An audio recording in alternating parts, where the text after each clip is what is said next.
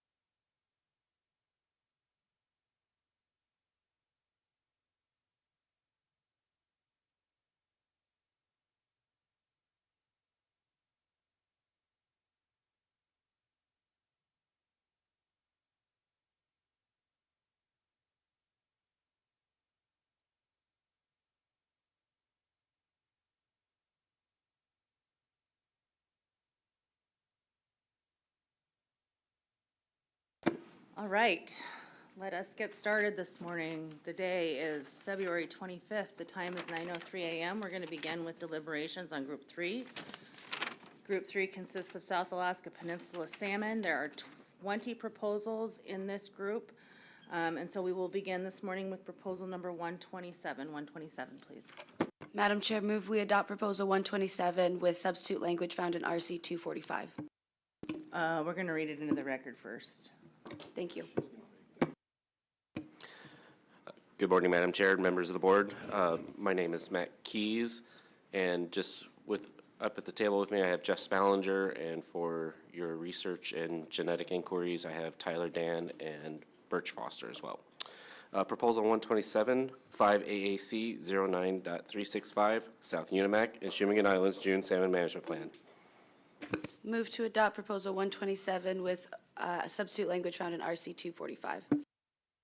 Second, and ask for unanimous consent. Hearing no objection, the board has before it the language in 245, RC 245 in lieu of the original proposal. Staff comments, please. Proposal 127 with amended language from RC 245. This amended language would add Chinook salmon in the preamble of Part A of this management plan, and then it would adjust the set gillnet gear commercial fishing period to 64-hour fishing period beginning on June 6th, and then followed that with a 32-hour closure, and then basically 64-hour fishing periods until we get to June 28th, with the final fishing period being 40 hours. And then for purse seine and set gillnet gear, this would have no more than three 16-hour fishing periods within a 7-day period beginning June 10th. This would also, and the final fishing period would be no later than June 28th.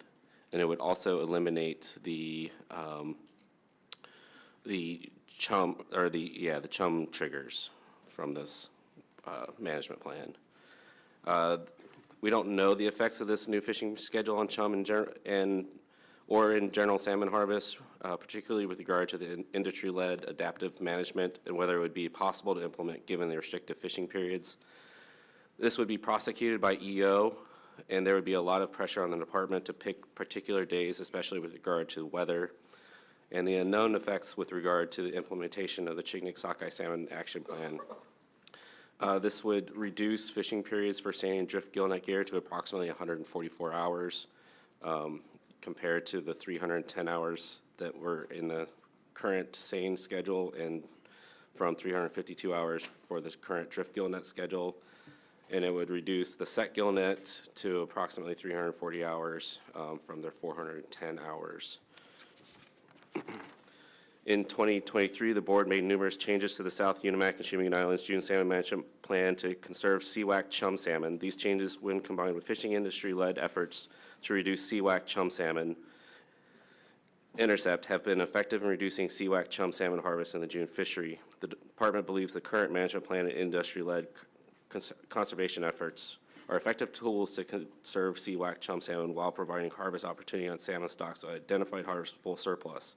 Prolonged or extensive closures that significantly reduce available fishing time can discourage the fleet from adopting proactive industry-led measures such as test fishing to assess chum salmon abundance or implementing voluntary closures in high abundance chum salmon areas. The department is neutral on allocative aspects of this proposal. Thank you. Board discussion. Ms. Irwin, would you like to speak to your substitute language? Yes, thank you, Madam Chair, and thank you for the department for explaining a lot of those changes that are going to be happening from the current management structure to what this would be implemented as. This substitute language comes in response to a slew of testimonies that we heard yesterday and in the days prior leading up to this deliberation. We heard individuals ask from everything from a full closure in Proposal 136 to status quo of the adaptive management plan. And I believe that this is a compromise on both ends, because not only were a great majority of folks that are affected by the CWAC take in this room asking for a full closure. They were asking for also 2 days and 10-day closures. And as the department indicated, having those long extended periods of closures is also not optimal for sockeye harvest.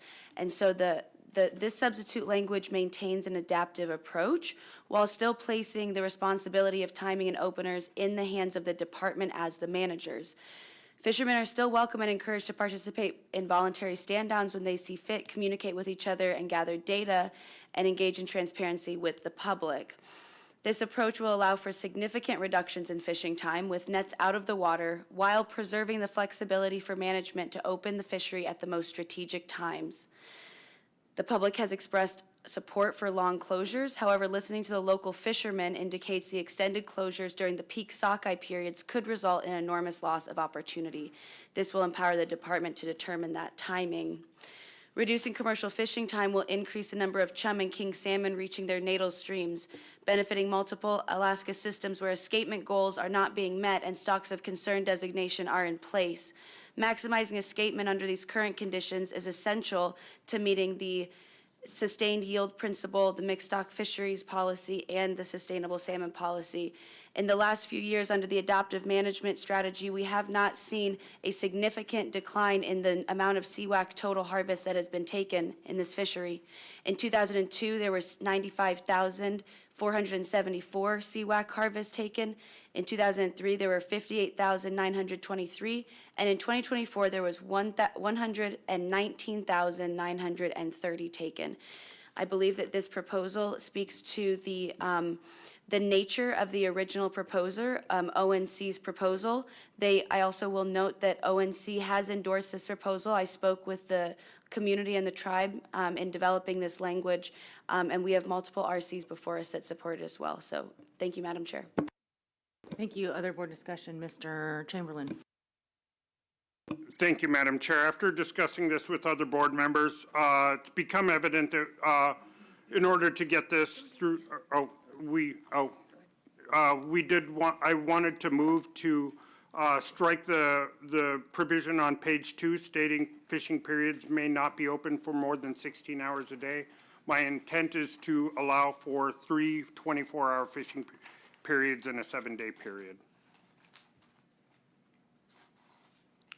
Okay, so that's a motion to amend the substitute language? Yes. And where is that found specifically?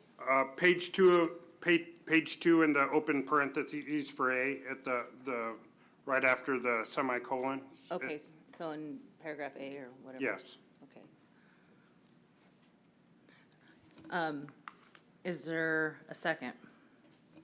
Second. Any discussion on the amendment?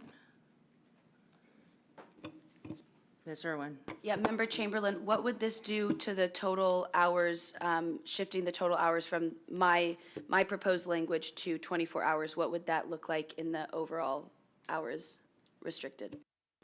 Well, thank you for the opportunity to do math at on the back of my hand. I believe it would increase the total fishing hours in the department. Whoever in the room has a calculator can correct me if I'm wrong, but I believe it would increase the total hours for the June fishery to 210 hours.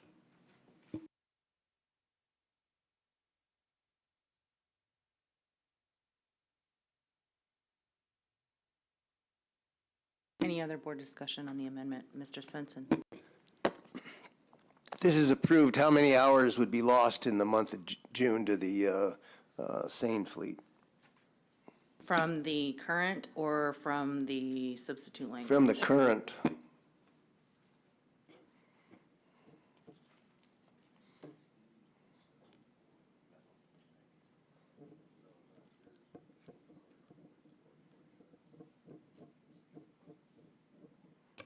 Madam Chair, was that a question to staff or, okay.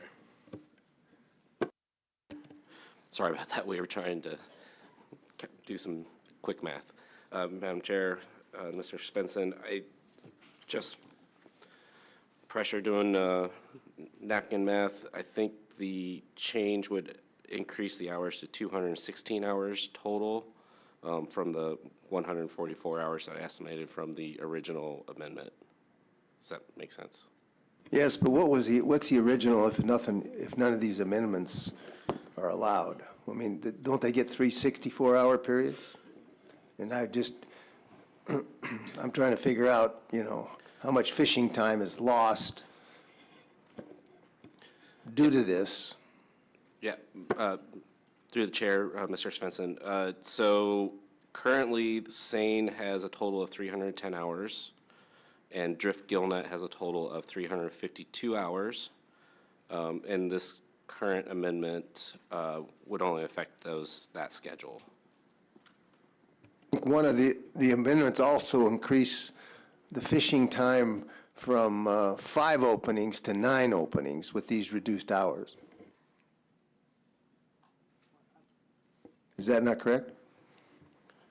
Through the chair, Mr. Svensson, yes, it would be approximately 9 hours, or 9 fishing periods total, given it's 3 16-hour or 3 24-hour fishing periods within a 7-day period.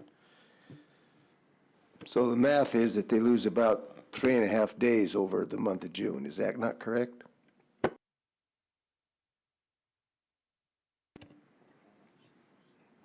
Through the chair, yeah, it's about a loss of 136 hours, or I'm sorry, 136 hours for Drift Gillnet and approximately 94 hours for Seine Gear.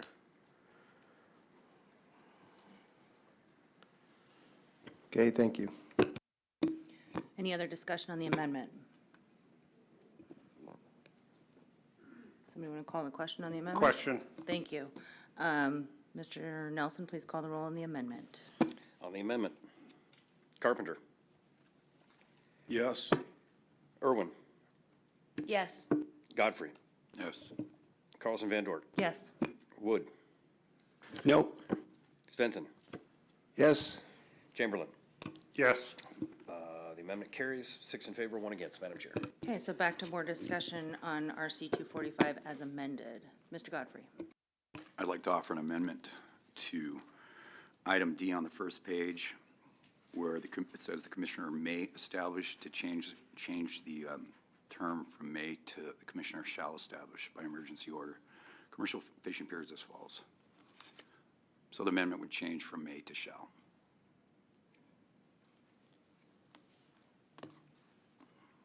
Is there a second? Second. Would you like to speak to your amendment? Yes. I want it to be compulsory as opposed to discretionary.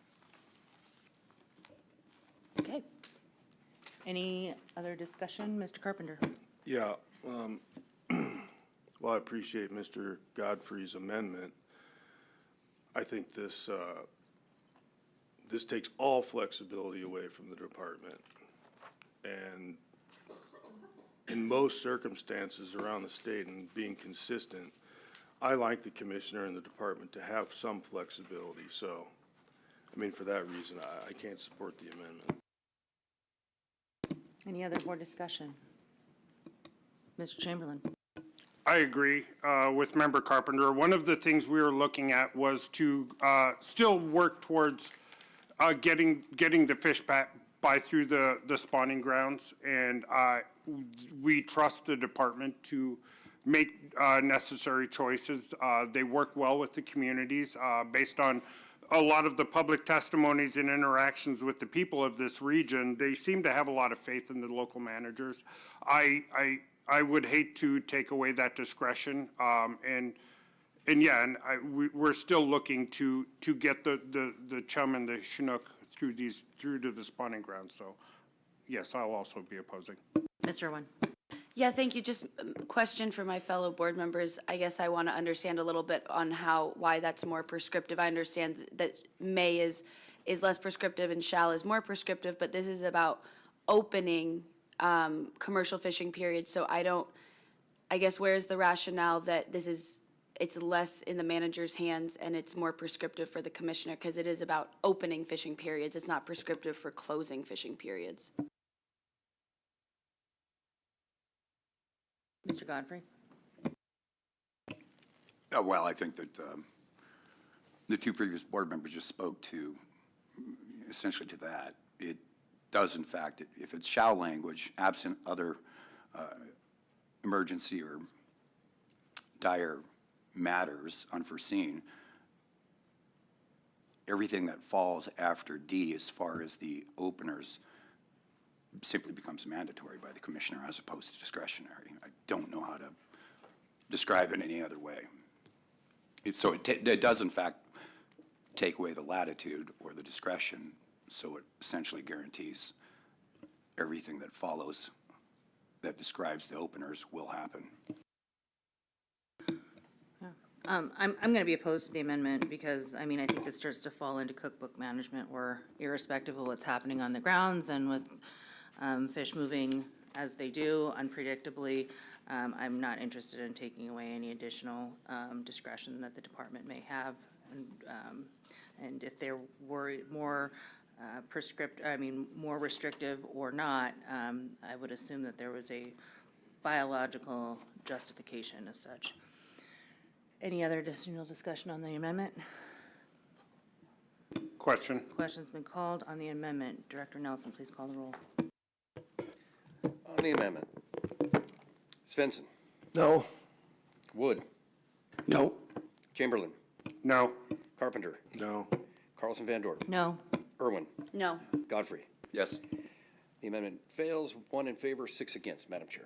Thank you. So, again, board discussion, RC 245 as amended by amendment number 1. Any other board discussion? Mr. Bowers.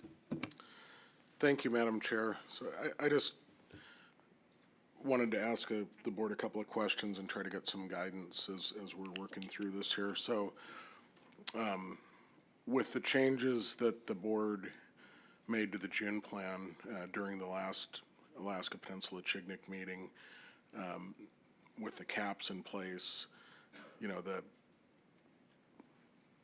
I think the board built the record around the intent that the adaptive management would be in place to help inform management of those caps. And so under RC 245, you know, it's clear that this RC is contemplating, you know, placing the full responsibility to reduce chum catch in the South Peninsula on the department through EO authority. And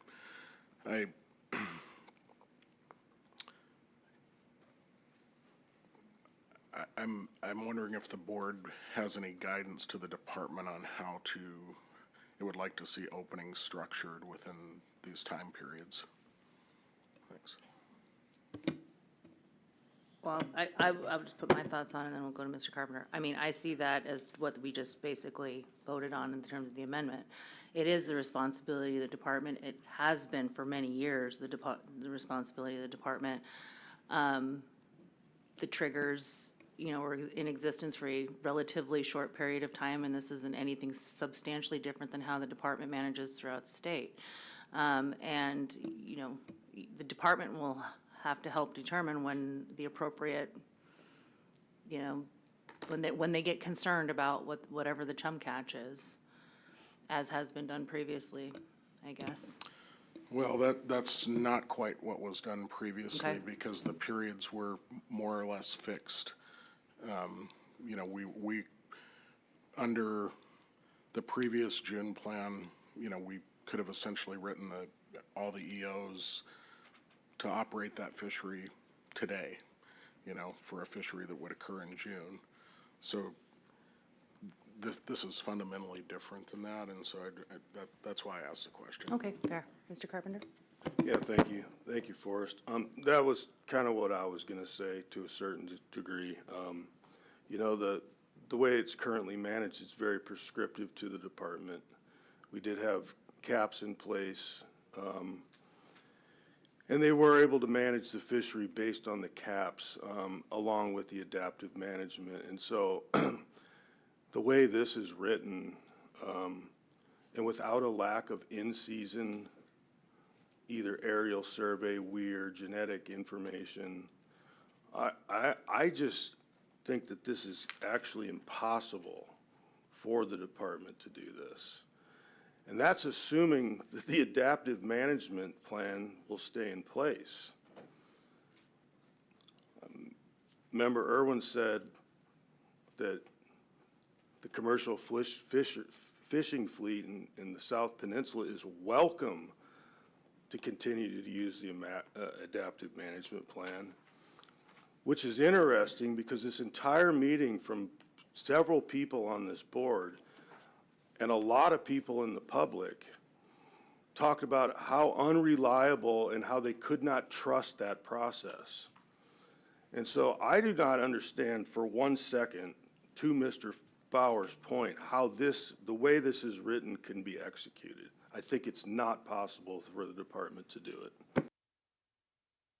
Ms. Irwin. Thank you, Madam Chair. I would like to clarify for the record, I stated that fishermen are still welcome and encouraged to practice voluntary stand-downs when they see fit, communicate with one another, gather data to help managers make informed decisions, and engage in transparency with the public on fleet conservation efforts. So I was stating that it is welcome for the fleet to continue to share information with the department and to continue to engage in that transparency and to help us understand what's going on the fisheries ground. I would be behooved for our fishermen to no longer communicate with the department on what they're seeing on the grounds simply because they're outside of the adaptive management program. So I am not conflating the adaptive management plan with my substitute language. I am stating that the practices of the fleet, the good behavior of fishing practices that have been shown is still highly encouraged. Mr. Wood and then Mr. Carpenter. Yeah, thank you. I'd like to ask Member Irwin what the incentive would be for them to continue adaptable management. Well, they wouldn't be doing adaptive management. The incentive for them to be continuing to communicate with the department and share data that they're gathering is for the betterment of the stock and the fisheries of all Alaska. We pride ourselves upon how sustainable our fisheries are, and my hope is that even if the fleet is not precluded from not participating in the adaptive management plan, my hope would be that these are, and I believe through public testimony, these are individuals who care about the resource and care about other areas that are in stock of concern designation and not meeting escapement goals. So the incentive would be to rebuild the stocks that they're harvesting from in their intercept fishery. Mr. Carpenter. Thank you. Thank you, Mr. Wood, for that question. I think we need to look at this in a practical sense also. When you look at the mixed stock policy, it talks about shared burden amongst users, and I think without question, the people of the Yukon and the interior regions where CWAC fish reside have bared a lot of that burden.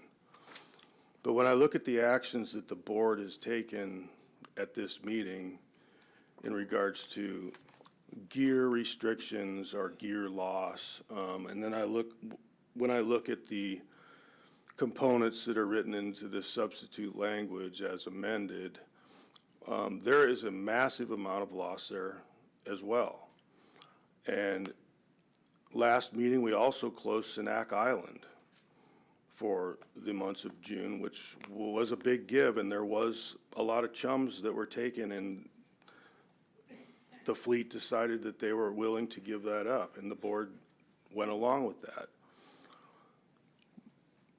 And I also think that you have to look at this adaptive management plan like there is no other place in the state that anything like this exists. And for the fishermen in the last couple years to do their best to stay under that cap so that more CWAC fish can get into the CWAC streams, I think it was a big deal. And a lot of money was spent and a lot of hours were given up to try and do that because I think they were doing it for the reasons that we all want, to put those fish into those natal streams. I will tell you right now, my prediction is this. Having been a fisherman and understanding how these things work, there is very little incentive for the adaptive management plan to go on. And that is a real unfortunate thing, because I think that there was a lot of benefit to that. And I think having the caps in place was a way for the fleet to control their fishery based on the amount of chums and that cap number. And I know there's a lot of people in the audience and a lot of people sitting at this table that just, for whatever reason, have no trust in humanity anymore. Well, I still do. And I think that it was proven the last several years that this can work. The potential to harvest more chums based on the way this proposal is written is substantially higher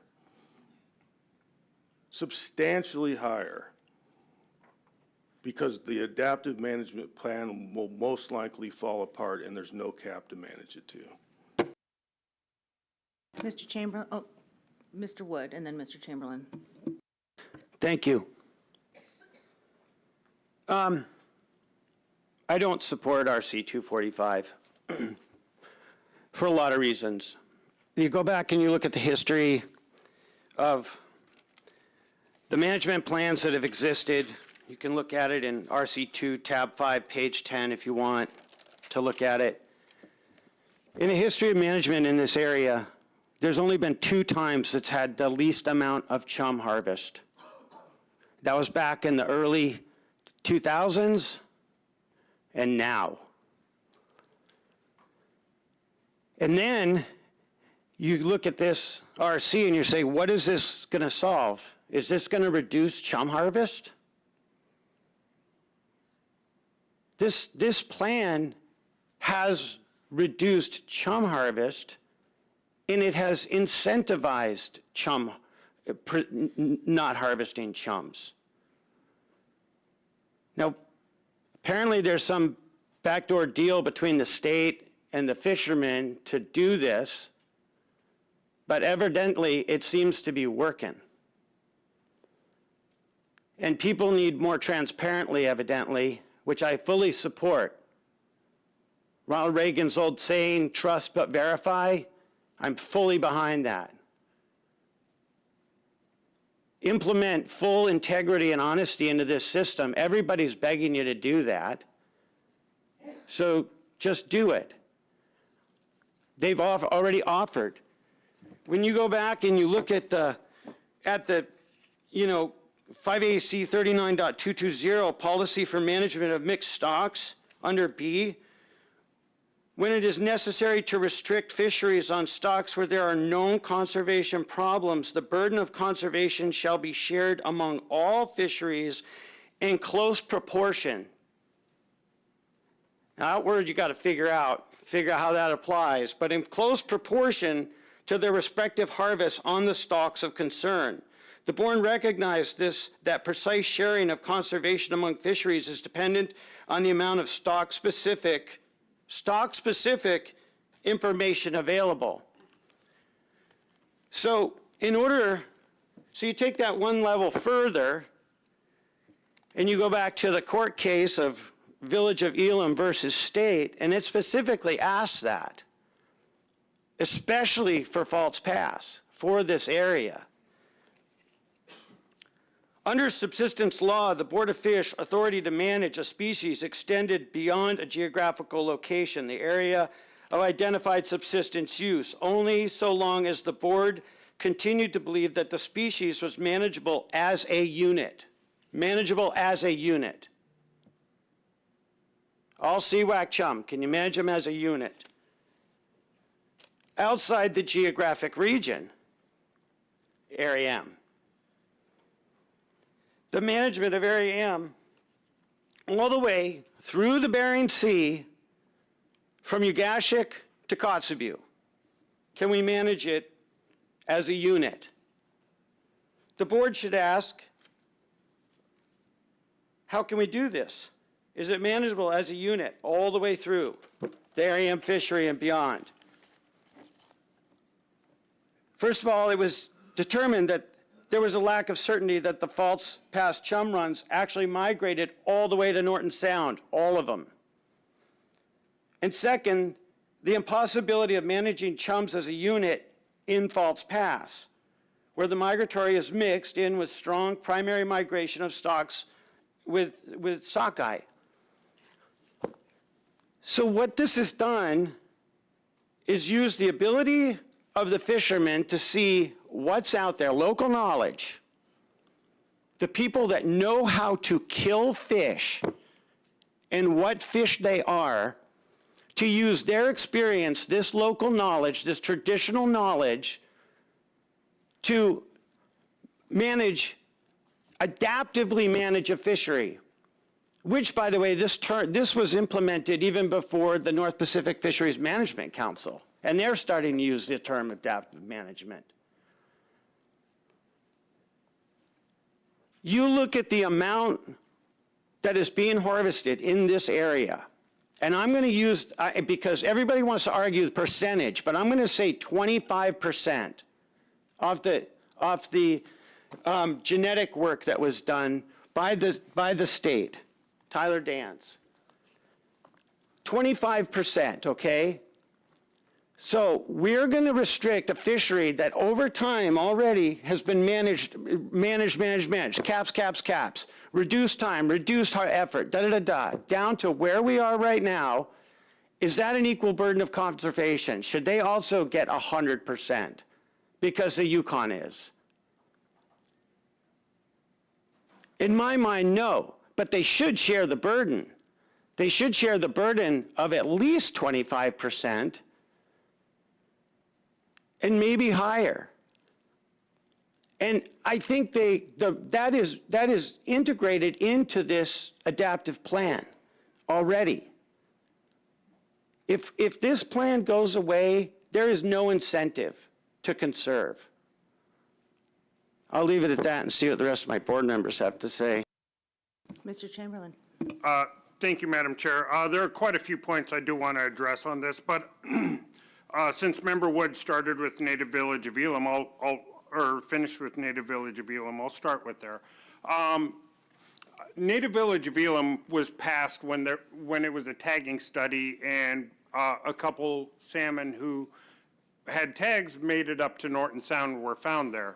At the time, there was not a lot of information on the migratory routes of the salmon and what percentage of at the time, what they called the false pass fishery originated from Norton Sound.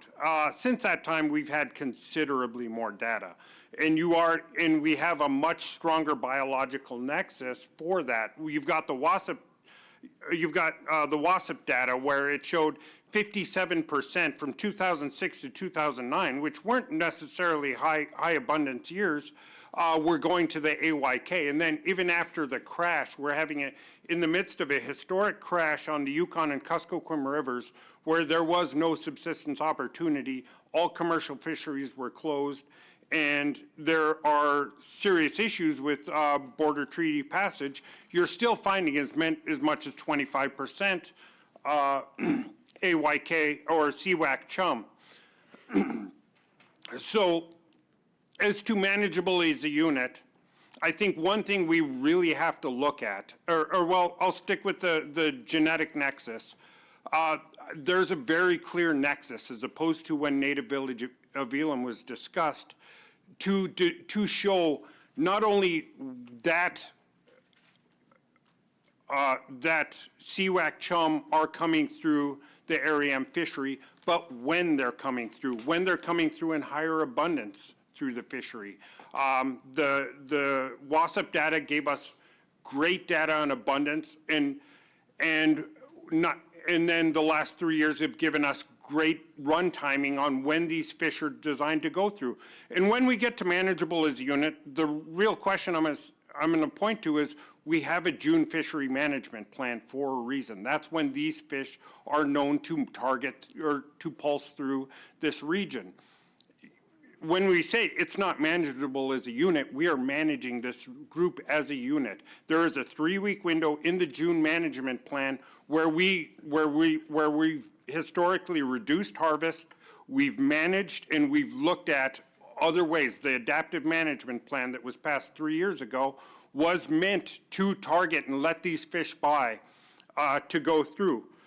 Moreover, we also have, as Member Carpenter pointed out, we closed Sanak Island in the last cycle. Why? Because that was a hot spot. If there's anything this board has done is demonstrated that we can now manage this fishery as a unit.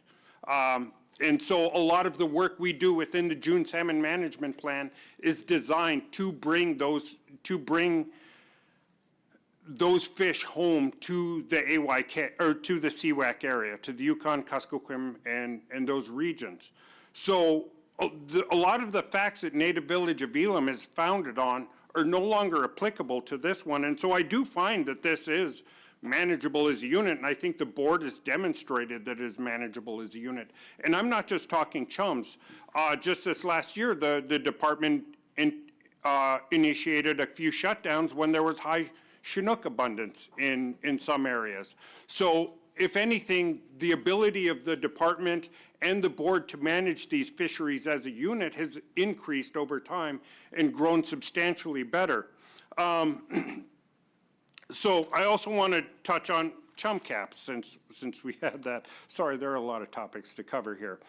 Chum caps, I've never liked them. One of the problems with them is they permit overharvest in times of low abundance. When we've had is substantial reductions in the productivity of a fishery as we did in the Yukon, as we're experiencing in the Yukon with Chinook and with chum right now. A cap on those fishery can allow, I think that was based on historic harvest levels. Getting to that level would still be devastating to that fishery. But when you hit high abundance years, what happens there is this fishery can hit that, or the Aleutian Peninsula, the Area M fishery can hit that cap even faster. And what that does is that will shut down a fishery, and this fishery in the high abundance years when there's no need to do so. So again, I'm all for adaptive management, but caps just leave too much room, and they run contrary to the purpose. They allow over harvest in low abundance years and under harvest in high abundance years. So with that, I do trust the department to do this far better than an arbitrary cap can do. Now, with respect to what incentive do the local fishermen have to continue with the adaptive management policy? A question I pose for the department before I go any further is, can the department, between chum, Chinook, and other species, how many species that run through this are either in a stock of management or yield concern, or even looking at an ESA listing? I don't need a breakdown, but if there's an estimate in the number of stocks that run through this, I'd love to hear it. Mr. Bowers. Thanks, Madam Chair. So, Mr. Chamberlain, you have, I don't have a comprehensive list of those stocks off the top of my head, but you have all that material in front of you in the various genetic studies that we presented. So that, as we've discussed throughout this meeting, there's a number of stocks that migrate through this area in June. Some of them are stocks of concern. That's well established. You made a comment earlier that you felt the department could do a better job, managing by EO than, say, the cap and adaptive management approach. And so, I'm struggling. I'm contemplating how we would manage these openings by EO here as contemplated in RC 245. And, normally when we open fisheries by emergency order, we're basing that on, real-time escapement data for local stocks. And, in this case, if, I think, based on your question about stocks of concern, we're not going to know the escapement for stocks of concern that are migrating through this area in June until much later in the summer, well after the June fishery is concluded. So it would be difficult to base emergency orders for the June fishery around escapement performance of stocks of concern in areas well outside of the South Alaska Peninsula. That's just because of the timing of the migration. So then I'm thinking, well, what would be the other criteria we would use to justify an emergency order? So, you had the discussion about shall versus may, and so as I read this, the commissioner may establish these periods by emergency order, so it's completely discretionary. And is it the board, I'd like to hear some intent from the board on, is it the board's intent that all of these periods should occur at some point in the plan, or, what are the criteria that the department should use when establishing these EO periods? Thank you.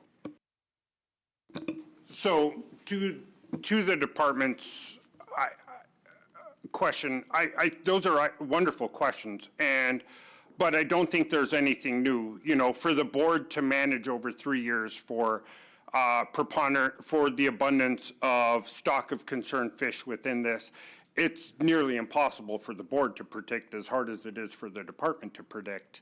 And this last year, for instance, the department, I believe when they said it's hard to manage Chinook passage throughout this region, there were spot closures for Chinook when just this last year, despite the assertion that it couldn't be done. And that was done on EO authority. And I think one of the things the department has done very well is shown sound discretion in when to open and close this. And so to that extent, yes, I understand it's a very difficult question. It's hard to give guidance on that, but but there are so many factors that affect these fish that there's no one answer, I believe, that can answer this. We have to look at this as at the totality of the circumstances for all intents and purposes to determine when and identify where a problem is, because not all problems are foreseeable and you may not know until.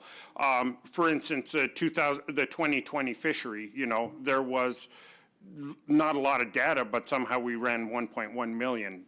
And I think the department agrees we don't want that to happen again. And this goes to the local fishermen. And the point I was getting at is there are stocks of management concern. There are potentially treaty fish. There are other things that go through here that we really need to be careful of.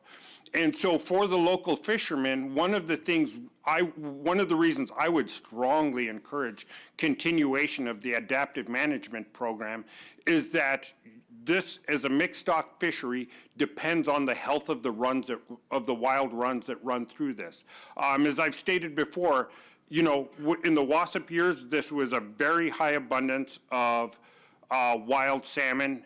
Of late, the hatchery fish is particularly in chums have begun to take over, and those are masking a lot of the disappearance of the wild stocks. But before I go too much further, I'm going to give other people a chance to talk because I've been going for a while. I have some thoughts on this, and then I'll get to Ms. Irwin. So thus far in the discussion, we've heard a little bit of the mixed stock policy, and the policy states that we should provide that all users of salmon resources should share in actions taken to conserve the resource in a manner which is ideally fair and proportional to respective harvest of the stock in question. I think Member Woods spoke to this a little bit and spoke to the idea of 25%. Well, 25% of zero is zero. 75% of zero is zero.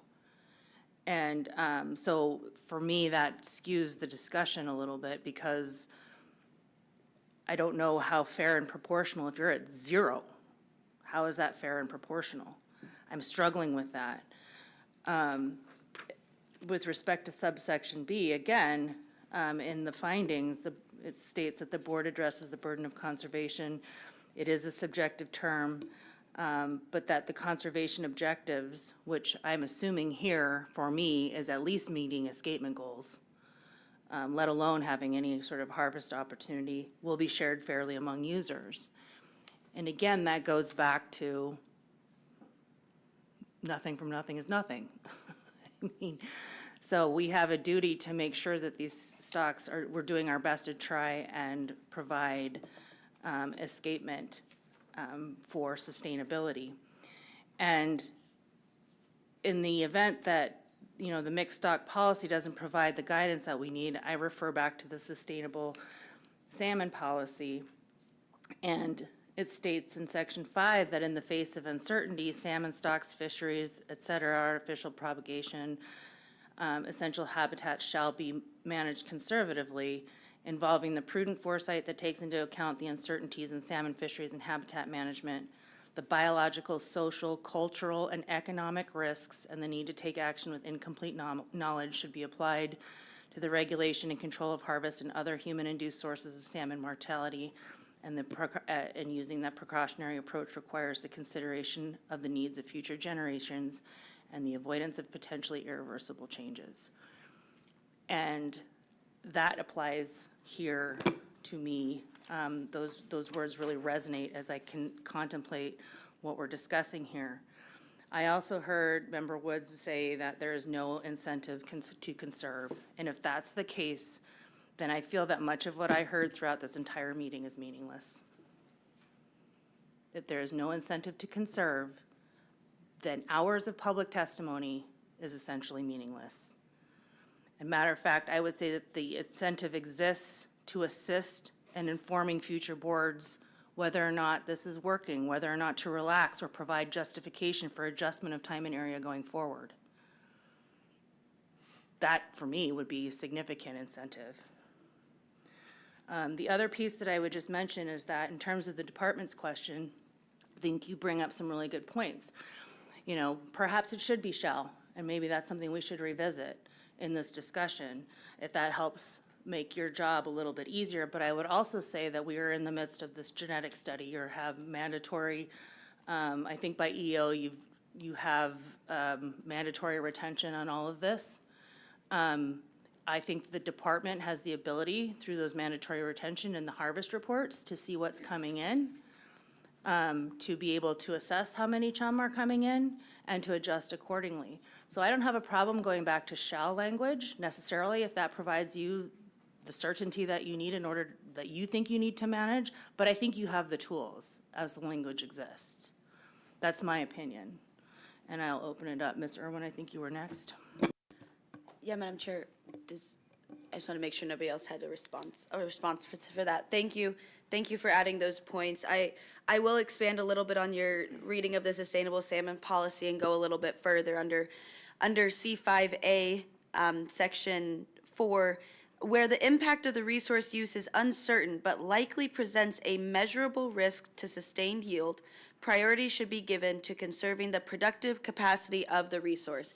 And going back to Member Chamberlain's question to the department about stocks of concern, I don't have a full list, but I can speak to a few that run through this area. We have the Nushagak Kings, who are in a stock of management concern since 2022. Nushagak Chum failed to meet escapement in 2020 to 2023. Nushagak Early Run Sockeye is still a stock of concern. Yukon River Chinook is a stock of management concern. Yukon River Fall Chum was advanced from no stock status to a stock of management concern this year. The Quinnipiac River Chum only met escapement 1 out of the last 5 years. Escapement goals on the Snake, Nome, and El Dorado rivers were not met in 2025. In Kodiak in 2004, KMA Chum Run was almost half of its historical average, and in 2024, Chinook record was low at 432 for both river systems combined. And so it's quite obvious to me, while this fishery may not be the sole purpose for these stocks not meeting escapement goals, It is the only thing within this board's hands today that we can deal with. I cannot make any decisions about warming water temperatures, ichthyophonus, global market prices, the demand for fish on a domestic and global scale. We cannot control habitat, but today what we can make a decision on is whether or not we are going to protect and preserve these stocks that are in abysmal numbers. Mr. Carpenter. Thank you, Madam Chair. I keep going back to the practical part of this proposal and the ability for the department to manage this. I'm not sure how the department would ever write an EO for this fishery the way this is written. You have no in-season weir or aerial surveys. You can have all the numbers you want on fish tickets, but how do you base a proportion off those fish tickets to be able to say, this is how many CWAC fish are there, this is why I'm going to make the announcement? For the department to do that and then pick days based on something that's not quantifiable, quite frankly, I just don't understand how that's possible. And to go back to the point I made a little while ago, it's the department, when they had the cap, that was something that they had as a target, and they could have used that to actually make EO decisions. And that was a tool or a target for the fleet to stay below. That was something that was valuable. And I think the board passing regulation that does not allow the department to manage the fishery the way people think they can, I just think we're putting the department in a very, very uncomfortable and very impossible situation. And I think, once again, I think that I just, without the cap and without the adaptive management plan, I know what's going to happen. So, anyway. Mr. Godfrey, then Mr. Wood, and Mr. Chamberlain, did you have your hand up? Okay. Not having an opportunity to visit with stakeholders at our Area M before seeing this RC, it is my opinion that, as has been mentioned by multiple board members, the adaptive management plan, if this is adopted by the board, goes away. And the net effect is far more chum get caught. And it was also my impression during this week, the last 7 days or whatever, the department was very impressed with the adaptive management plan. As Board Member Carpenter had mentioned in his earlier comments on this, I think that's problematic to adopt something that essentially makes that plan obsolete. I would like to ask the department does the department believe they can manage Yukon chum as a stock of concern in Area M, given the intermingling of all the other stocks in there? Through the chair, Mr. Godfrey, so that's a good question that kind of gets to the heart of the matter here. So in our, in our staff comments, we made a statement that the existing plan with the chum triggers coupled with the adaptive management plan had been effective at reducing the harvest of CWAC chum. So the data that allowed us to make that statement is the 3 years of WASP data and then the 3 years of post-WASP chum genetics that show a declining proportion of CWAC chum in the harvest in recent years. So, but in season, we don't have that information. So we have information on total chum catch in season. So the information that we would have to inform these emergency orders would just be total catch by species. Thank you for that, Mr. Bowers. So, one of my problems, with this proposal fundamentally is addressing an area where fish are transiting through and attempting to get a higher number of CWAC and Yukon chum through this area that are then going to go on to be captured in large amounts in Bristol Bay. And we didn't address that in Bristol Bay. So we're picking and targeting an area here that's much farther away from the nexus, the source of origin of these salmon than Bristol Bay, which is far closer. I can see us increasing chum going through here by taking, adopting radical proposals that are very aggressive and austere in nature towards Area M. What percentage of those chums that don't get caught then move on to Bristol Bay and get caught? And it just strikes me as very odd when you look at a map of Alaska that we aren't addressing this closer to the source rivers, which is Bristol Bay. And that may be a nut that's just too hard to crack, and so no one's tried, given the volume of fish taken out of Bristol Bay and how you would go about doing that. Because in a ratio in Bristol Bay, it's a small percentage of chum. But in the aggregate, it's an enormous amount of chum take that was heading north. Down on the peninsula, it may be a higher percentage of chum of their take that has been viewed as problematic to the systems up north, but in the aggregate, it's far less than what's going up through Bristol Bay. So, we're talking about sharing the burden of conservation here, but we haven't addressed that in Bristol Bay, and we didn't address it in the last meeting on that matter. I, above all, am concerned with the adoption of this, that the net effect is the opposite of what's intended, and the adaptive management plan goes away, and the department is left without that tool. I think we did talk about chum harvest in Bristol Bay. What was the total chum harvest in Bristol Bay last year? I recall it was around a couple 100,000. Madam Chair, off the top of my head, I think it was 500,000 or 600,000. Okay, and what was, okay, so some of those are Bristol Bay bound as far as we know, and some of them could have been headed north because we don't have the genetics to parse them out, correct? Correct. Okay, Mr. Wood. Yeah, thank you. Just on the triggers or caps, the incentive was to not hit those. They were set at 300 and 450, and if they hit 300, then they stopped fishing. Now, with those gone, there is no incentive to not hit them. It was actually my hope that we could add the drifters and the seiners together and actually use that as a combined total rather than just seiners if the adaptive management plan lived. But without triggers, I think it's ignorant to think of that with the harvest capacity that exists out there could go and kill a lot of fish, even in a 2-hour opener.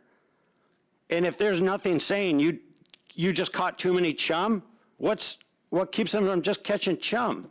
I mean, and like you said, afterwards, you don't know until how much was caught until, all these openers have happened with the harvest tickets. But I would like to move on to one other point in the policy for the management of sustainable salmon.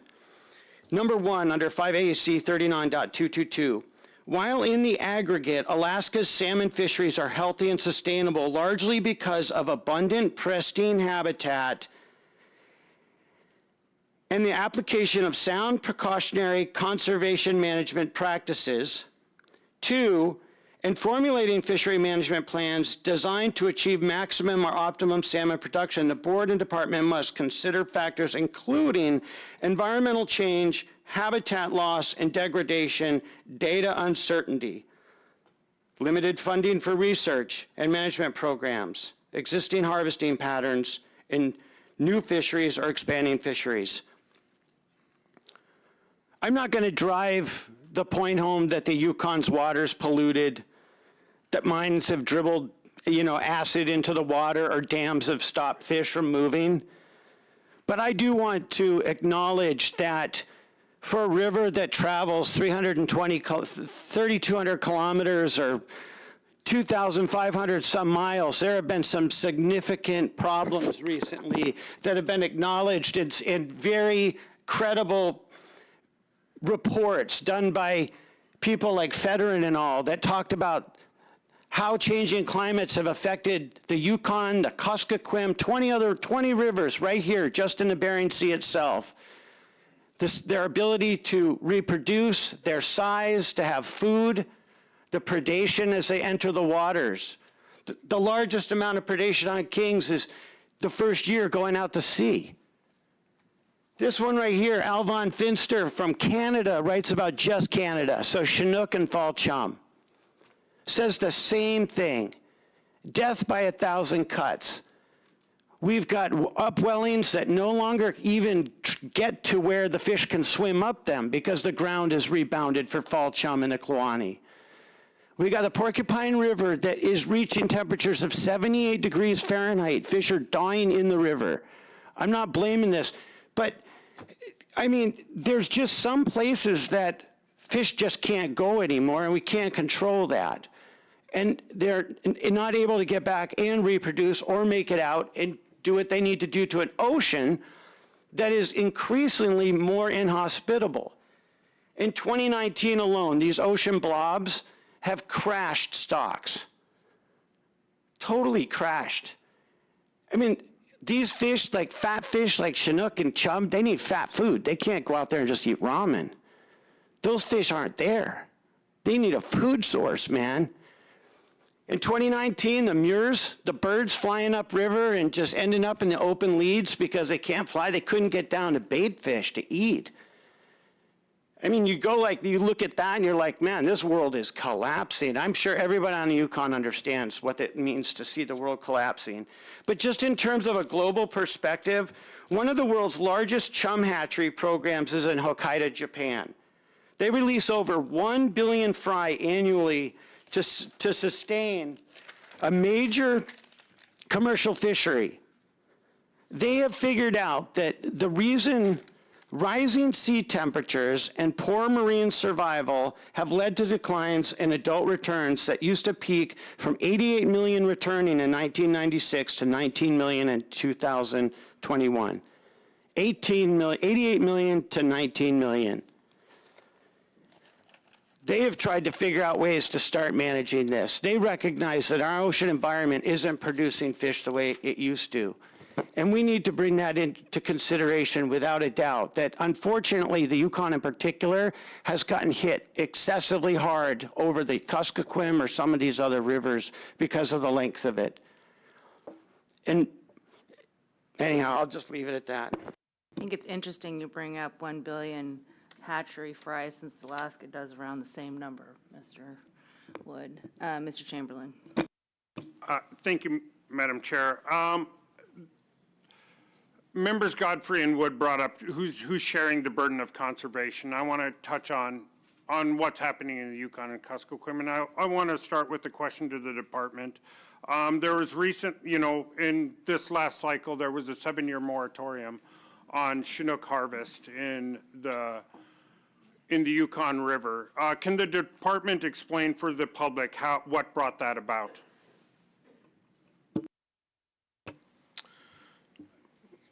Through the chair, Mr. Chamberlain, yeah, I wish the commissioner was here to speak to that because he was integrally involved in the development of that agreement. But, essentially, the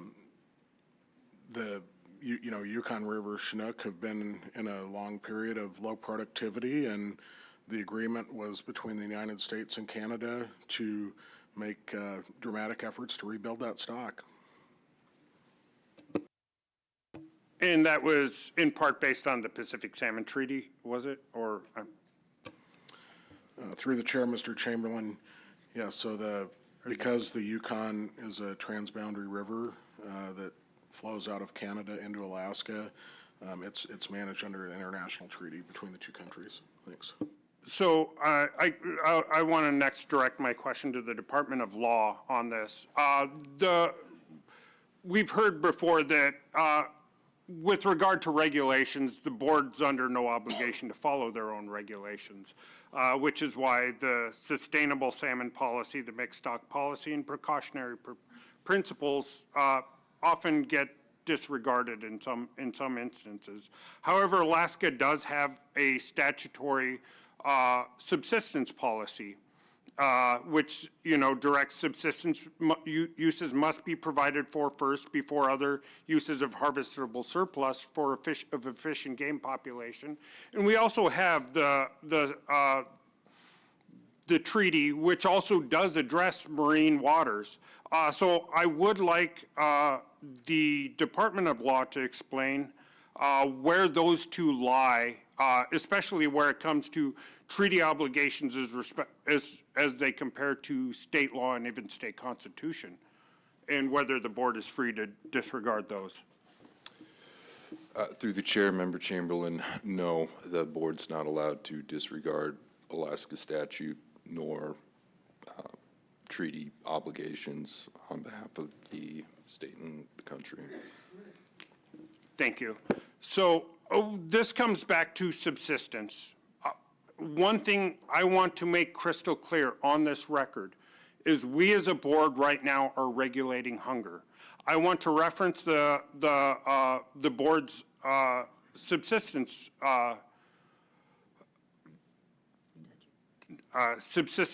presentation in the AYK, where they showed villages like Aleutian in the lower Yukon had a 40% food insecurity. In my region, we've had, you know, in the middle Kuskokwim, there's been about 30% out-migration in the last 10 years, and you've got about 30% poverty. We've heard a lot of these people, they used to use commercial fishing to buy their boats so they could go and do subsistence. They're not able to do that, and they're doing subsistence the best they can. And recent regulations have further limited that. We heard from a testifier how people are going out in a Lund boat out 50 miles into the Bering Sea to try to catch fish. Where we're hearing fishermen complaining that in their 50-foot boat, this water just gets too rough. And we've got people in the Western Alaska going out 50 miles in the Bering Sea to catch halibut and cod. We either have a subsistence priority or we don't. And we either prioritize subsistence through this policy and throughout the migratory range. The Pacific Salmon Treaty specifically speaks to marine waters. And when we're looking at what can we conserve next to reduce harvest of Yukon and Kuskokwim chum and all these other rivers, the Kenai River, Ayakula, Karluk, all of those run through here. But when we're looking, can we do more in river? We went in AYK where every one of the tribes and villages said, we all agree that we need to do this. And we as a board said, no, we need you to do more. We cut on top of that. We went into Bristol Bay where everyone said, we all agree that this is a good amount of cutting to do to conserve kings and get into that. We as a board said, no, we need you to do more. And so this burden is not being isolated and thrust upon the Aleutian Peninsula. We have gone into every district, every region that is being touched by these fisheries and said, no, we need you to do more. And to the point where we're curbing subsistence in the Yukon and Kuskokwim. So when we come in, we're putting this time in. We acknowledge it's a mixed stock fishery because if it wasn't a mixed stock fishery, it would be closed entirely by statute. So we're taking reasonable opportunities, and what our intention is that this will actually lead to the Kuskokwim meeting its ANS for the first time in a long time, for the Yukon to rebound faster and to get that. And the sooner we get all of these fisheries healthy, the sooner all of these people can go back to fishing and we can return to our normal lives. I was starved out of my fishery when I was 18 years old. I was talking to someone and they said, you're so much better for it. And the answer to that is no.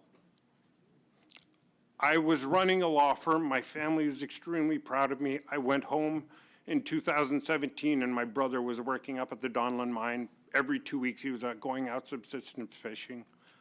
I would have traded spots with him any day. That's what we're starving out of ourselves. It's not something we can ignore. Thank you. Ms. Irwin? Yeah, thank you, Ms. Carlson Van Dort. Thank you very much, Mr. Chamberlain, for your comments. I would like to first start off by addressing some comments made by Member Wood in terms of the health of this river. I recognize that there have been many studies that have been put forward, and there's a lot of uncertainty on what those reports indicate about the health of the river in terms of its capacity to produce. We don't know, based on that habitat reports, what the effects are on the spawning grounds. However, we heard public testimony that people in Galena drink the Yukon River water. I then had conversations with other Yukon users, Beaver, Stevens Village, multiple communities throughout the Yukon River drink this water. On top of that, we also heard testimony yesterday from someone who cited the Yukon River panel escapement of Chinook, Canadian-bound Chinook across Eagle. The estimate at Pilot Station was 24,000 Canadian-bound Chinook. The number that passed through Eagle, 23,806. In a over 1,000-mile migration journey in a river that you're saying is too unhealthy for productivity, only 194 fish were unaccounted for. And if those fish went back into the river systems and they died before they were able to spawn, they are advancing and adding to that ecosystem. It's a total ecosystem collapse that we are facing when fish don't get back to the river. And I believe that this specifically proves that if we put fish back in our river, they are going to be able to produce healthy fish. Next, I would like to go through and discuss, we've gone through many policies. Another one that's very important for us to discuss here is the allocative criteria, which I'm going to go through now. Number one in the allocative criteria is the history of personal use, sport, guided, and commercial use. In Area M, there's a long history of harvesting salmon and other species for economic gain, in addition to subsistence, but subsistence isn't listed on the first criteria. I just want to note that I recognize subsistence is an important resource for both of these fisheries. The Yukon River has a long history of commercial fishing as well. However, there's no more commercial fishing happening on the Yukon River. The historical catch records and genetic stock composition studies indicate that a significant portion of Area M harvests intercept CWAC-bound chum and Chinook. Historical patterns support limiting Area M harvest during key migration periods. Allocative criteria number two, the number of residents and non-residents who have participated in the fishery in the past, and the number of residents and non-residents who can reasonably be expected to participate in the future. Area M has several hundred permit holders that participate annually in the multiple commercial fisheries, and a good majority of them are also non-resident, as we've heard numbers from the drift fleet. In the CWAC area and the Yukon area, hundreds of permit holders have been disenfranchised from their commercial fishery and now solely rely on subsistence. However, they're unable to rely on subsistence because subsistence needs have not been met in the last 6 years. There has been no reasonable opportunity for subsistence. Number three, the importance of each fishery providing residents the opportunity to obtain fish for personal or family consumption. In Area M, subsistence is very important to the users, as it is in the Yukon River as well. And it's important to the diets of both communities. Limiting Area M harvest is necessary to ensure CWAC chum reach their communities, and doing this limitation will not put the subsistence needs of Area M at risk. The availability of other alternative resources. For commercial operations, Area M has the opportunity and through subsistence to harvest sockeye, pinks, chum, coho, Dungeness crab, red king crab, tanner crab, Pacific cod, halibut, herring, octopus. We also heard this is specific under the Marine Mammal Protection Act, obviously, and this is not for commercial sale, but there are also the availability of the stellar sea lion, harbor seal, spotted seal, and walrus for those who meet the minimum requirements for blood quantum under the MMA. They also have access to other fisheries such as the North Peninsula, Chignik, Bristol Bay, and Kodiak fisheries. Fisheries within the Yukon River have whitefish and pike as alternative resources. There are marine mammals. Those numbers are declining. We heard Yukon River users speak to that. In fact, in many of the federal lands within the Yukon River, there have been complete closures and shutdowns of all uses of those resources due to low numbers.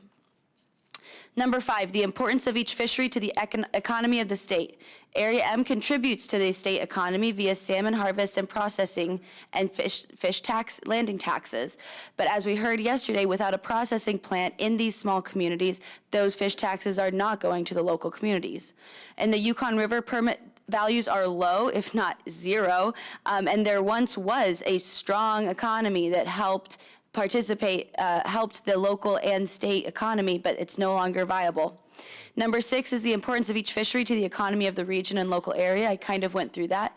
But obviously, there's an importance of the economy to Area M and the local communities. Similar on the Yukon, there were canneries, there were smokehouses, there were commercial fish wheel permits. People were selling to global markets in the 80s, and that is no longer happening because of diminished returns. And finally, number 7, the importance of each fishery in providing recreational opportunities. Both have opportunities for providing recreational opportunities for resident and non-resident. I would be happy for any of my fellow board members to add to the allocative criteria for anything that I missed. Thank you. Mr. Wood. Yeah, thank you. I would like to address the whole idea of the kinks between your numbers between Pilot Station versus Eagle. Member Irwin, the reason I traveled to Rapids a few years ago was it was the tail end of the ichthyophonus study done by the feds that Member Zure had been working on for many, many years.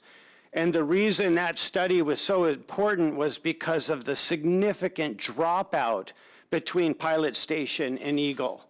So I'm not 100% sure how we can have 24,000 at Pilot and 23,806 in Eagle, because the ichthyophonus was taking a major whack at them, was what they were theorizing. And that's why this program was in play. Secondly, I'd like to talk a little bit about, address the subsistence issue, and especially subsistence in the Area M versus other parts of the state.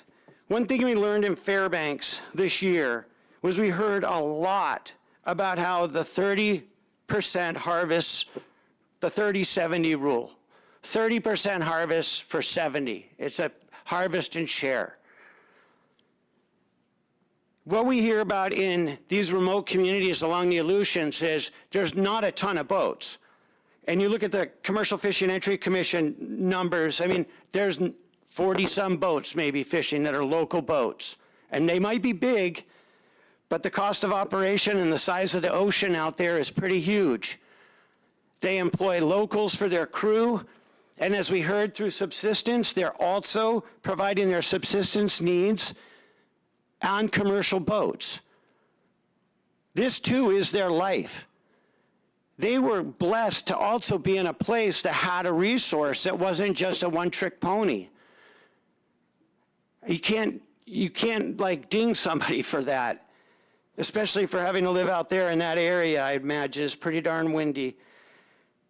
I'd also like to just point out that everybody now from Nushagak, from Bristol Bay, all the way around to Chignik, relies on having a place where they can move their fish.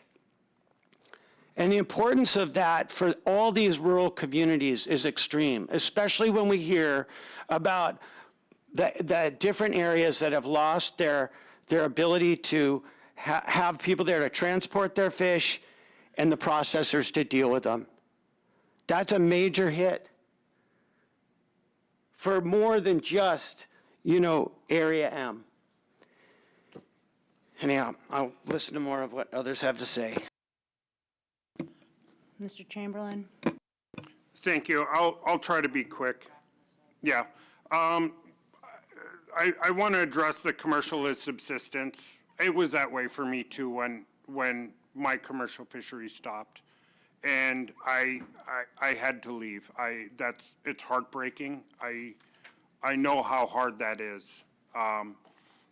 But my family, I left for economic opportunity, not for subsistence. We still could catch fish at the time.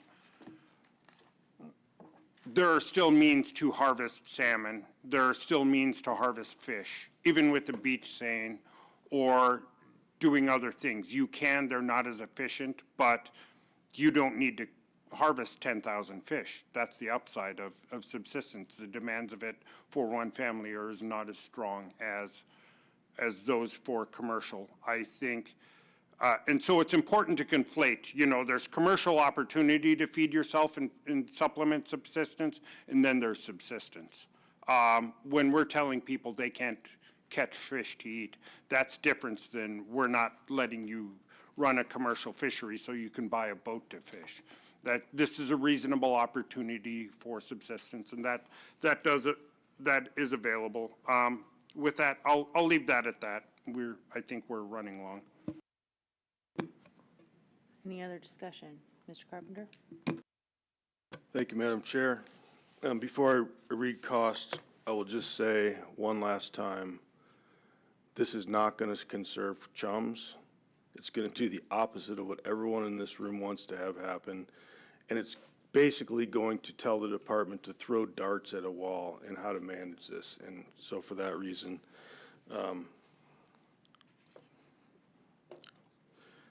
approval of this proposal is not expected to result in any additional direct cost for a private person to participate in the fishery, and approval of this proposal is not expected to result in any additional cost to the department. I'd call the question. Proposer you, Member Carpenter. I would just note, before recognizing the question, that ONC was the original author of the original proposer, and in RC 255, they expressed support for the substitute language. The question's been called. Mr. Swenson. We're voting on the substitute language as amended to the 24 hours for 127. For 24 hours. Yes, it's the substitute language found in RC, what is it? 245. No.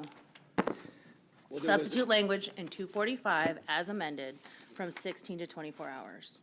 So we're voting on the 24-hour amendment. That's correct. Not the amendment, the whole proposal. We already voted on that amendment. Madam Chair, you haven't recognized the question yet, but this is a very big decision by the board. And if there is any confusion by board members whatsoever, and they need to take 2 or 3 minutes to read it, I would hope that by this point that it is very clear. But I don't want this to become an issue. So it's up to you to decide what you want to do, but I want people to be clear on what they're voting on. All right, so to be clear, what we are voting on is the substitute language in RC 245 that was substituted in lieu of the original language found in Proposal 127. The board amended the language in RC 245 already, and the amendment that was made and approved was to change in June 10th, the EO could be open for more than 3 days in a 7-day fishing period. 7-day period, fishing periods may not be open for more than, it said 16 hours originally. The amendment that passed changed that to 24 hours. Okay? Do you have any additional questions? No. Okay. Question has been called. Are there any errors and omissions? Mr. Nelson, please call the roll. Final action on proposal 127 as amended. Wood. No. Godfrey. No. Carlson Van Dort. Yes. Irwin. Yes. Chamberlain. Yes. Carpenter. No. Svensson. Yes. Motion carries 4 in favor, 3 against, Madam Chair. Yep, let's go ahead and take a quick break and then we'll come back.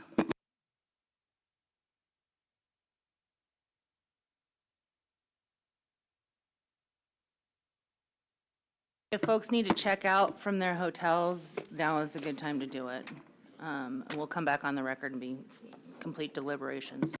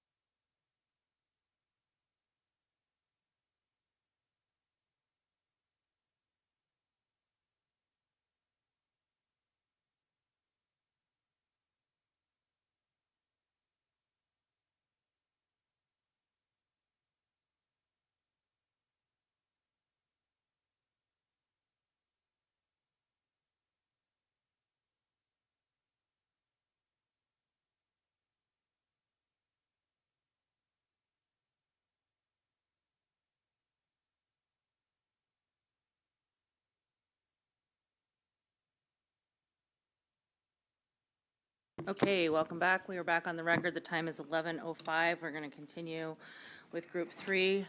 We just deliberated 127. Next up is Proposal 133. Proposal 133, 5 AAC 09.365, South Unimac and Shumagan Islands June Salmon Management Plan. Madam Chair, I move the board take no action on Proposal 133 based on its action on RC 245. Second that and ask for unanimous consent. Hearing no objection, the board will take no action on Proposal 133. Proposal 131. Proposal 131, 5 AAC 09.365, South Unimac and Shumagan Islands June Salmon Management Plan. Madam Chair, I move the board take no action on Proposal 131 based on its action on RC 245. Second that and ask for unanimous consent. Hearing no objection, the board will take no action on Proposal 131. Proposal 132. Proposal 132, 5 AAC 09.365, South Unimac and Shumagan Islands June Salmon Management Plan. Madam Chair, I move the board take no action on Proposal 132 based on its action on RC 245. Second that and ask for unanimous consent. Hearing no objection, the board will take no action on Proposal 132. Proposal 136. Proposal 136, 5 AAC 09.365, South Unimac and Shumagan Island June Salmon Management Plan. Madam Chair, I move the board take no action on Proposal 136 based on its action on RC 245. Second that and ask for unanimous consent. Hearing no objection, the board will take no action on Proposal 136. Proposal 129. Proposal 129, 5 AAC 09.365, South Unimac and Shumagan Island June Salmon Management Plan. Madam Chair, I move the board take no action on Proposal 129 based on its action on RC 245. Second that and ask for unanimous consent. Hearing no objection, the board will take no action on Proposal 128. Proposal 130. Oh, I'm sorry, that was 129. My apologies. Proposal 128. Proposal 128, 5 AAC 09.365, South Unimac and Shumagan Islands June Salmon Management Plan. Madam Chair, I move the board take no action on Proposal 128 based on its action on RC 245. Second that and ask for unanimous consent. Proposal number 130. Proposal 130, 5 AAC 09.365, South Unimac and Shumagan Islands June Salmon Management Plan.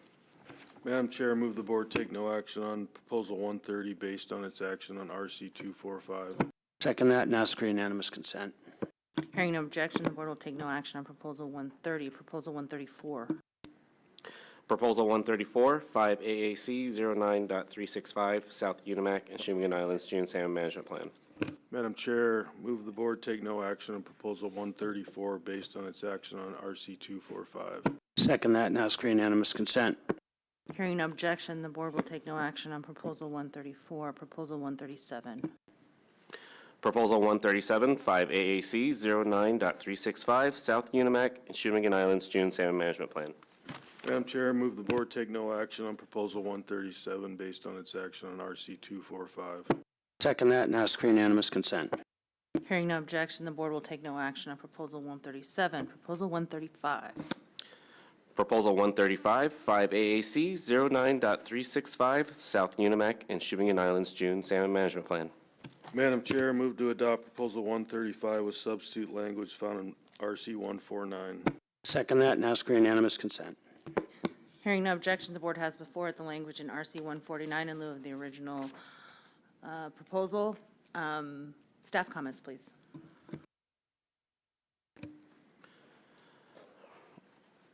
Let's see. So, retention of king salmon taken in commercial fishery, notwithstanding 5AC 09.365, from June 1 through October 31st, all king salmon 28 inches or greater in length caught by SO1M CFEC permit holder may not be retained and must be immediately returned to the water unharmed. And all king salmon that are returned to the water must be recorded on a form provided by the department and shall be submitted to the buyer at the time of delivery with ADF&G fish ticket. And except that if a delivery to a licensed buyer is defined, except that if a delivery to a licensed buyer as defined in Alaska Statute 43.75.290 does not occur, the CFC permit holder shall submit the form along with the ADF&G fish ticket to the department. And notwithstanding of the section, a permit holder must retain all visibly injured or dead king salmon and must be recorded on fish ticket. And for the purpose of this subsection, caught means brought on board the vessel. This could provide the department with an additional management tool to curtail commercial harvest of king salmon when it is determined that king salmon conservation is needed. It is difficult to quantify how many king salmon could be conserved if this proposal is adopted, since it is likely that some king salmon released from commercial gear die after release. The department likely oppose this proposal as adopted because it would reduce information on total king salmon mortality. While some additional king salmon may be conserved by allowing them to be released from purse seine gear, there will be a concurrent loss of information on total king salmon catch and mortality. This proposal could also complicate enforcement of retention requirements for other salmon species during the June fishery, and if adopted, the department would benefit from additional guidance from the board on how to implement this regulation, as the South Alaska Peninsula differs from other areas that manage local king salmon stocks. Does the department have a position on this proposal as with the substitute language? Mr. Bowers. Thanks, Madam Chair. So that statement about the guidance, I mean, I think that applies to the original proposal, which would have gave the department discretionary EO authority to implement non-retention. So the substitute language is not discretionary, the way I read it. So we're clear on what the substitute language does, but some of our other comments do apply because, you know, as Mr. Keyes mentioned, we have mandatory retention of all salmon in the June fishery, so, you know, we believe that this would complicate enforcement. It would, and it would reduce the amount of information we have on total salmon mortality. It would also, you know, in the short term, complicate our efforts to collect information on stock of origin of king salmon in the area. Thanks. So just to be clear, this removes the department's EO authority.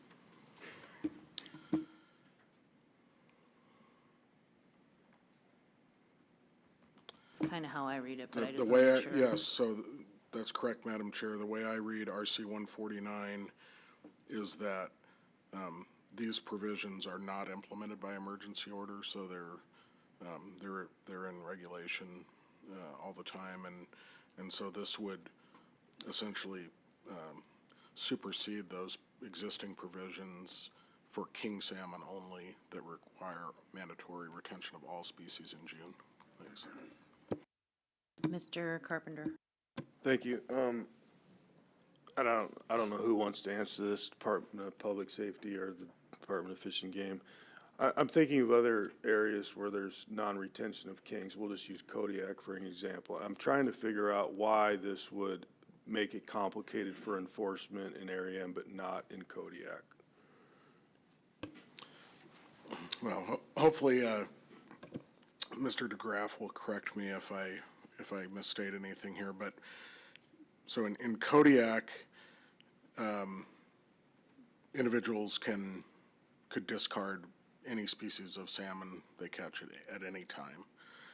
In the South Alaska Peninsula June fishery, the board has adopted a regulation that requires permit holders to retain all salmon that they catch. So this would be an exception to that for king salmon, and, you know, there have been concerns raised in this fishery in the past about discarding chum salmon, for example. It might make it, you know, hard to distinguish, you know, from a distance, the troopers on the grounds, it could be difficult for them to tell whether it's a chum salmon or king salmon being discarded. And then just a quick follow-up on that, but considering what the board just did, what would be the reason that anyone would ever throw a chum back? That's a good question, Mr. Carpenter. With, under the previous cap or trigger structure, there might be some incentive, but that's certainly reduced now. Thank you. Mr. Swenson. Well, I'll just speak a little bit to my proposal. I don't want to get, a lot of this has been talked about, but we talked about the mortality issue. I mean, it's raised, it's everything from any fish caught is a dead fish to 95%. I think that the mortality rate fairly would be somewhere between, the fish that would make it will be somewhere between 50 and 70%. And, we've heard talk about the seiners who really want to let these fish go. And if in the way this reads, in terms of genetics for the department, they still have all the fish under 28 inches and all the dead ones that would be over 28 inches to use for genetics. So I just, we have king problems all over the state. I just think every fish counts. So that's my reasoning behind this proposal. Thank you. Mr. Wood. Yeah, thanks. I support this because, as we heard from so many people out there, if you don't allow them to return it, you're basically just going to turn them into outlaws because they're going to return them anyhow because they have a conscience. And so I'm fully opposed to full retention. And as Mr. Carpenter just said, there's no reason to throw a chum back anymore. So the only thing going overboard now will be the kings that people really want to make sure live to get into the river system. So maybe the department could provide some guidance on fish tickets, like how they might be able to record those, but I'm fully supportive of returning kings back. Mr. Bowers. Thanks, Madam Chair. So Mr. Wood brings up a good point about how this reporting of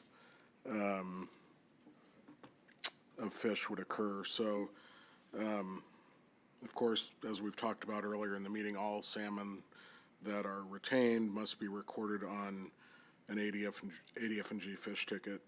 And so this specifies that all, visibly injured or dead king salmon must be recorded on a fish ticket. But in addition, the king salmon that are released would have to be recorded on a form provided by the department. So, that's getting into the area of reporting requirements that lie under the commissioner's authority, and it's, it's an additional, it's an administrative reporting function that's squarely in the commissioner's authority. So, if this were to be adopted, the board can certainly adopt this, but the department would have to consider, how we would implement it, given that conflicting authority and, our ability to implement a new reporting program. So this would provide additional cost to the department, which we don't have any authorities over? Madam Chair, it'd be a small cost, but yeah, there'd be a cost associated with it. Okay. Mr. Lee. Thank you, Madam Chair. I just want to echo Mr. Bauer's comments. I did catch that when this RC language was originally presented to me. I didn't have the opportunity to kind of brief the board on that aspect of it, but at this time it would require buy-in from the department in order to implement that section of the RC language. Ms. Irwin? Yeah, thank you, Madam Chair. I'm not sure what that means for our abilities to vote on this, but I guess I'll just continue the conversation with deliberation. So I want to thank Member Svensson for bringing forward this proposal. I've had a lot of conversations on the side with him, and I truly believe that he believes this is the best way to conserve kings and give them a chance to get back to their natal streams.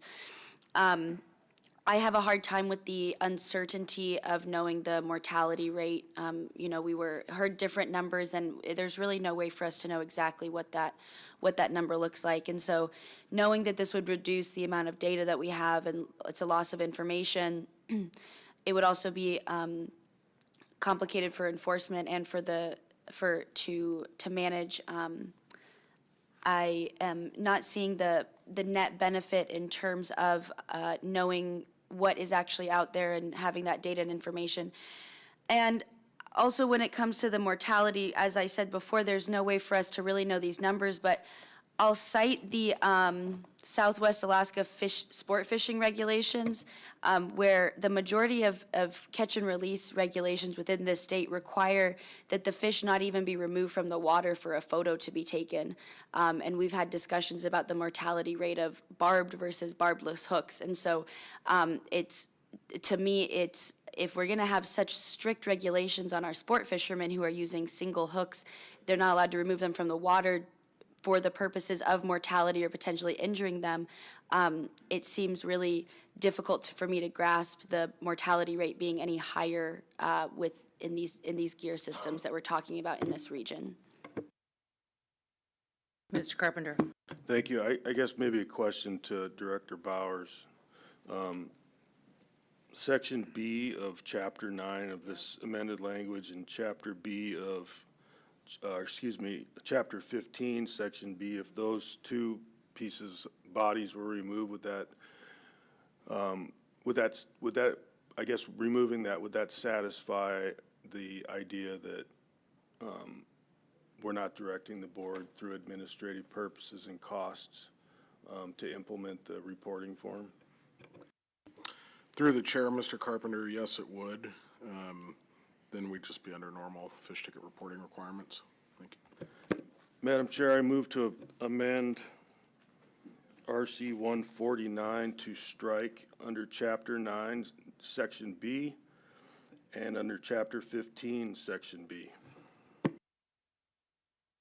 Second, and ask for unanimous consent. Object to the unanimous consent. Okay. Discussion on the amendment. I'll speak to my objection. That effectively makes this, what does this do at this point? If it's the normal reporting, all this does is just speak to the retention aspect. Is that what we're doing? I mean, that seems to be what we're trying to get at, is what is the injured, well, that's a whole different discussion, but like, if you're removing the reporting for injured and dead kings, it's just regular reporting, right? Irrespective of size. Madam Chair, so if you were to strike Section B from both of these pieces of draft regulation, you would be left with regulations that allow king salmon, or that require permit holders to release all king salmon 28 inches or greater in length, and this is just for purse seine gear. So all king salmon caught that are greater than 28 inches in length, 28 inches or greater in length, may not be retained and returned to the water. So that's what this does, and it specifies that, continues to specify that all visibly injured or dead king salmon must be recorded on a fish ticket. And then it defines what caught means. Okay, thank you. So, we have an amendment, we have an objection. Any other discussion, Ms. Irwin? Yeah, I guess my question is, maybe for the department or for Member Carlson Van Dort, for the objection, is just, if we don't strike this language, then are we able to pass this within the board's authority?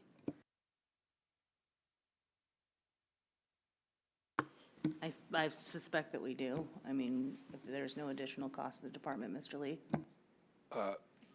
Madam Chair, I think, well, I think Mr. Bauer's statement was that there would be additional costs.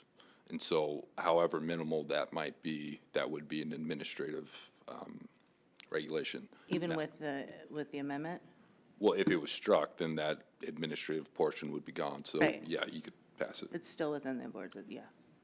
To answer her question, yes. All right, I remove my objection. Is there any other objections? You want to ask for unanimous consent again, Mr. Wood? And I second that and ask for unanimous consent. Okay, hearing no objection, we have it, the substitute language in 149 as amended. Any other additional board discussion? Mr. Godfrey?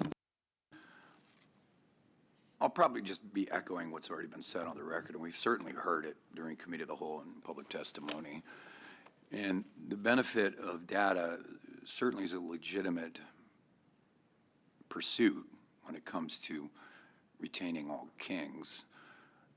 But to do that in order to better manage the stock for future flourishment of the stock at the expense of some of these salmon making it upstream and, propagating their progeny, it seems like cognitive dissonance here, that we would focus on data, even if it's 50%, even if 70%, or whatever percent make it, some of them are going to go back up the stream, and they will produce other salmon. And that's to do that now to help the salmon stock, I find more practical, even if it's not 100% of them that are thrown back in, that make it back up there, than 100% mortality to pursue data to better manage the stock and have it flourish in the future. So I'll be supporting this. Mr. Payton, what is I'm looking at the proper catch and release methods for the sport fishery for kings, and there's a whole bunch of stuff that you put, that is in here, only remove the fish from the water if it's necessary for dehooking, measuring or ID, don't gaff, never fight the fish to exhaustion, don't release a fish without reviving it by supporting it in the water until it's able to swim away. And this is typically when it's either in river, approaching river, and slightly more hardy. What is the mortality rate on kings that are removed from the water, do you know, in the sport fishery? So thank you, Madam Chair, and those you're referring to are on page 29, and they're best practices, especially the one where you're, if you fight a fish to exhaustion or it's exhausted and you just toss it back in, a lot of times they'll sink to the bottom or tumble down, and they're in shock, obviously, when it goes through a traumatic experience. So it's best practice to hold them in the river, let them, revive them, rub their belly, and then let them swim off on their own. That greatly increases their odds of survival. So on our most recent tagging studies on the new Chignik, the mark recapture mortality study, most of those were all removed from the water, fought to exhaustion, removed to the water, put a telemetry tag in them, and then put back in the water. And that study, off the top of my head, was about a 7% mortality rate, and that was with and without bait, with and without treble hooks, and mimicking kind of a typical sport fishing technique, excluding putting a telemetry tag down their throat. But 7%. Thank you. But based on the staff would always revive the king and make sure and note whether it swam off or what it looked like, and if there was damage. So that was full, best practice utilization with those kings at that time? Okay. I guess this seems counter to what we're trying to do.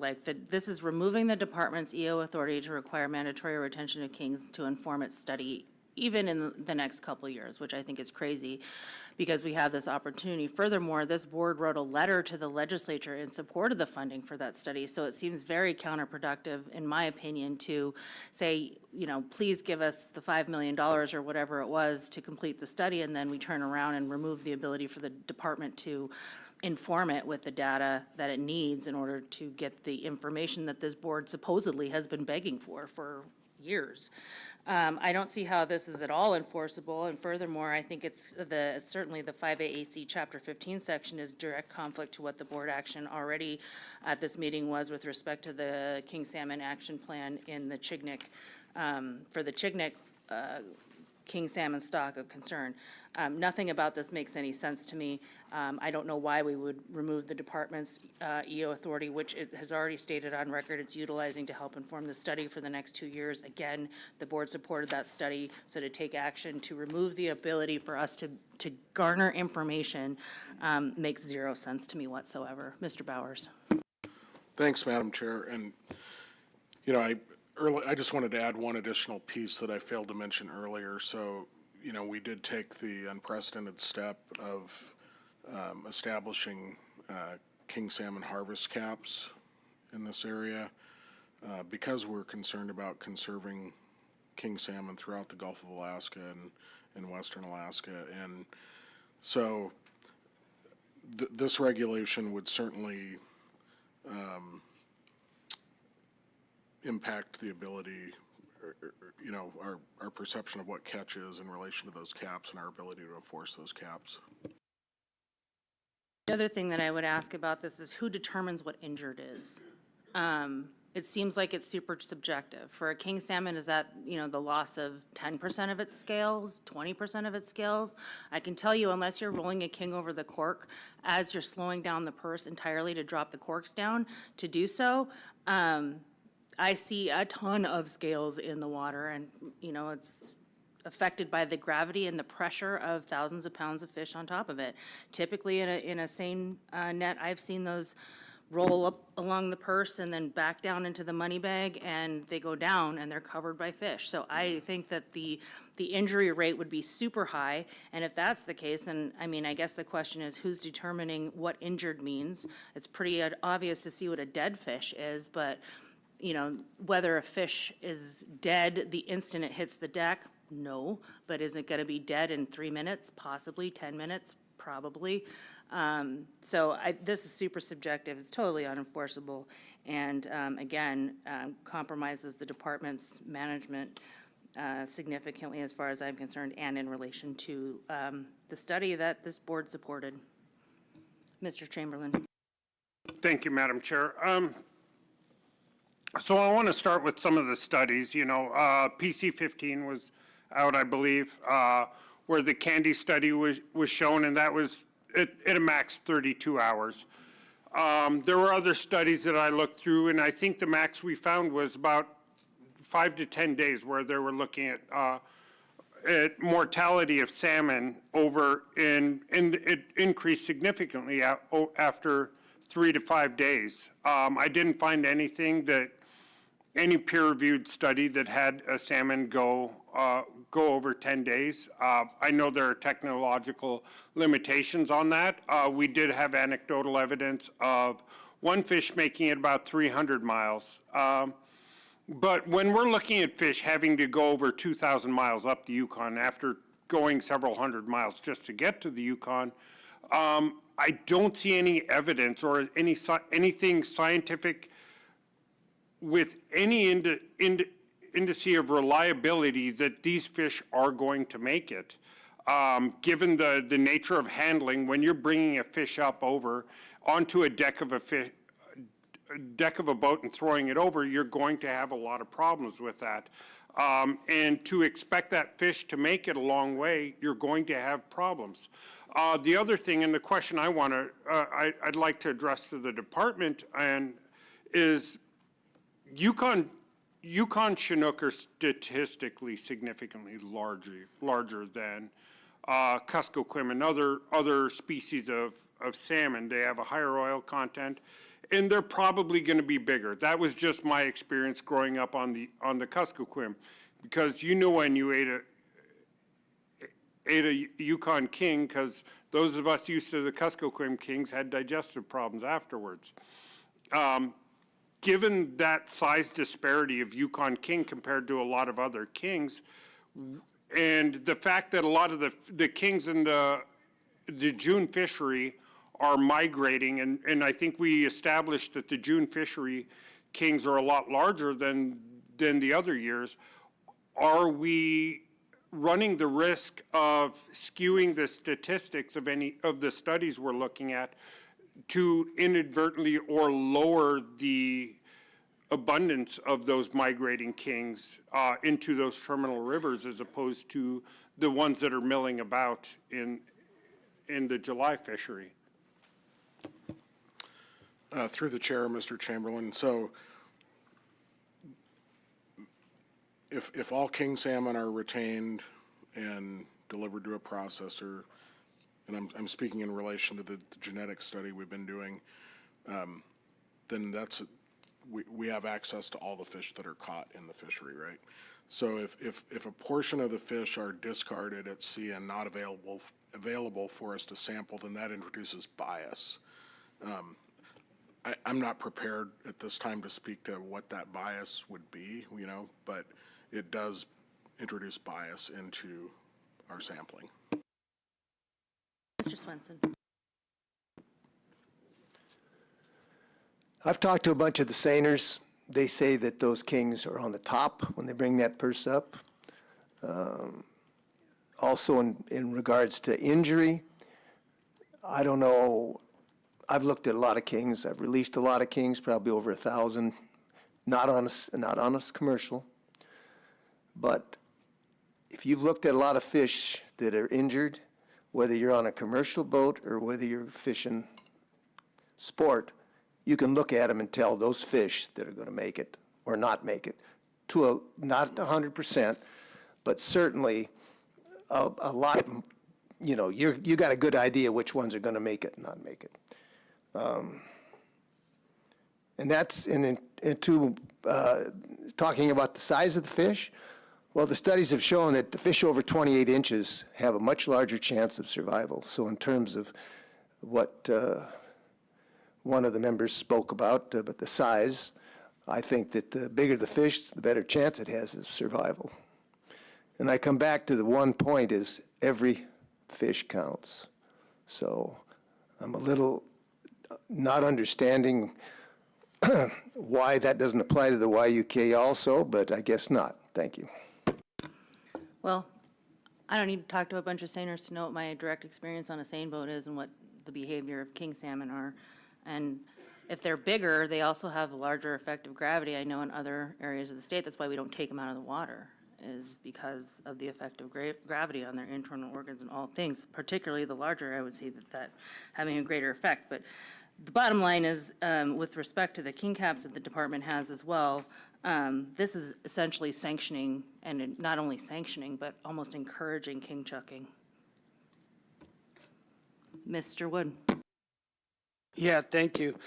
Looking at this RC 149, in 15, where it says that 28 inches in length caught may not be retained and must be immediately returned. Then it says in C, sorry, that was under A. In C, notwithstanding this section, permit holder must retain all visibly injured or dead king salmon and must be recorded on a fish ticket. So if that 28-inch fish is dead, is that saying it still needs to be returned, even dead? Through the chair, Mr. Wood, so the language says that fish that are over 28 inches may not be retained and must be immediately returned to the water unharmed. Okay. Okay, thank you. Then I'll just refer to comments I made previously about the reason, there's so many contradictions here. And I think I have one undisputable percentage. It's undeniable. It is a 100% mortality in a fish hold. And if there's a chance that they can live, then I support throwing them over still. Does this board support the removing the department's EO authority to get information and to complete their study that this board supported? Mr. Swenson? Yes. Every fish counts. Mr. Carpenter? Yeah, thank you. This might be a question for Director Payton. And we're talking about a marine environment here, obviously, when we're talking about releasing fish from a commercial boat. But is there anything that precludes a sport fisherman in a marine environment, not freshwater, from fishing 24 hours a day and releasing every king that they catch? Through the chair, Member Carpenter, yeah, I'm trying to remember all the state regulations across the state, and we have some areas that are shut down to king fishing. I don't know of any time, like less than 24-hour rules in the saltwater. We have some 6 to 11 in freshwater, but at this time I don't know if they apply to salt. But to answer your question directly, nothing would prevent someone from being out in the marine environment and fishing for anything, and if they catch a king, to let it go. Ms. Irwin? Yeah, thank you, Madam Chair. I brought this point up earlier, a couple days ago, but if the board passes this regulation, it's going to be directly inconsistent with our prior actions taken in the New Chignik River during Bristol Bay, in which there was a terminal harvest fishery where the kings only had to go 12 miles, as I understand it, to get to their spawning grounds, and yet we voted 7-0 to retain all of those kings and not allow them to be kept for home pack in order to get data and in order to, in the name of conservation, to better understand where these kings are. And so now that we are looking at this, we're looking at not retaining kings that are thousands of miles away from their natal streams, because as I understand it, there's only one local Chinook stock in this management area, and so they have thousands of miles to go. So I'm just interested in the justification of board members from our prior meeting to this one on what changed, especially when that first vote was on a terminal harvest fishery. Mr. Swenson? I'm glad you asked that question because I forgot to speak to this. It was 7-0 because we were voted to retain those fish up there because they are gill hooked or gill caught in a net. These fish we're talking about are purse seined and they are not caught by their gills. So that's the reason why we voted 7-0 to require retention in the New Chignik. There are mesh. Gills get caught in mesh. Any other board discussion? Mr. Carpenter? Thank you, Madam Chair. Just a second. Approval of this proposal is not expected to result in additional direct cost for a private person to participate, and approval of this proposal is not expected to result in additional direct cost to the department. I'd call the question. Thank you. Question's been called. Any errors or omissions? Mr. Lee? Thank you, Madam Chair. I just wanted to note, because the discussion didn't necessarily focus on the fact that this proposal covers both Area M and Area L, and I just wanted the board to be aware of that, if that, it frustrates the conversation that has happened. Thank you. I think I did make mention of it, that it is directly in conflict with the action plan that this board passed earlier for king conservation in the Chignik management area. And just one follow-up, I just want to be clear where we are procedurally. Was the amendment voted on yet? Okay, sorry. Thank you. Yep. All right, question's been called. Director Nelson, call the roll, please. Final action on proposal 135 as amended. Svensson. Yes. Wood. Yes. Chamberlain. No. Carpenter. Yes. Carlson Van Dort. No. Irwin. No. Godfrey. Yes. Motion carries 4 in favor, 3 against, Madam Chair. All right, moving on. Proposal number 138.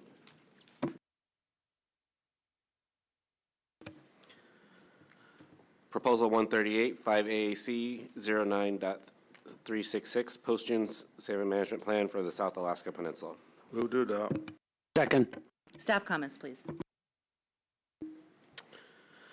This would increase commercial salmon fishing time during scheduled fishing periods in July for set gill net gear only. For each scheduled fishing period during July, there would be a 24-hour extension for set gill net gear past the current time each commercial fishing period closes. No change would be made to the scheduled commercial fishing periods for other gear types. This would increase the total fishing time during July from 249 hours to 417 hours for set gill net gear only. The proposal specifically mentions increasing fishing time to 4 set gillnet gear and keeping existing fishing time for the same gear. The department is opposed to this proposal because of the proposed increase in fishing time during the later 2/3 of July. In accordance to the policy for management of sustainable salmon fisheries, the department shall distribute harvest throughout the course of particular salmon stocks run timing to help maintain the integrity of that stock and decrease the likelihood of temporal shifting and future returns of that stock. The department would continue to use EO authority to manage for sustainable escapement levels. The department is neutral on the allocative aspects of this proposal.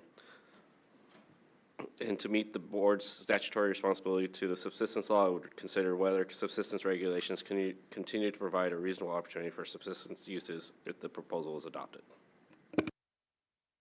Board discussion. Mr. Wood. Yeah, thank you.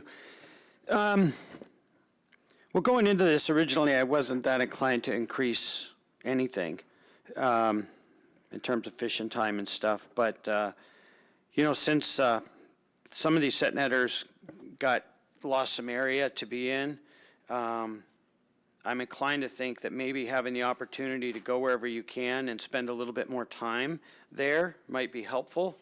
And although I do respect the fact that it does, with the comments of the department, that this does kind of mess with the allocation. So I'd be interested on hearing what the rest of my other board members have to say. Other board discussion.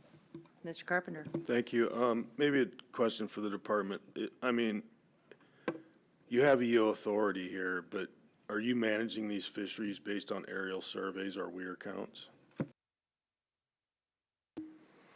Through the chair, Mr. Carpenter, beginning probably around mid to late July, we are beginning our aerial surveys. We do have one weir project, but that's in the southeastern district mainland. Majority of our systems are managed and monitored from aerial surveys. And then I guess just to follow up, I know it might be quite different on the peninsula. I'm not sure on how often you can actually go do these aerial surveys, obviously based on weather, plane availability, et cetera. Do you have enough capacity, or have you had, in regards to that, to provide you enough information to manage this through EO? Through the chair to Mr. Carpenter, I would say our biggest limiting factor has been weather. We do attempt to try to survey the area at a minimum once a week. Granted, that gets shifted quite frequently due to weather, and often trying to make up some time, and also trying to focus some of our attention occasionally on those systems that we know that are returning earlier.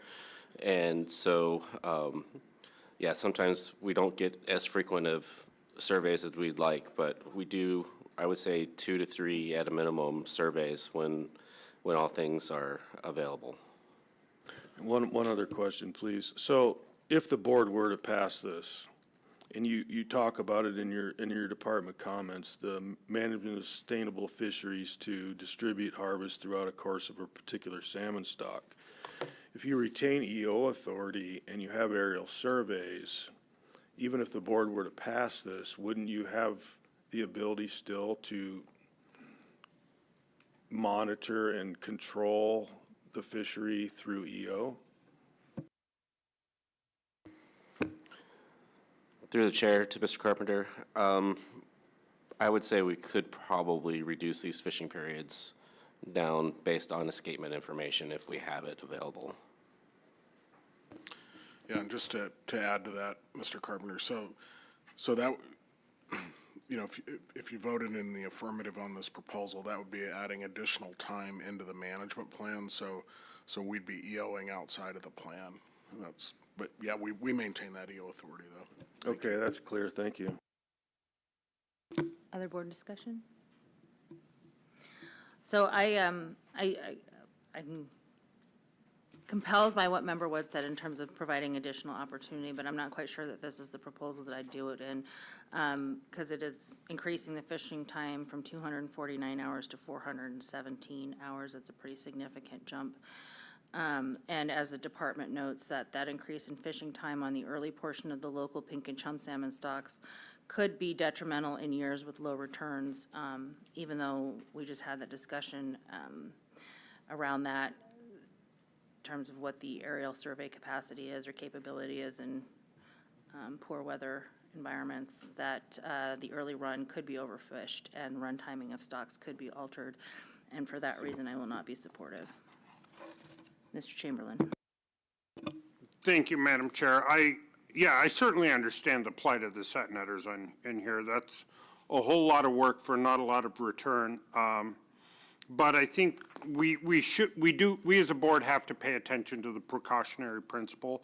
I think there's a significant risk for overharvest, given the increase in this fishery and the timing of the increase. I just don't know that it gives the department enough time to sustainably manage that and prevent potential overharvest, so I will also be opposing. Madam Chair, I move to amend Proposal 138 to strike 24-hour and replace it with 12-hour. Where? Second. I asked where first? It's in the, I guess, in the first part of the proposal where it talks about 24-hour extension for set gillnet gear past current time for each commercial fishing period.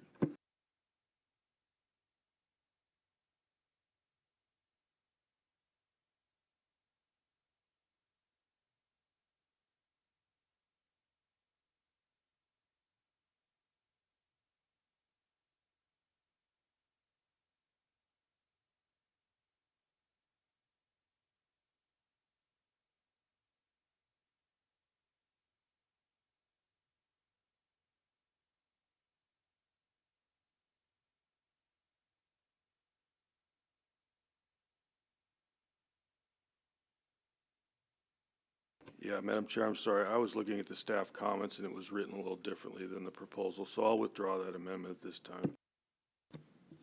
Mr. Swenson. How many set netters are we talking about?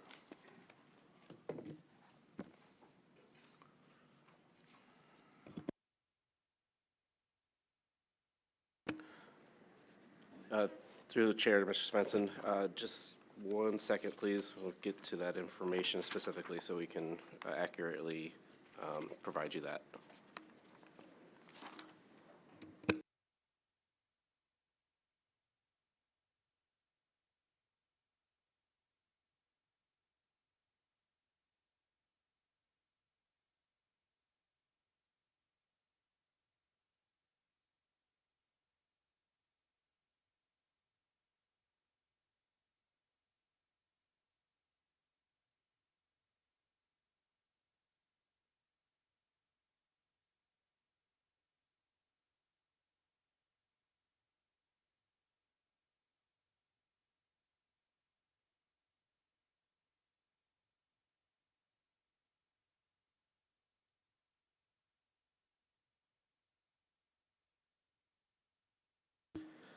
Through the chair, Mr. Benson, I think I couldn't get the exact number, but I think it's somewhere around 40 total throughout the whole area. How many, Mr. Swenson? One follow-up question. What are they catching during that time out there? Is this mostly pinks, or are there kings and chums and everything? Is there a lot of kings and those other fish out there at that time? Through the chair, Mr. Svensson, I would say majority of the harvest for set gillnet gear is going to be pinks, chums, and sockeye. And once we get later into the season, occasionally coho. And this goes through August, correct? Madam Chair, Into August, just as for July or August 1st? Madam Chair, this particular proposal would only affect the July management schedule. Once we get into August, its openings are all EO based on escapement information. And how many set net permits are in Area M? Since they are mobile and can move around? And if there's an additional time in one area, that might compel people to move there?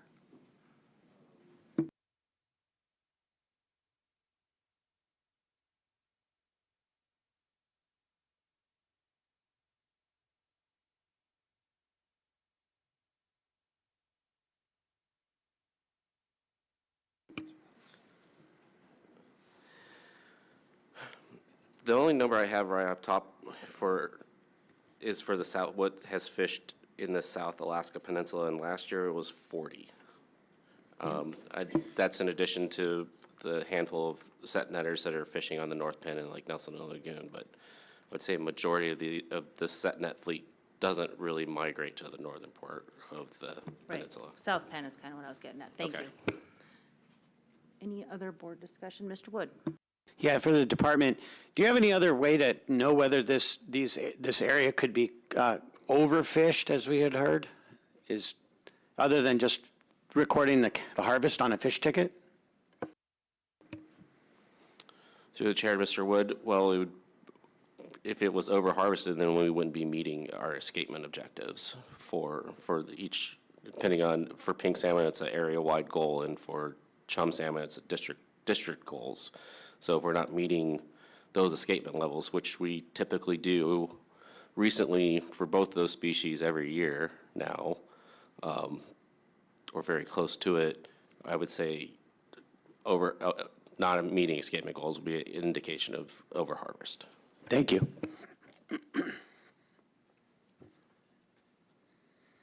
Ms. Irwin?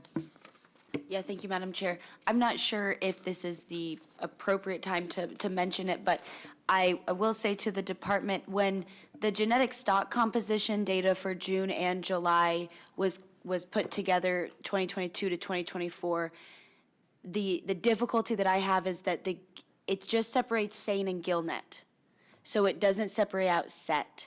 And so I'm not sure if this is just a point of direction that I would like to see the department be able to figure out a way to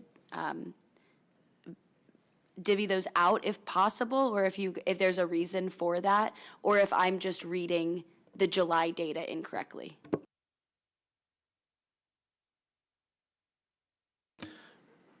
Through the chair to Ms. Irwin, first of all, the combined drift and set gillnet is only going to be for the southwestern and south Unimac area.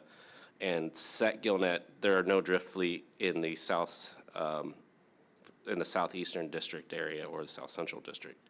So there is some separation, but as far as the exact combination of those out in the other areas is likely due to strata. I would let maybe one of these gentlemen address that combination if you're more curious about that.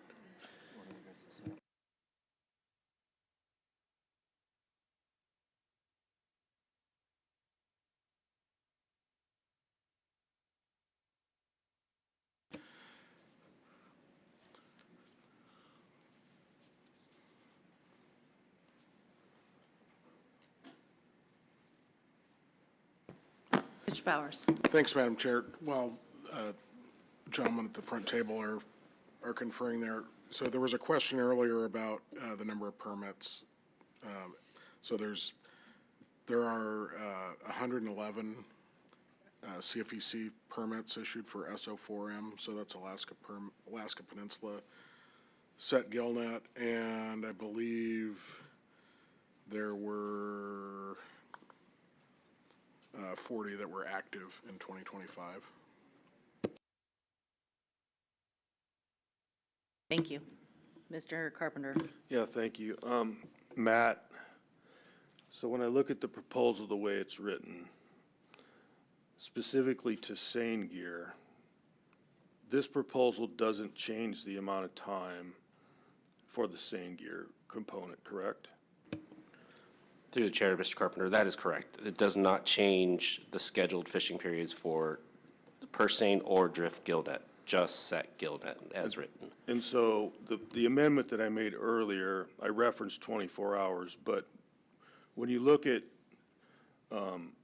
number 1 in the proposal, it talks about 57 hours for the seine, for the set net gear. That's what the proposal's asking for, and that's what translates to me to the 24 hours. Am I correct?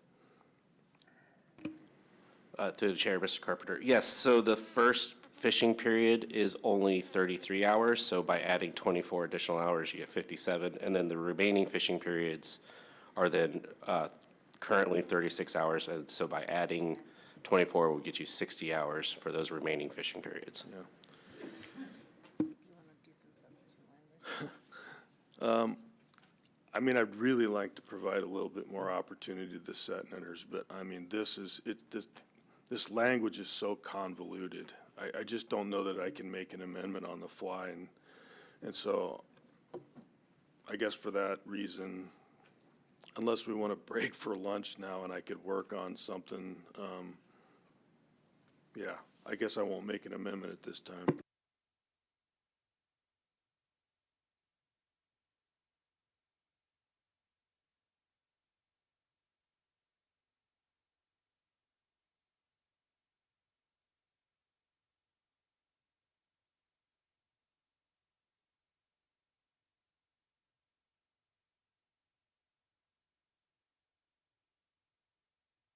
You can do cost?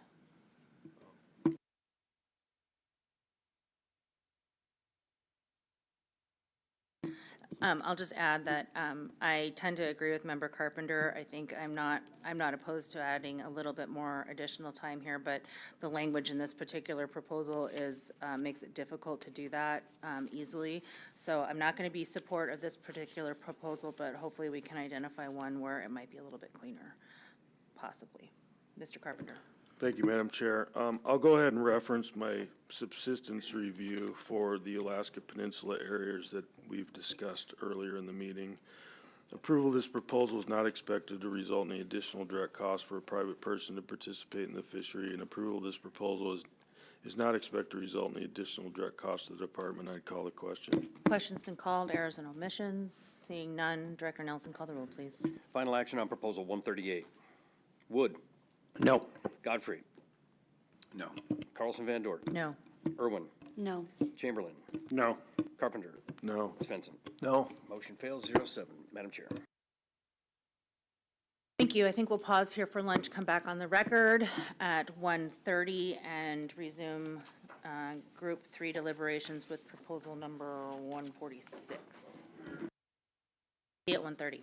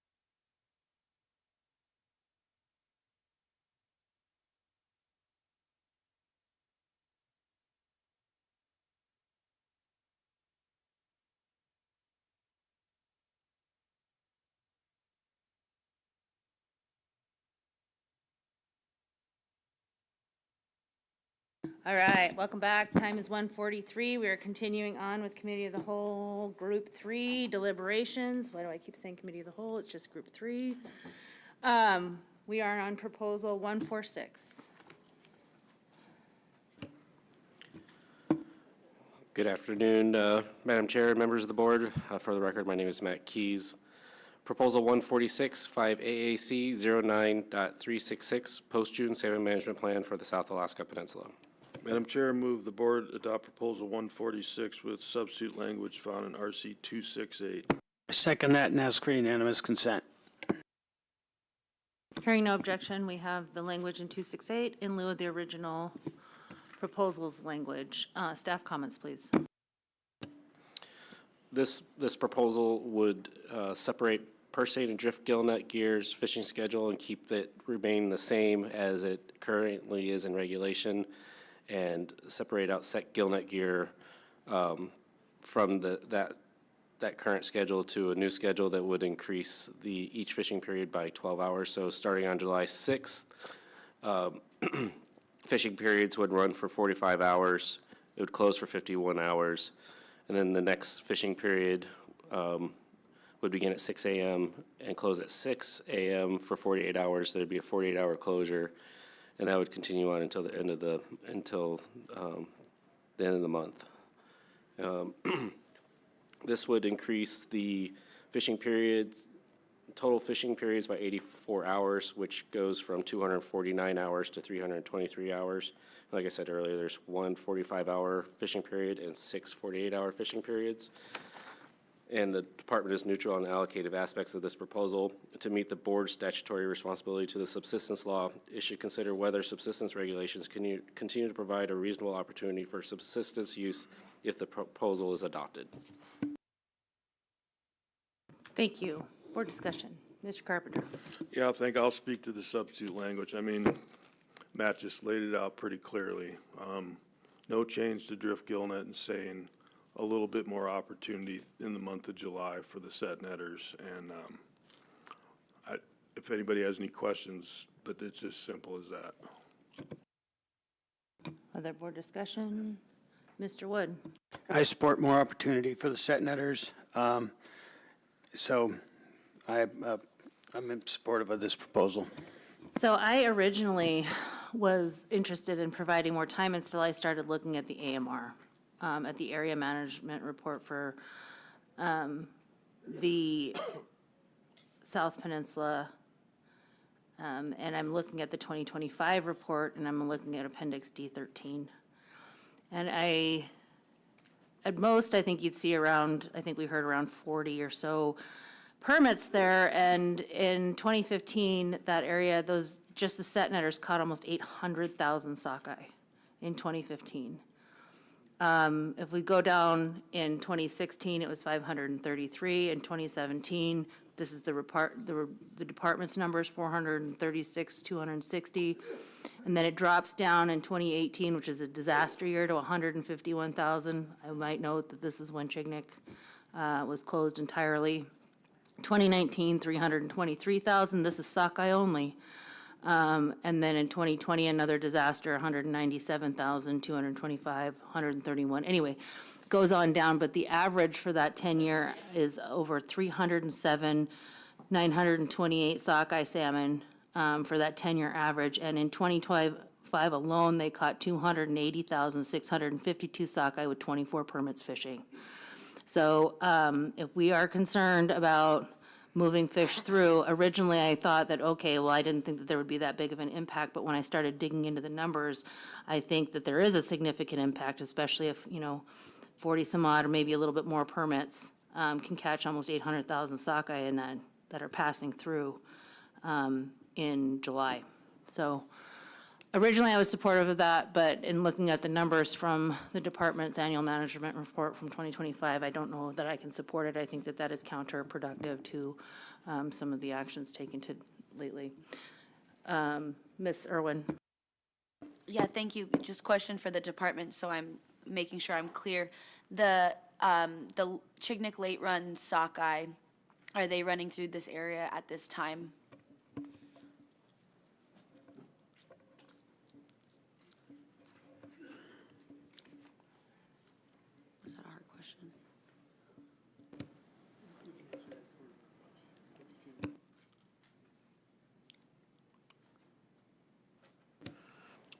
Through the chair, Ms. Irwin, we're looking at what some of our genetics information says about that specifically for post-June. She asked whether or not they are, not how many there were. There are some, yes. Okay, thank you. Mr. Chamberlain? Thank you, Madam Chair. And kind of digging through the AMRs, I think one of the things I should note is in 2020, the set gillnet fleet in South Peninsula post-June fishery caught more sockeye than the entire Chignik second run. And that year, Chignik didn't even make its late run escapement. And so, yeah, as I stated before on the previous proposal, you know, the precautionary principle controls here. And so out of the abundance of caution, I certainly don't want to hamper the set netters any more than I have to, but given how powerful this fishery is and how vulnerable some of the local runs are, I'm leaning no on this one, and so I'll leave it at that. What are the king harvests in the set drift, or I'm sorry, in the set gillnet fishery in this area? Madam Chair, in 2025, there was 34. In 2024, there was 18. In 2023, there's 206. 2022, there's 14. Average is the 10-year average is 104. Kings? Yes, ma'am. Okay, thank you. Mr. Swenson? Thank you. How about the chum? How many chum have they caught?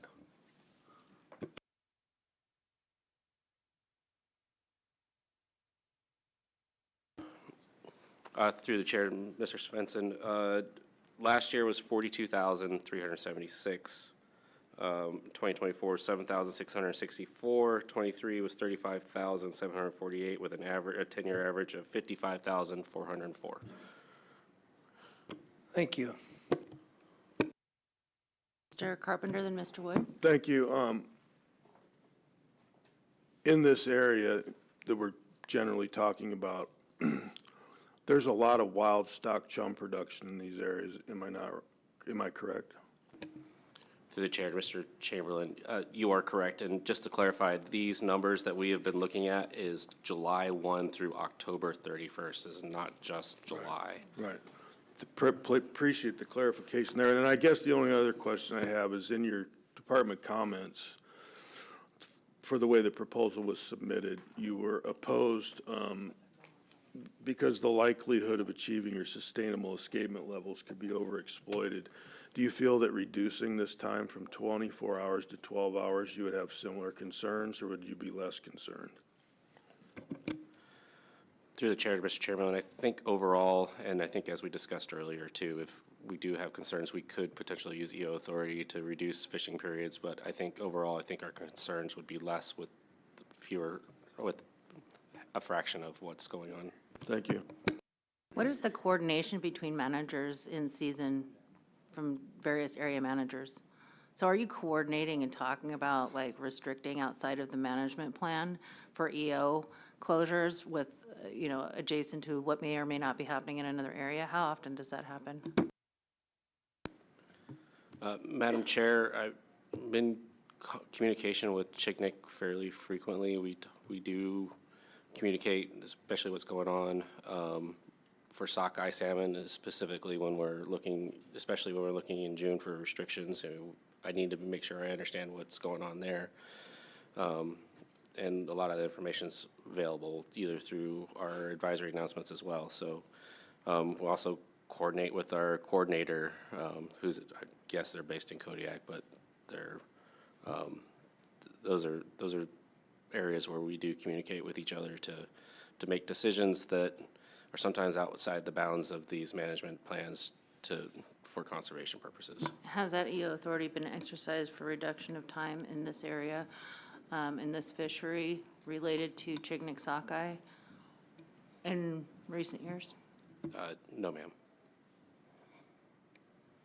Mr. Swenson? It's hard for me to keep all this straight, but so when they come around the south side, do they then pass through the north side? I mean, after, yeah. Through the chair, Mr. Svensson, I'm not sure what you mean by they. Are you talking about the set? I'm talking about the sockeye. These sockeye. I mean, where are they bound to? I mean, there are some local sockeye streams in the South Alaska Peninsula. There could be bound east just as easily as they could be bound west. But majority of them are probably not like Bristol Bay. It's mostly the Gulf of Alaska. And we do have local systems that produce sockeye salmon on the Alaska Peninsula as well. Thank you. What are the size of those local systems? For example, I think Orzinski Lake is the only one that's really assessed. Is that correct? Madam Chair, that's the only one that's assessed by Weir. We do assess systems with aerial surveys. Orzinski Weir has an escapement goal range of 14,000 to 28,000. Off the top of my head, the average has been probably around 15, 16,000. We have Thin Point Lake, or that system there, that we've seen around 25,000 to 30,000 fish there. We also have, most of them, yes, are fairly small systems. They're not doing hundreds of thousands of fish like Chignik, but there are systems there. Yeah, so I guess what I'm just getting comparatively, if I'm looking at the sockeye catch, you're talking hundreds of thousands of fish. So I think it's reasonable to assume that not all of those are local stocks, especially with Orzinski being only 24,000 or 14,000 escapement. Madam Chair, I mean, that was the escapement. The total run, it's still not going to be hundreds of thousands of fish, but I know 2023, I think we had, or 2022, a total run was more like 40,000. But yes, you're correct. They're not as big as Chignik. Thank you. I think what I'm getting at here is that, like I said, the fleet, as small as it is, seems to do pretty darn well in catching sockeye with the area that it has provided and the time in which it has provided. Mr. Wood? Yeah, thank you. To the department again, I mean, for a later run like this, July 6th, all the way you said into October, where is the later run, where's the escapement at for Chignik at this time for the later run? Do you have any idea, like, if they're still trickling in? Are we worried about that at this point?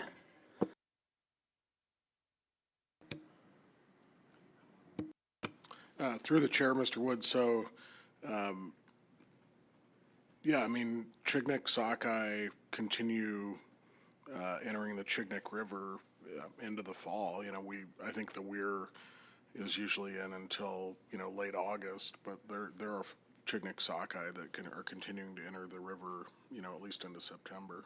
Thanks. Thanks. Okay. What year was the crash of when the late run Chignik didn't meet his escapement goal?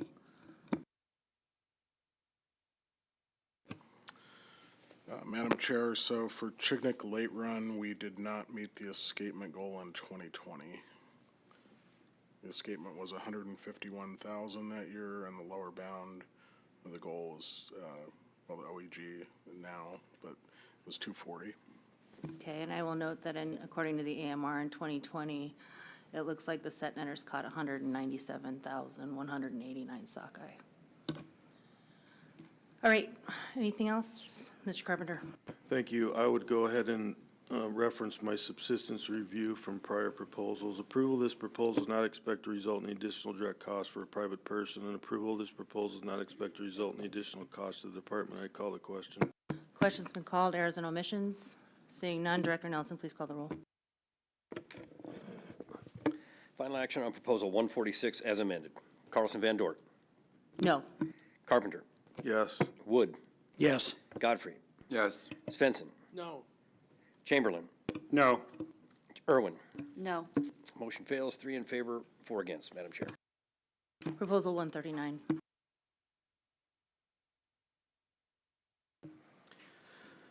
Proposal 139, 5 AAC 09.366, post-June salmon management plan for the South Alaska Peninsula.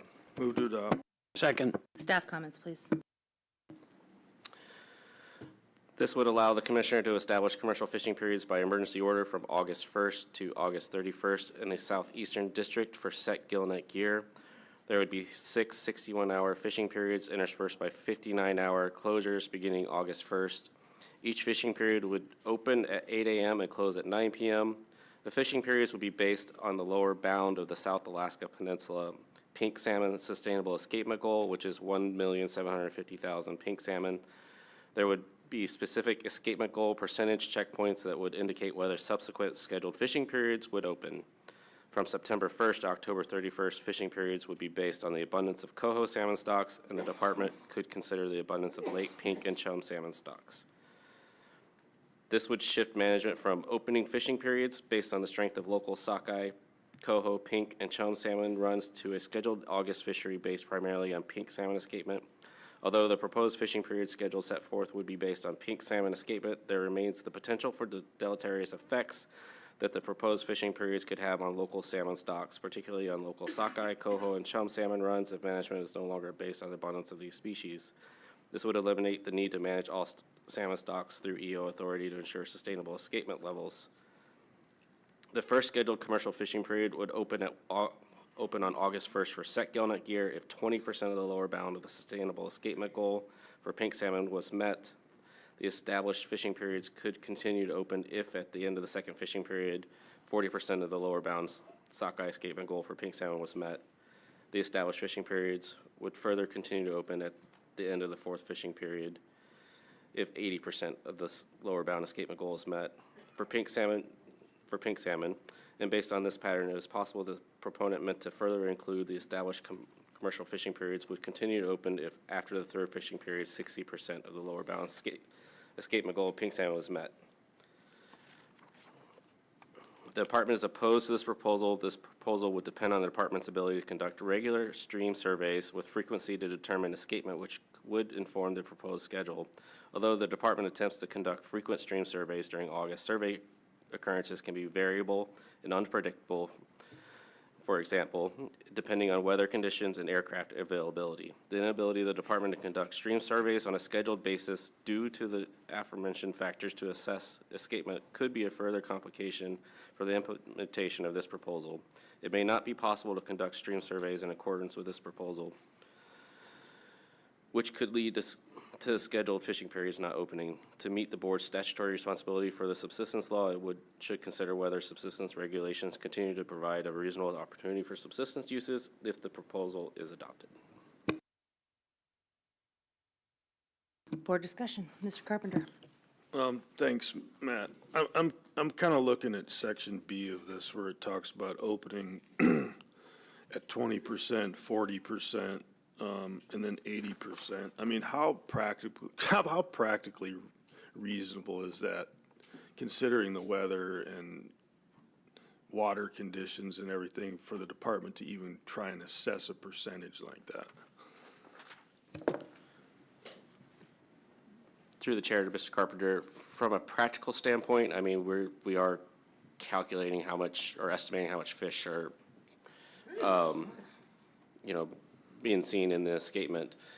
However, applying it's one of the issues, especially on even years, it's a much more conservative approach because we've had some pretty detrimental pink salmon escapements during even years. So I think there's a lot of variability around the escapement during these times. And so opening on August 1st, that hasn't happened in a while.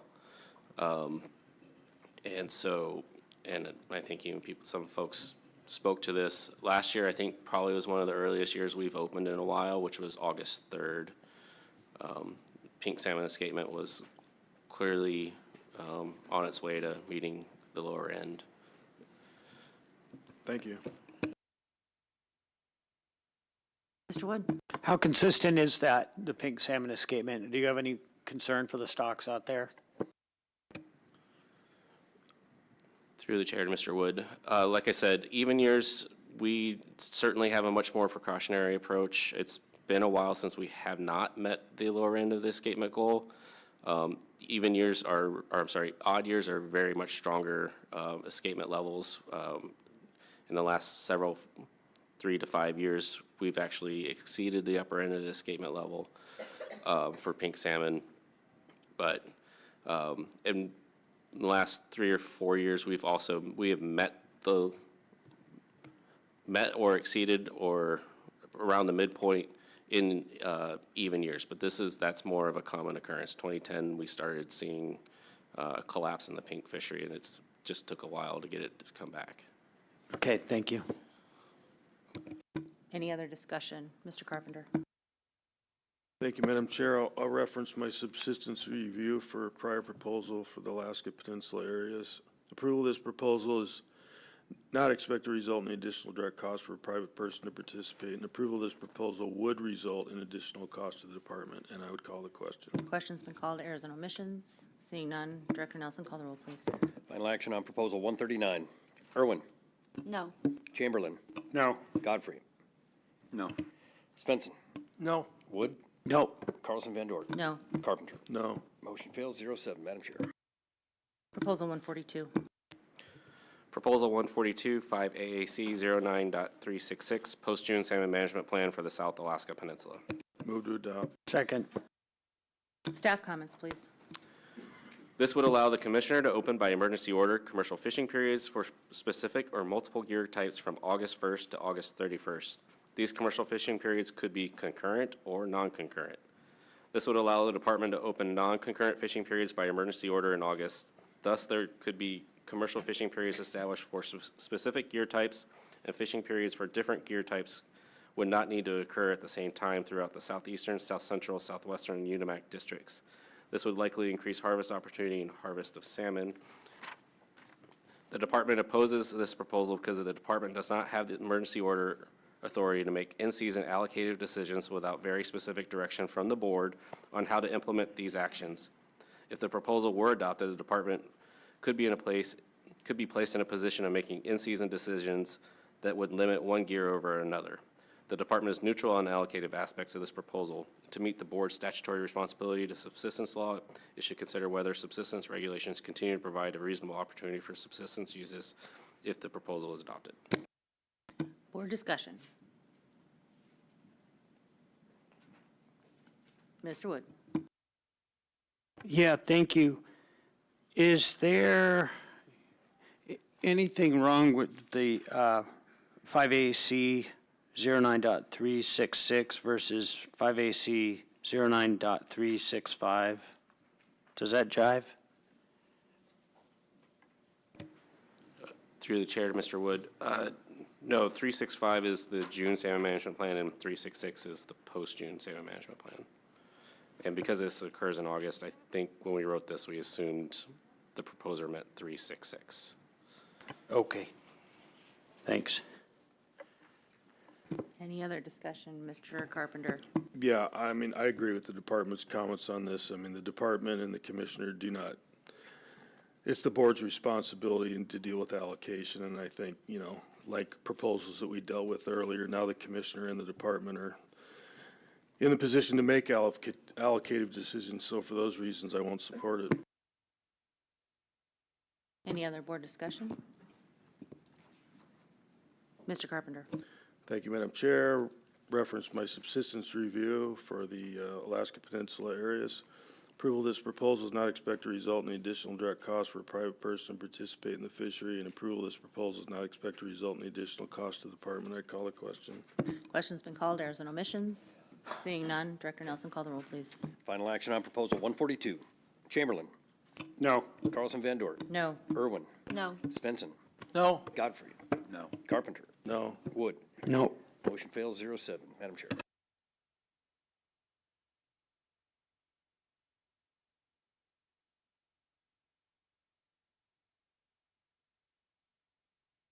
Okay.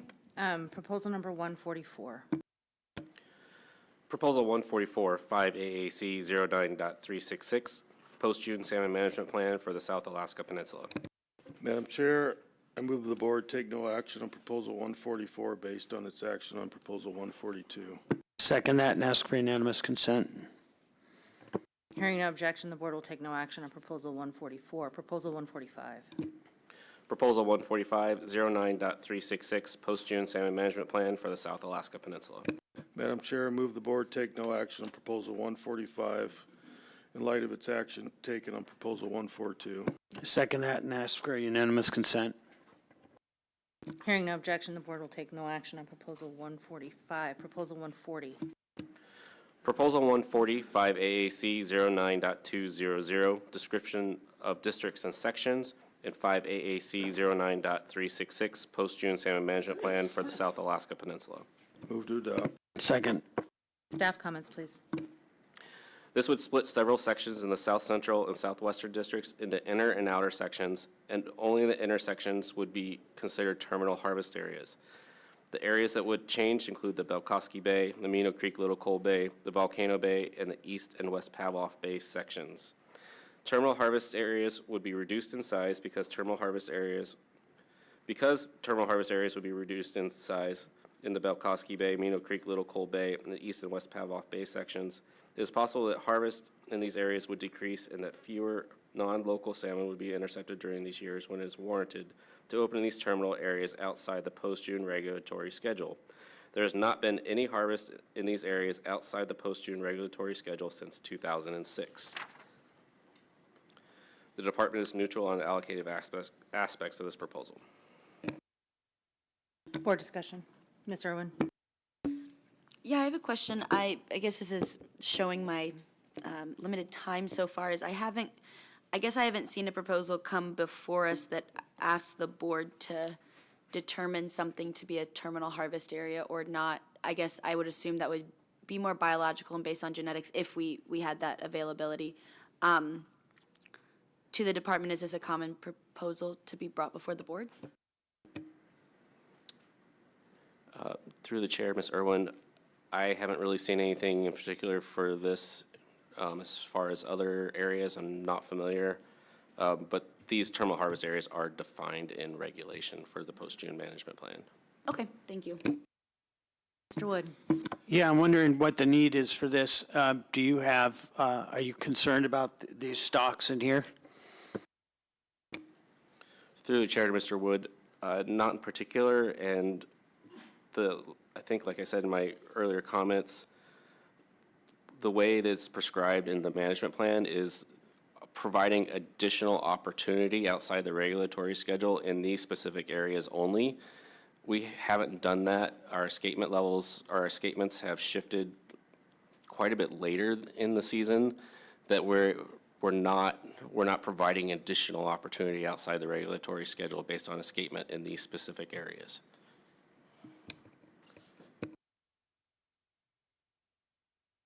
Any other board discussion? Mr. Carpenter.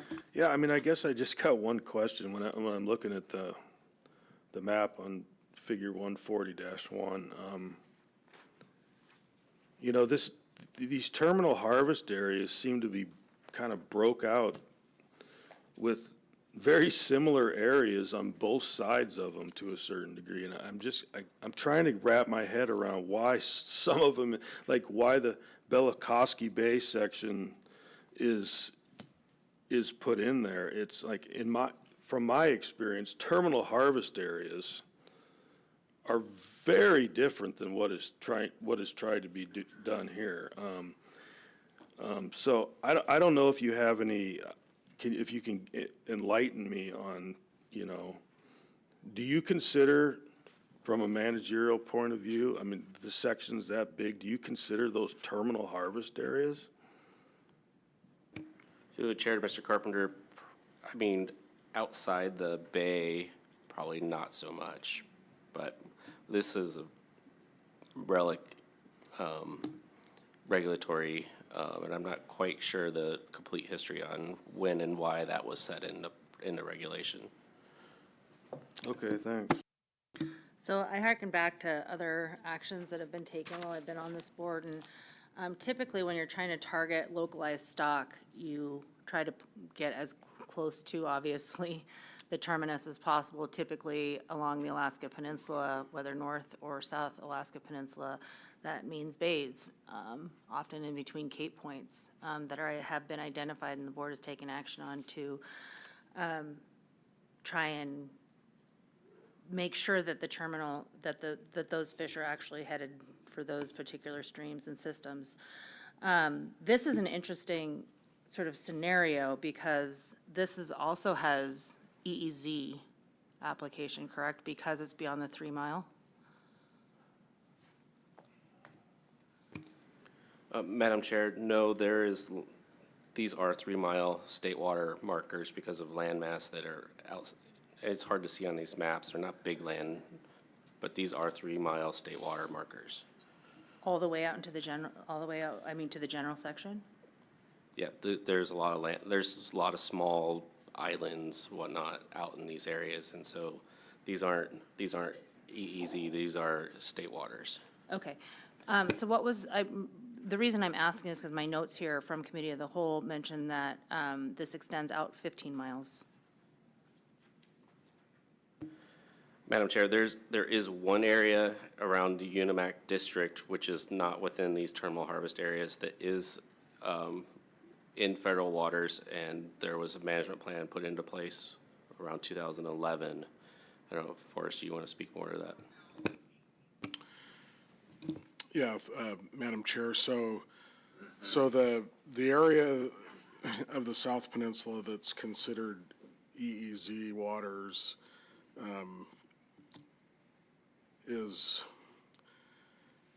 I'm trying to relate it to figure 140-1. It's basically southeast of that, what's identified on the map as the thin point section. It's a little hard to tell. I'm looking at two different maps here, but I think it may include part of the thin point section, if I'm interpreting the map correctly, but most of it lies to the west, south of Unimac Island.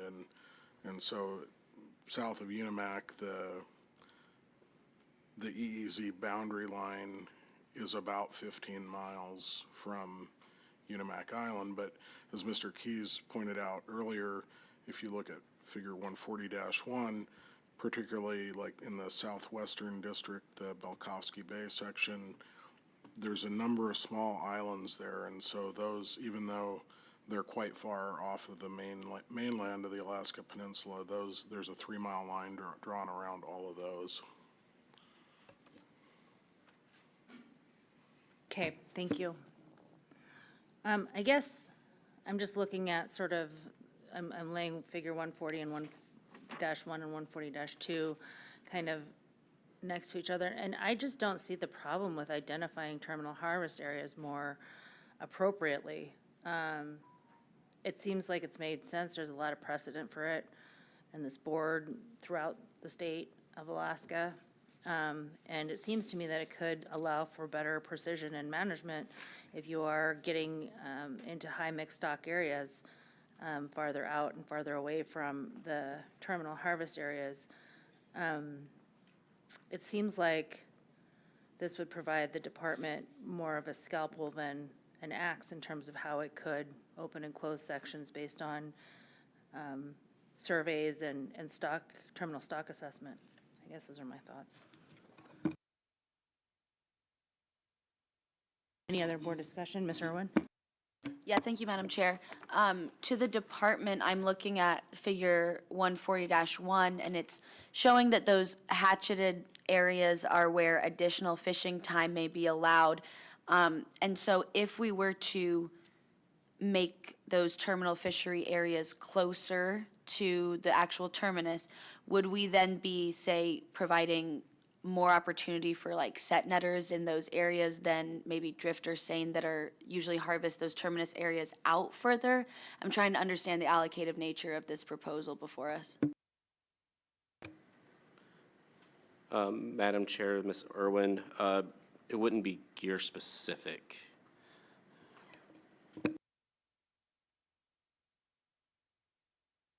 Okay, I understand that. I guess my question was, when the department chooses to allow additional fishing time, this wouldn't I guess, I'm trying to think of my question.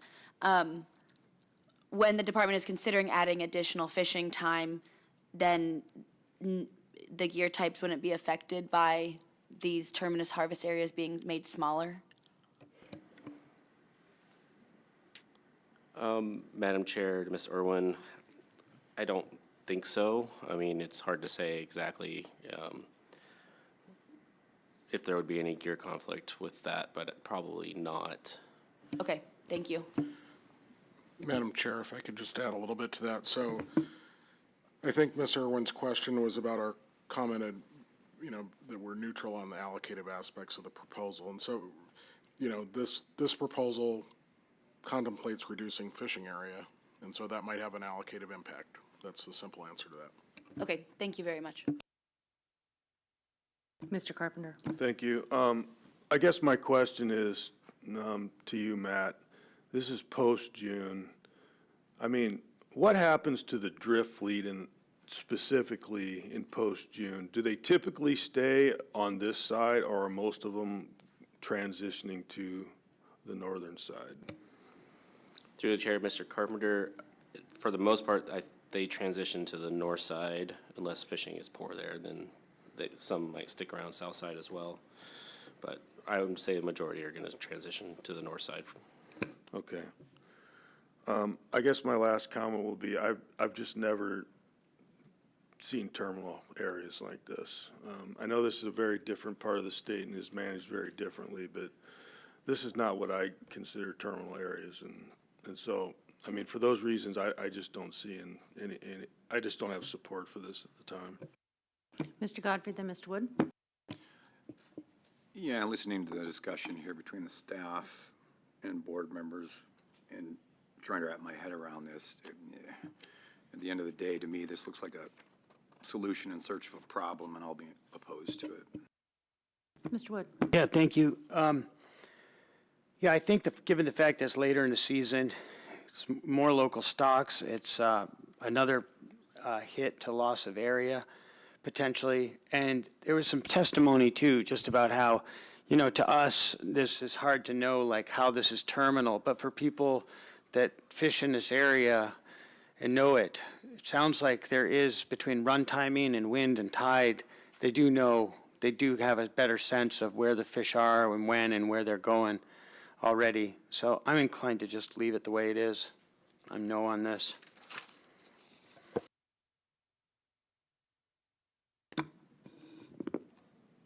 Yeah, I think I just will add that, I think that defining terminal harvest areas is a good thing. It helps to allow some different management tools, especially in the mixed stock fishery. And in this time of year, there are, especially that far out, transiting stocks, particularly heading to Cook Inlet and points east, east of Wausau. So at least for the sockeye, particularly, there are local pink and chum stocks, though, that I will acknowledge. But again, if those are what they're targeting, those are headed into the terminal areas and the bays, and that's precisely what this is attempting to define. And I will reference my allocative comments with respect to Proposal 126. Mr. Carpenter. Thank you, Madam Chair. Approval of this proposal is not expected to result in additional direct cost for a private person to participate, and approval of this proposal is not expected to result in additional cost to the department. I call the question. Question's been called. Errors and omissions. Seeing none, Director Nelson, call the roll, please. Final action on Proposal 140. Wood. No. Godfrey. No. Carlson Van Dorp. Yes. Irwin. Yes. Chamberlain. Yes. Carpenter. No. Svensson. No. Motion fails. 3 in favor, 4 against, Madam Chair. Proposal 141. Proposal 141, 5AAC 09.366, post-June salmon management plan for the South Alaska Peninsula. Move to adopt. Second. Staff comments, please. This would create 2 king salmon harvest triggers that could come into effect in a statistical area in the South Alaska Peninsula Management Area beginning July 1. If the commercial harvest of king salmon is greater than 1,000 fish during a regulatory fishing period, the statistical area or areas primarily responsible for this harvest of king salmon would remain closed during the subsequent regulatory commercial fishing period. If harvest of king salmon surpassed 5,000 fish, the statistical areas primarily responsible for this harvest of king salmon would close the commercial fishing immediately and remain closed through August 10th. This would direct the department to close commercial fishing periods in statistical areas with high king salmon harvest for all commercial gear types based on two king salmon harvest triggers. If proposed regulations had been in place as written by the proponent in the past, the closure would have been triggered until August 10th every year since 2015, except 2017 and 2023. The department supports king salmon conservation measures, particularly in areas where stocks of concern are present, and has taken action throughout the Chignik, Kodiak, and Alaska Peninsula management areas to conserve king salmon. The department is neutral on the allocative aspects of this proposal. Mr. Carpenter? Thank you. So these triggers, and we've kind of dealt with something closing down statistical areas when we dealt with Chignik. Does this proposal speak to all of the South Peninsula, or is it a prescribed area? Through the chair to Mr. Carpenter, this would be any statistical area that has this level of harvest. So the whole South Peninsula, as far as I can tell, I assume it's just the South Alaska Peninsula. Yes, South Alaska Peninsula, so any statistical area within the South Alaska Peninsula would. So it's not a cumulative number, it's actually, the trigger number is, so a statistical area where this threshold is met would only close down that statistical area. It's not an area-wide or a more broad, I guess, section of the South Peninsula. Through the chair, Mr. Carpenter, that is my understanding and interpretation of this proposal, is that it speaks specifically to any statistical area or areas that meet this trigger criteria of 1,000 fish would close down the next commercial fishing period for that particular statistical area, but for all gear groups. Okay, thanks. I'd like to draw members' attention to RC 190. And again, we took action already during the first group to shut down and restrict time and area in the Metrophania Island area, which I think on average, only harvested a couple thousand kings a year. And I would just again draw folks' attention to RC 190 and particularly 282-11. And that's the percentage of king harvest. And it harvests more kings in that particular statistical area than the rest of the South Peninsula combined. And certainly way more than the Metrophania Island area where this board took action for king conservation. There are no, aside from the Chignik system on the South Penn, king systems in this area. There are several as you head east and you get into Karlik, Ayakulik, Cook Inlet, southeast and outside of Alaska. I don't know where these fish are coming and going from. I think it's reasonable to assume that a good chunk of them could be headed for Chignik, which has a stock of concern. And this is not shutting down the area entirely, but it allows a fishing period to close if you're seeing high percentages of kings caught. And I think that is more than reasonable since all of those systems that I named, with the exception of some in southeast and I don't know about outside of Alaska, have stock of concern designations. I think the Karlik River had less than 100 kings escape last year. You can correct me if I'm wrong, but I don't even think they made triple digits. So I think that this is not only reasonable but responsible to shut down these areas. Now, the interesting thing that we did, though, is by requiring non-retention, it's going to be very difficult to ever hit this cap or even assess it. But I think that this is an acknowledgement that these areas are harvesting kings and they're not theirs. Ms. Irwin. Yeah, thank you, Madam Chair. Thank you for bringing up the actions that this board has taken earlier and the difficulty that it's going to be to actually implement this. But I'm not a huge fan of triggers, solely because I don't like the incentivization of not keeping and retaining your kings or throwing them overboard. But looking at this 28211, it's an enormous amount of take. As Member Carlson Van Doord read into the record from RC 190, there was, it's greater than all of the other areas combined. And in the years where Chignik has not been meeting its escapement, 2021, 28211 caught 6,667 kings, 8,000 in 2022, 7,000 in 2023, almost 5,000 in 2024, and 6,700 in 2025. And the depressed king stocks throughout the state, and I've built record on my comments towards in that regard. So I think that this would, while I don't love the idea of there being a trigger, I do think that some of these statistical areas do need to be addressed. I guess my one question for the department would be, would this displace effort into other areas just near 28211 that might increase the king take in those statistical areas, just kind of displacing the effort? Through the chair, Ms. Irwin, yes, it would certainly move fleet around to different areas. Whether or not it would change how much king harvest is taken in those other areas, it's much more variable in other areas around Area M. Okay, thank you. Mr. Wood? Yeah, to the department, is the higher king average in this area due to the fact that there's a large congregation of kings typically there, or is this something that is due to the proximity of a port and the amount of use?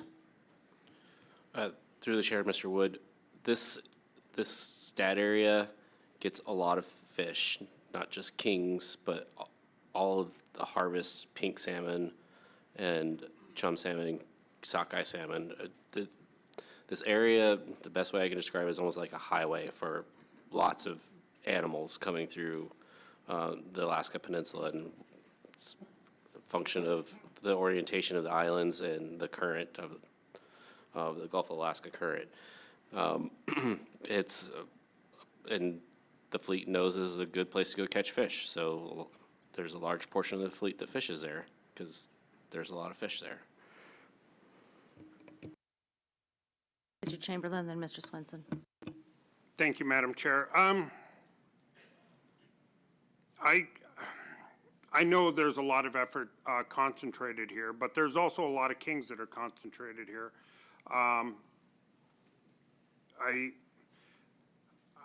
I don't like the idea of decreasing efficiency for the sake of decreasing efficiency or to even slow this down, but I think one of the things this would do is make the fleet more cognizant of when they are catching kings.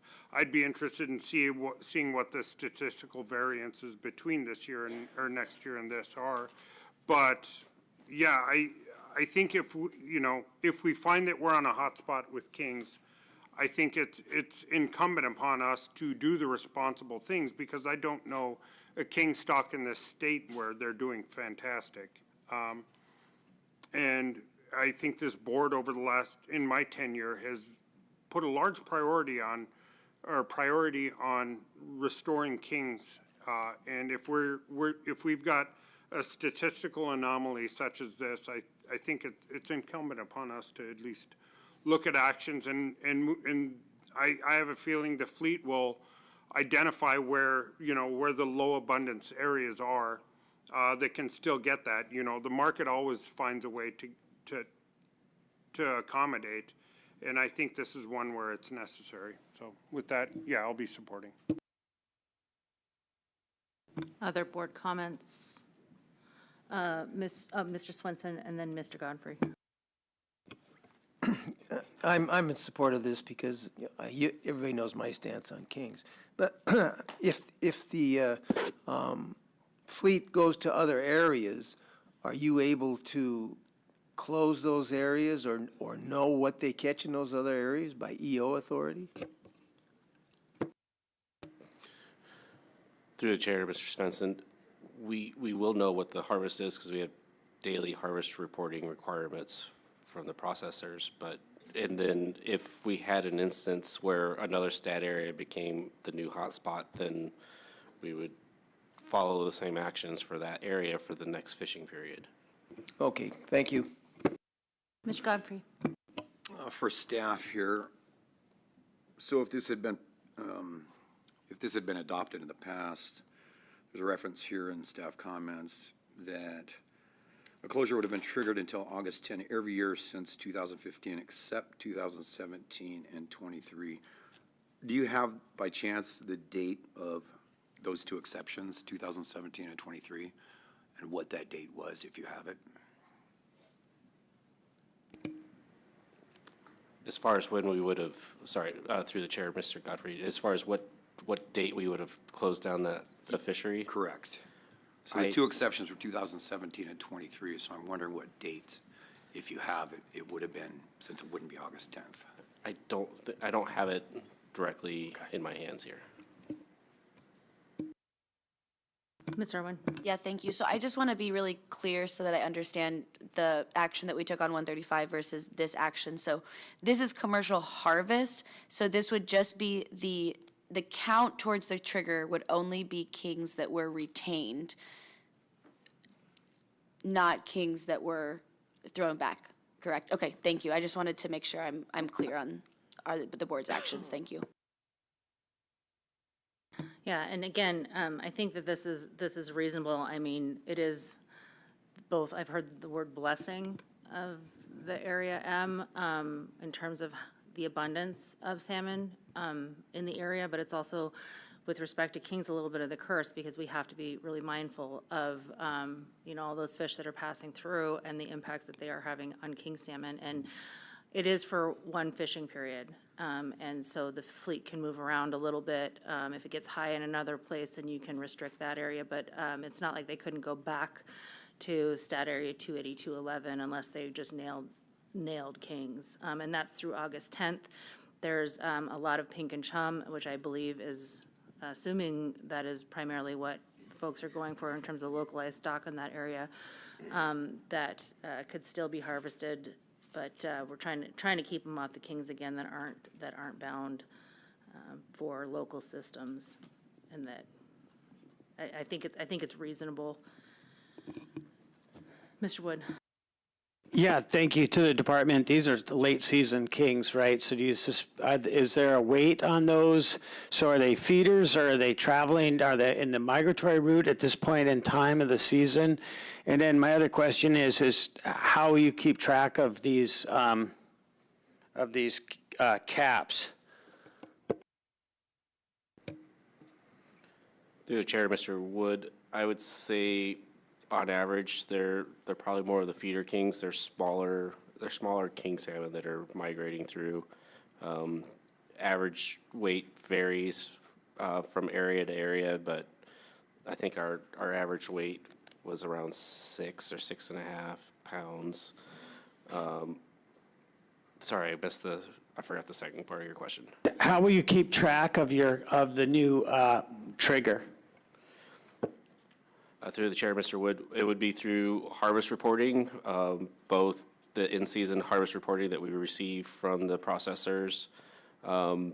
We would adjust probably what we require as far as reporting. We generally have a broader reporting groups when we're doing in-season harvest, but we will also have fish ticket information through e-landings. We can sometimes peek at those before we actually get physical copies of fish tickets. Not always, and whether or not it's in a timely enough manner for fish tickets is different, but we would certainly be on the processors inquiring about specific areas if we see problems. Thanks. Mr. Carpenter. Thank you, Madam Chair. Approval of this proposal not expect to result in additional direct cost for a private person to participate in the fishery, and approval of this proposal not expect to result in additional cost to the department, and I'd call the question. Question's been called. Errors and omissions.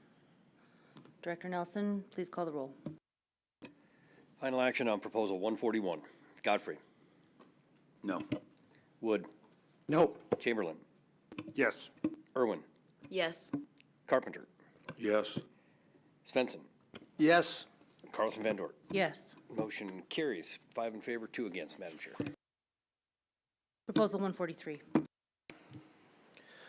Proposal 143, 5AAC 09.366, Post-June Salmon Management Plan for the South Alaska Peninsula. Move to adopt. Second. Staff comments, please.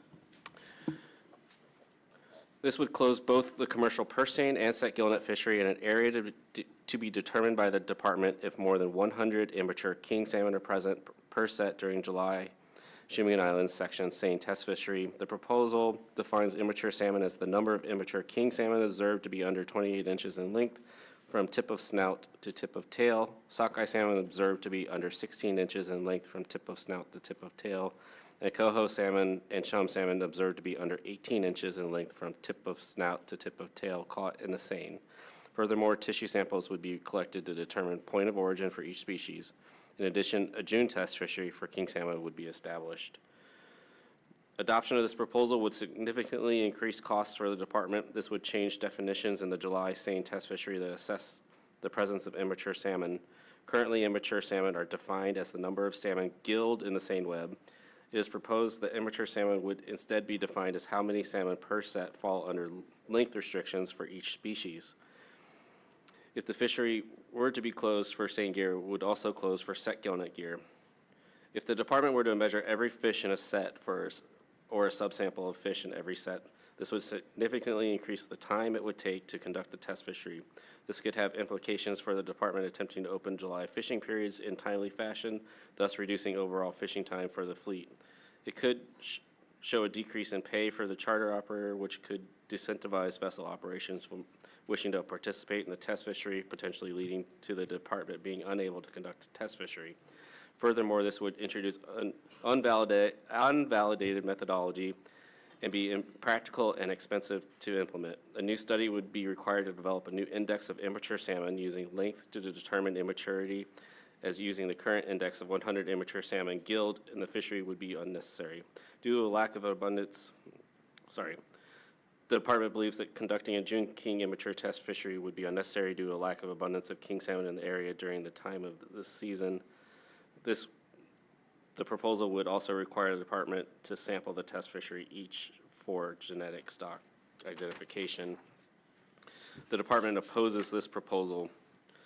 The department does not have the board does not have administrative or fiscal authority and does not have the authority to direct the department to expend funds or create a new program. The adoption of this proposal would reduce the department's ability to effectively execute the July test fishery and apply test fishery results in a timely manner. The department understands the complexities of determining maturity status by species in a test fishery, and there's no available information that suggests these size thresholds are appropriate.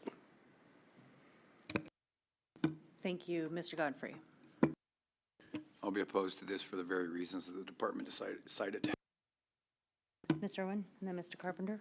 Yeah, thank you, Madam Chair. I think I'm going to have to agree with Member Godfrey on this simply for the purpose of the department's comments and the board's authority being outside of that. However, I'd like to just speak to the proposal itself a little bit. I really appreciate the author's intent of looking at these immature kings. I think it's important for us to continue developing ways to gather data, especially on ASL data, and recognizing how not only quantity of escapement, but quality of escapement is integral to understanding how these stocks are going to be coming back, and how they're doing.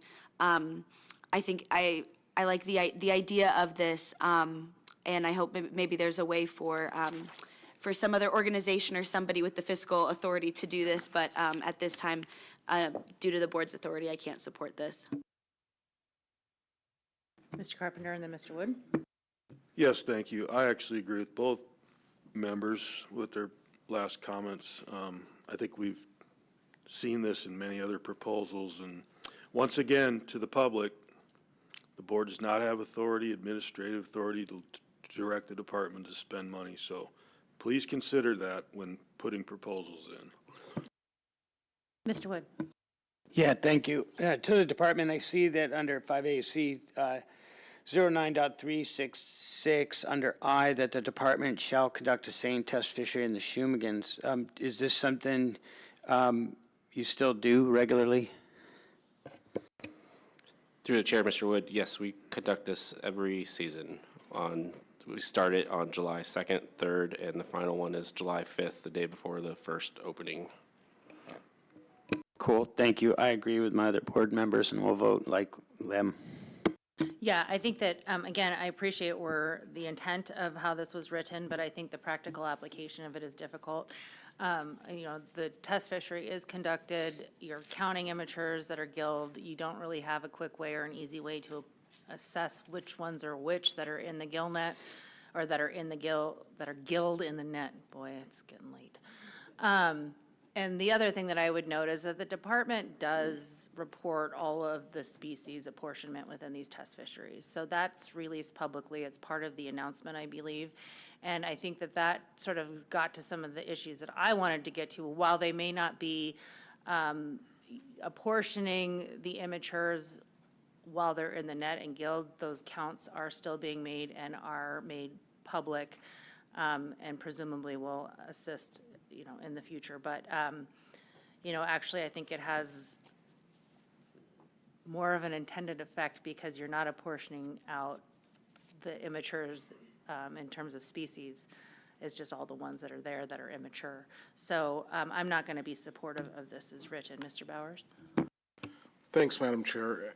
And I just wanted to point out that, this test fishery was initiated by the department prior to any regulations related to the test fishery being adopted by the board. So, it was an issue that the department was concerned about. So we initiated the test fishery to assess the presence of immature salmon in the area. And so while the board has adopted regulations related to this test fishery, it was something that was ongoing and that the department believes was important. So that kind of relates to the authority question that came up earlier. Thanks. Thank you, Mr. Bauer. Mr. Carpenter? Thank you, Madam Chair. Approval of this proposal is not expected to result in additional direct cost for a private person to participate in the fishery, and approval of this proposal would result in a significant direct cost for the department. I call the question. Question's been called. Errors and omissions. Seeing none, Director Nelson, call the roll, please. Final action on proposal 143. Carlson Van Dorn. No. Carpenter. No. Wood. Nope. Godfrey. No. Svensson. No. Chamberlain. No. Irwin. No. Motion fails 0-7. Madam Chair. Thank you. That concludes deliberations on Group 3. Let's take a 15-minute break and begin with deliberations on Group 4, North Alaska Peninsula Salmon.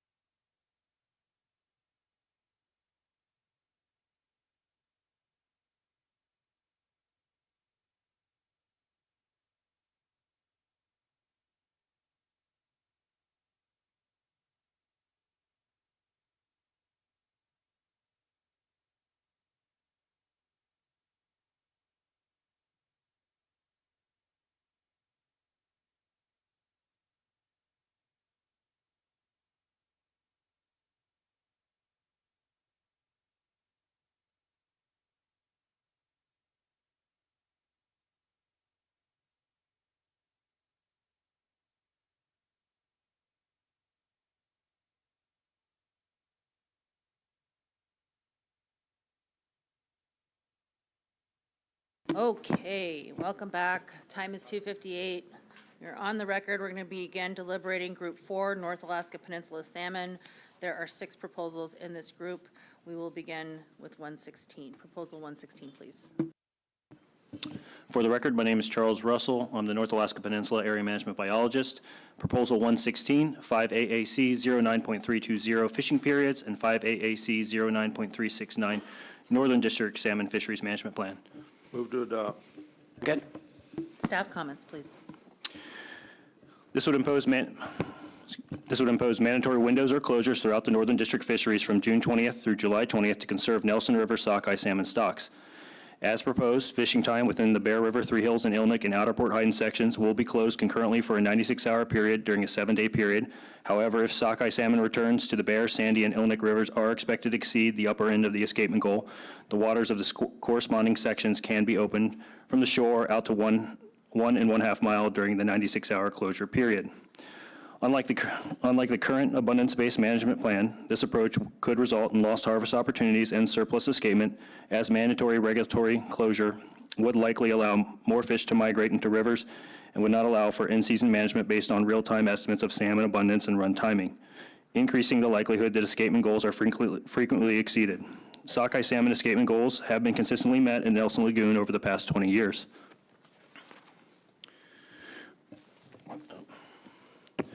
The department opposes mandatory windows in the existing abundance-based management plan since surplus escapement would likely occur. The department currently provides harvest opportunities on surplus fish and ensures escapement goals are met. The department is neutral on the allocative aspects of this proposal. Mr. Carpenter, and then Mr. Wood. Thank you, Madam Chair. Thanks, Charlie. We've talked about the escapement levels in Nelson Lagoon, so I don't know that we need to reiterate that all that much. Needless to say, they've been very good for a long time. And I know you've only been out in the peninsula for a couple years now, but if you could just kind of explain the last 2-3 years, how much opportunity Nelson Lagoon has been provided, in regards to fishing time, how many days a week, et cetera. Through the chair, Mr. Carpenter. The last 3 years have been good in the Nelson Lagoon section. Typically, the season starts out on a schedule, 3 or 4 days a week. Early on, there's a low participation level over there, so we're not too concerned about the harvest power, so we can stay on that schedule early on. As we move into June, we will EO and allow more opportunity as escapement numbers improve at the weir. The last few years, we've been able to open up to continuous fishing by the end of June, the last 3 years. And I'll have to look up specific dates for those years if you'd like, but it's been towards the end of June. Okay, no, I think that's a broad perspective, and I just wanted to kind of put that on the record, so that's all I have for now. Mr. Wood. Yeah, thank you. So there's a lot of literature on this submitted. So in trying to read it all, I'm trying to understand, like, if between the escapement goals and all these different rivers, if there's a concern with any of those being met. And is there a pattern of how the fish come in, that somehow they're maybe going to Outer Port Huyden and getting caught before they might come back to Nelson Lagoon? Like, I'm just trying to understand what the need for this proposal is. Like, what am I missing here? Through the chair, Mr. Wood.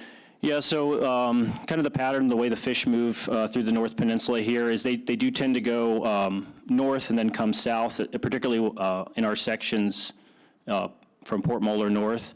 We tend to see, the Bear River, Sandy, the Ilnik stocks, they kind of take a turn there near Outer Port Huyden, Ilnik, and then start working their way down the beach. There is a little bit of Nelson in that component as well, based off the wassup stock composition. But Nelson fish also tend to they appear to come in from a different direction as well, maybe more directly off the beach. At least that's what it seems like the last few years. So. And are you comfortable with the escapements as they are? Or I think the argument that I'm reading in this paperwork is that perhaps the escapements would be higher if it weren't for so much fishing activity, therefore the reason for these windows or closures. Is there any validity to that? No, so the North Alaska Peninsula salmon fisheries they're managed based off abundance, and that's our primary objective in season, is to make sure we're achieving those escapement goals and providing escapement throughout the run. And so the area is based on the weir counts and aerial surveys. So we do, we'll make adjustments in season throughout these sections as needed to make sure we're getting escapement back to all these systems. And the escapements the last few years have been within the goals. Thank you. Other board discussion? Ms. Irwin? Yeah, thank you, Madam Chair. I want to thank the proposers for being here and speaking on this during Committee of the Whole Group 4. I have some notes that they're, hopefully then Bear River will have more fish. And as I'm looking at the runs, it's both the early and late on the Bear River, as well as the Ilnik and the Nelson, are meeting their escapement goals. And I'm grateful for the local community being concerned about the conservation of their stocks. However, to me, this seems like an over restriction without a lot of validity and numbers behind why we're going to do that. So I don't think I'll be supporting this proposal. Any other board discussion? Mr. Carpenter? Thank you, Madam Chair. Approval of this proposal is not expected to result in additional direct cost for a private person to participate in the fishery, and approval of this proposal is not expected to result in additional cost to the department. I'd call the question. Question's been called. Errors and omissions? Seeing none. Director Nelson, call the roll, please. Final action on proposal 116. Irwin. No. Chamberlain. No. Godfrey. No. Svensson. No. Wood. No. Carlson Van Dorp. No. Carpenter. No. Motion fails 0-7. Madam Chair. Proposal number 113.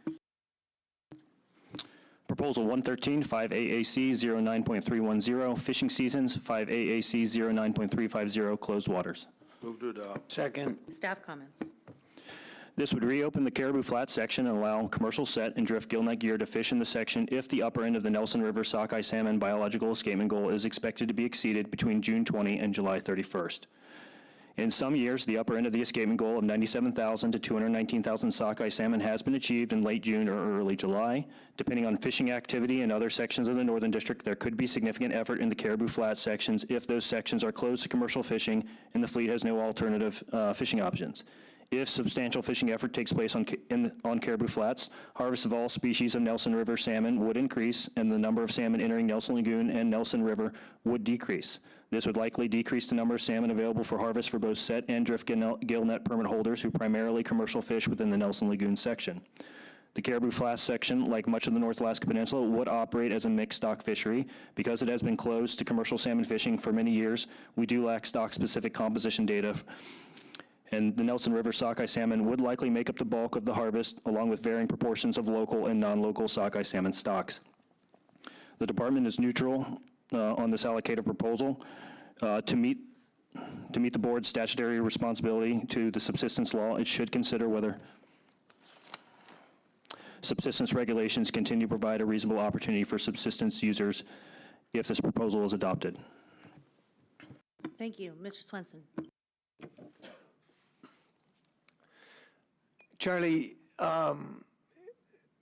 if you allow the fishermen into the Caribou Flats, obviously they're going to catch, if it's above the mid, higher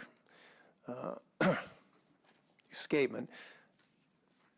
If you don't allow that, how could that affect in the future that run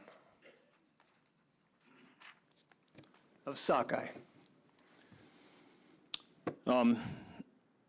Yeah, it's so, the over the last 20 years or so, we have seen a cyclic pattern in Nelson Lagoon of over escapement and then down to a lower period of productivity.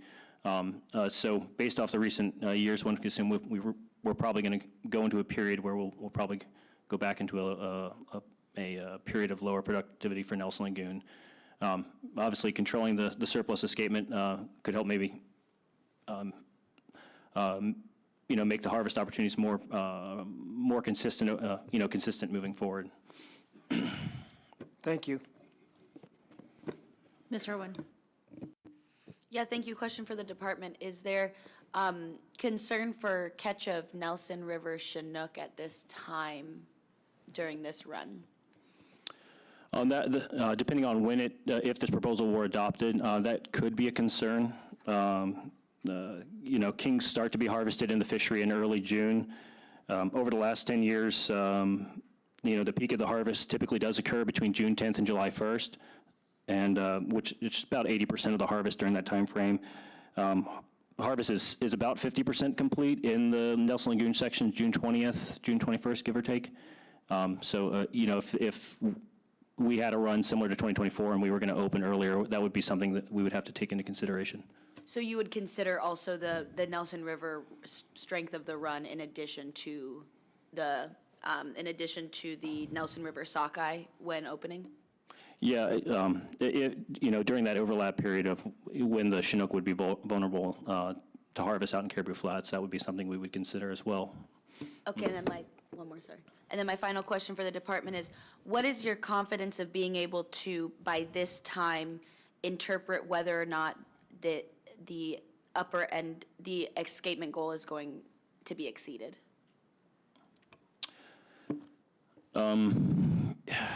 Let's see here. It kind of depend on the run, what we're seeing for escapement and harvest in the lagoon. The last couple, I went back and looked at the last 10 years, just kind of trying to get a feel of if this had been in effect when I would have potentially had the opportunity to open Caribou Flats. And the last 2 years, it would have been right around July 1st is when we would have been considering an opener. There was from 2018 to 2022, there would have been no opener in the Caribou Flats, and then 2015 through 2017, the opener probably would have been around July 10th to July 15th, somewhere in that range. And again, it would depend on king salmon escapement as well as potentially other local stocks. Thank you. Mr. Swenson and Mr. Wood?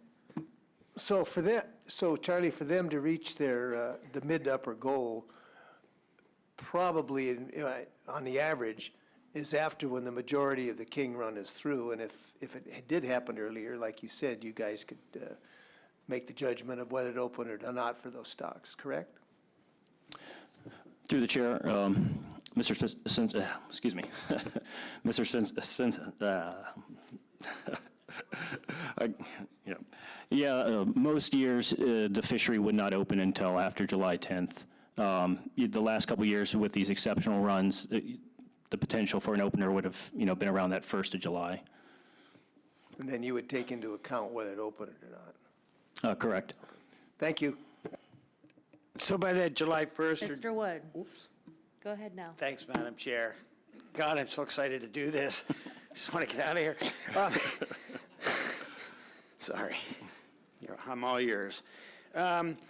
So by July 1st or July 10th, you could be pretty certain that the Chinook run has passed through. You will have met escapement, and there's been plenty of harvest opportunity for Nelson Lagoon fishermen. I can kind of give you the last 10-year average there. Usually about 50% of our harvest in the Nelson Lagoon sockeye fishery is around July 8th, July 9th in the lagoon. So the peak of the harvest inside Nelson Lagoon occurs during that July 1st to July 15th period. The majority of the harvest that Nelson Lagoon typically, if it was to open after July 10th, they would have had their traditional amount of harvest opportunity. King Passage? There'd be a little concern of king passage after July 10th. There wouldn't be much concern after July 10th? Yeah, after July 10th. Copy, yeah. Yep. Okay, thank you. Mr. Carpenter? Thank you. Thanks, Charlie, for all that. So I guess my first question is, I guess it's probably not even a question at this point. I see no sustainability issues with the sockeye into this system, quite frankly, nor the king sustainability in this system, which is great. I mean, we can't say that in a lot of places around the state. I think that the way the proposal is written, I mean, there has to be a pretty lofty goal here for the department to even think about doing this, and a lot of times that it probably wouldn't. But when I think about the escapements that have happened over 50 years, and I think about the escapements that have happened recently that were quite excessive, I personally don't think there's the harvesting power in Nelson Lagoon. I've thought that for a long time. And I think that adapting to having multiple pieces of gear, like most other people do around the state, for fish sizes, I think that's probably an important part of that. But I think, and so the only way that you can really control this escapement is by providing some opportunity outside of the bay. And I think this is a great option for the department. Probably won't be used very much.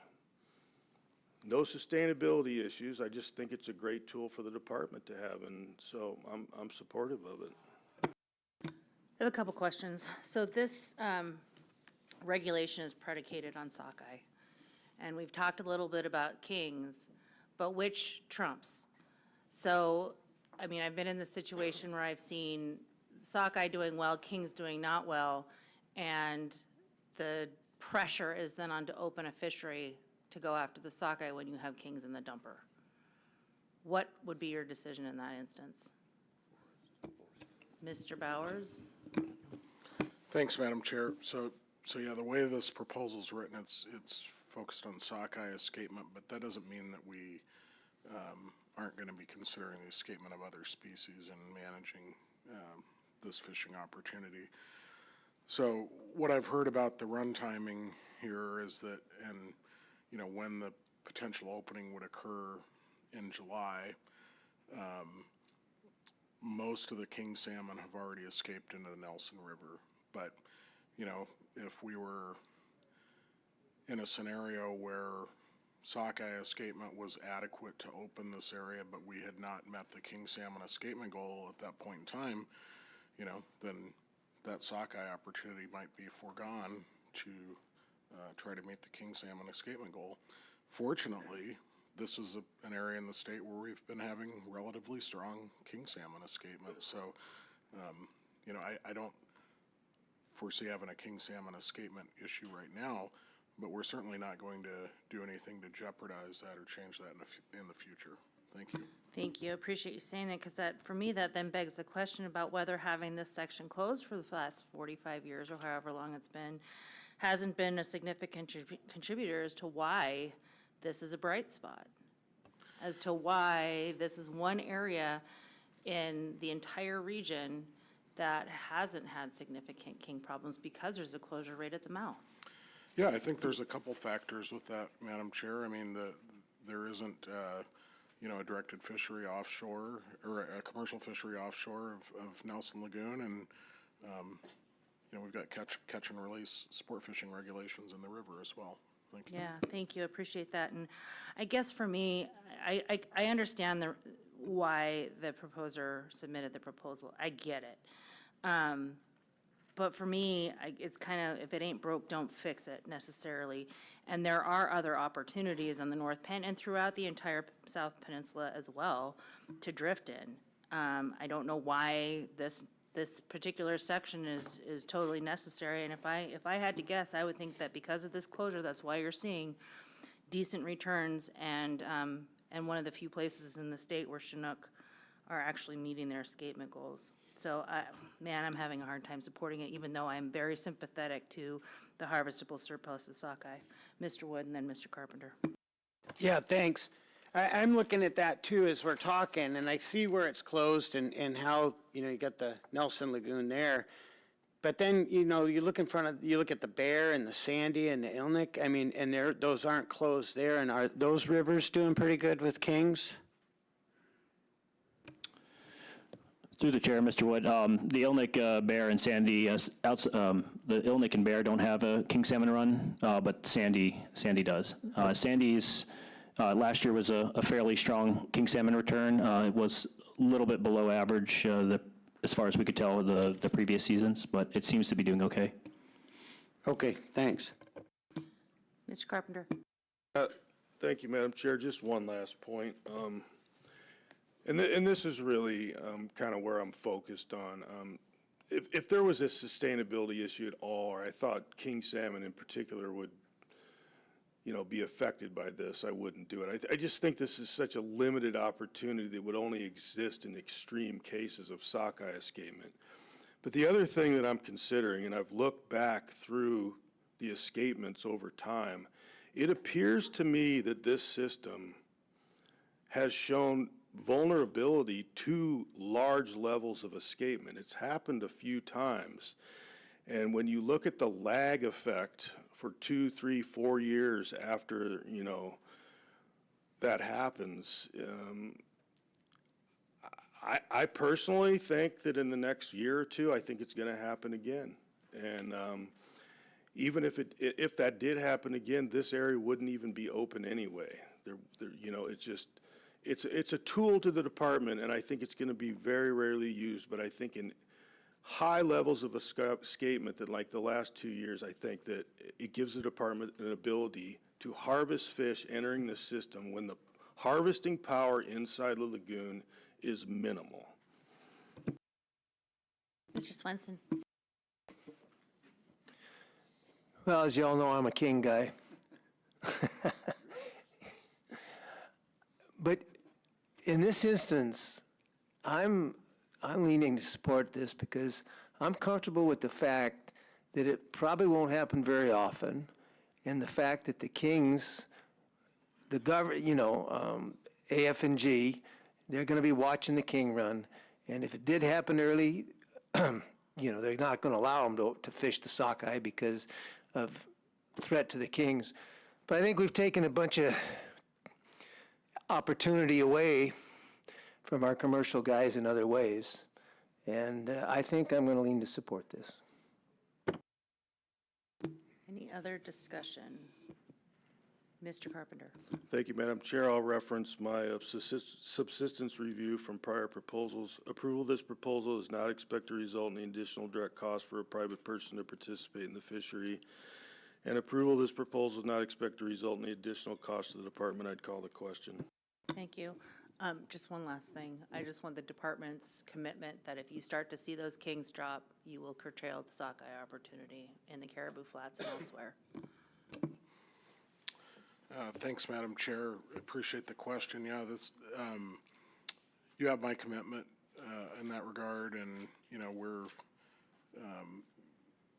I like to point to the North Peninsula Chinook stocks as, you know, an example of a place where we're, you know, consistently meeting escapement and providing opportunity. So I don't want to see that jeopardized. Okay, question's been called. Errors and omissions. Director Nelson, please call the roll. Final action on proposal 113. Chamberlain. Yes. Carlson Van Dort. No. Irwin.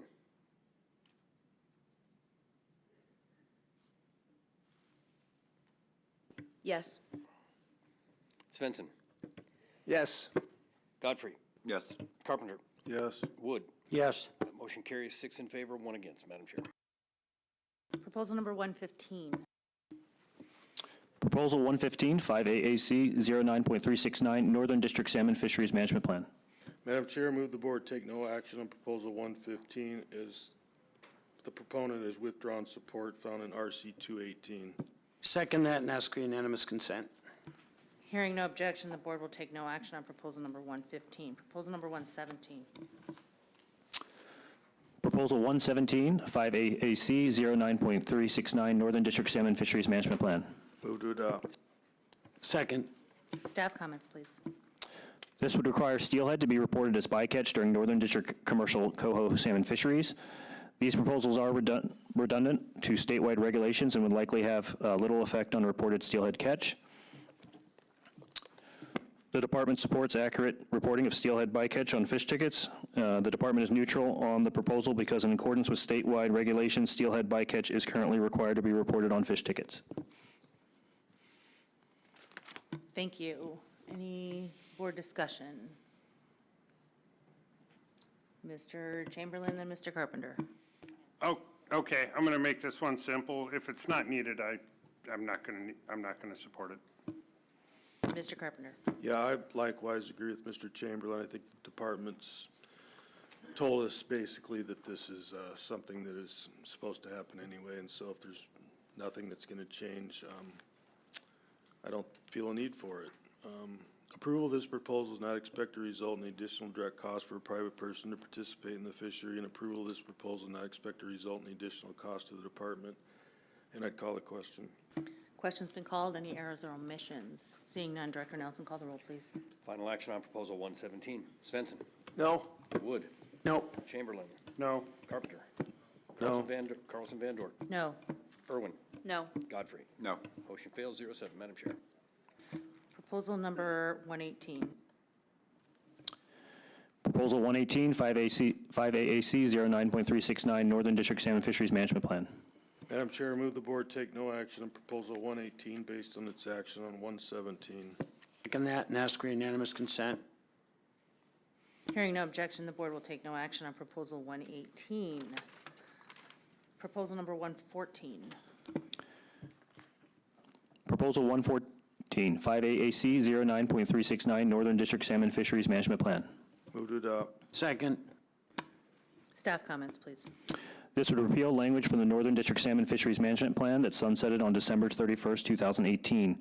No impact to current management. The language sunsetted on December 31st, 2018 is no longer in use. The department supports this proposal. Thank you, Mr. Swenson. I would support this. It looks to me like a housekeeping measure. Thank you. Other board discussion. Mr. Wood. I'm in agreement with Member Swenson. Mr. Carpenter. Yeah, I would also agree with the comments of my fellow board members.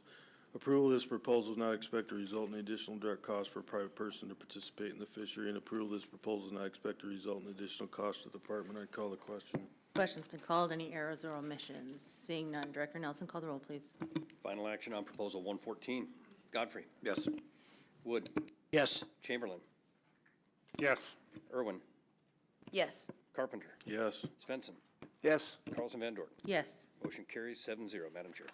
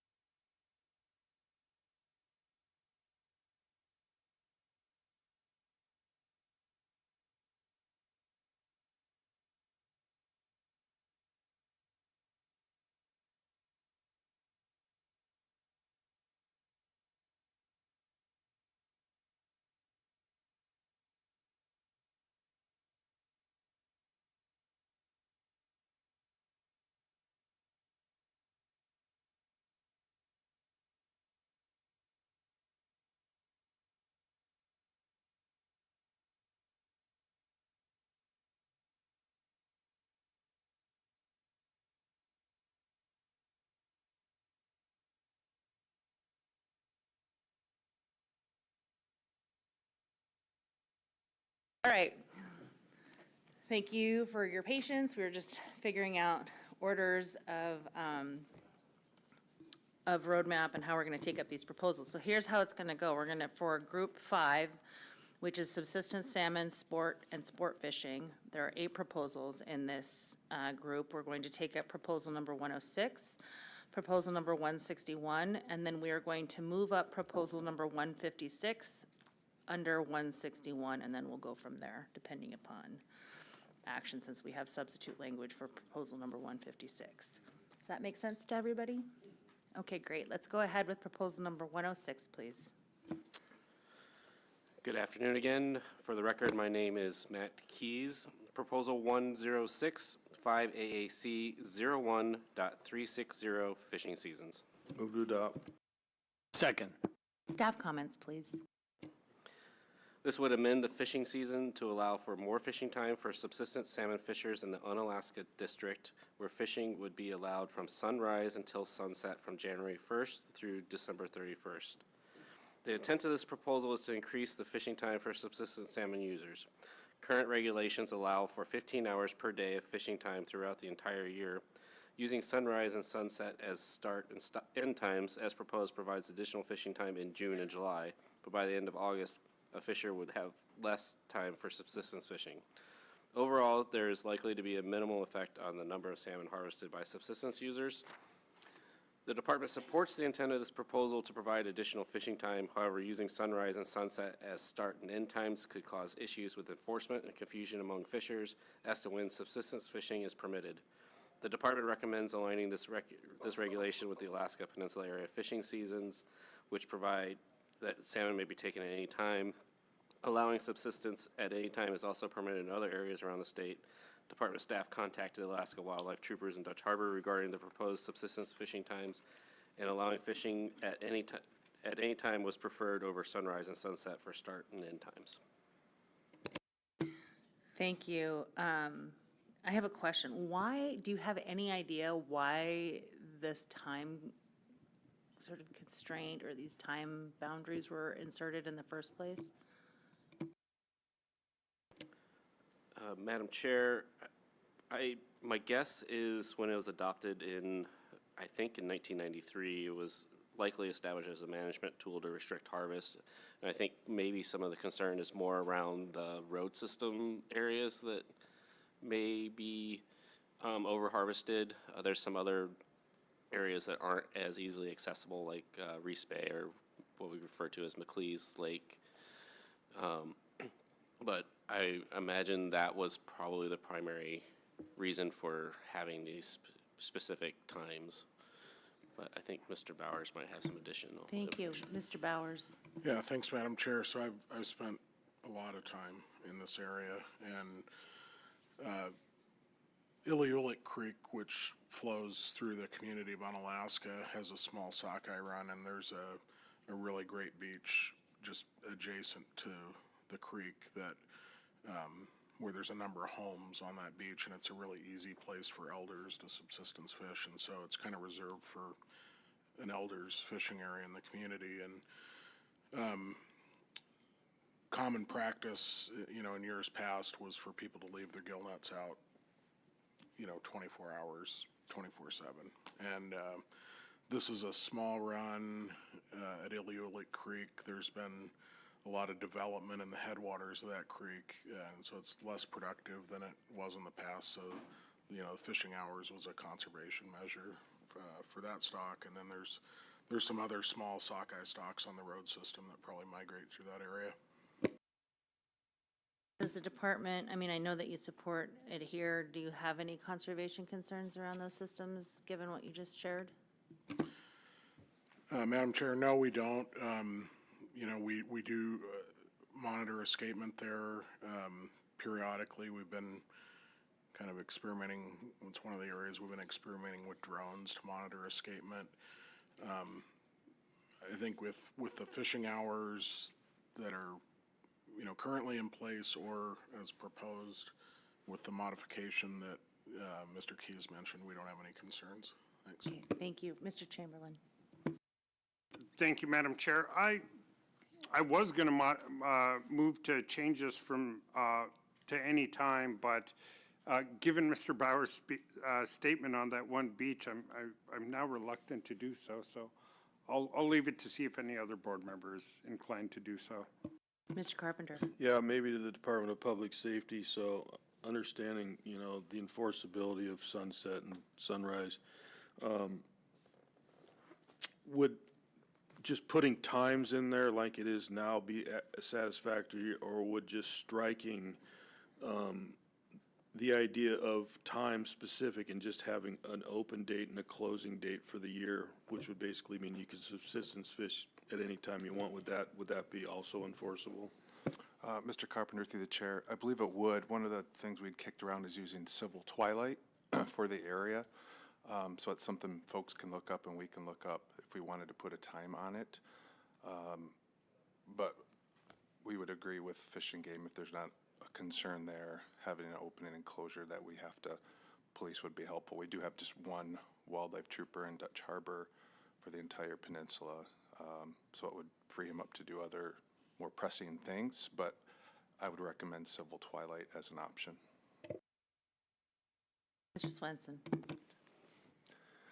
Well, I'm not sure what civil twilight is, but I know I can, on a phone or a newspaper or all kinds of things, easy to find sunrise and sunset. I've run into this stuff in the past where you get at certain times, not in Alaska, but other places, where it's very difficult then, they're allowing this, but now what does this time mean? But sunrise and sunset, it's pretty easy to find that somewhere. I can also go along with just leaving it open, but I don't understand why you would go to civil twilight or whatever you called it. I've never heard of that. Mr. DeGraff.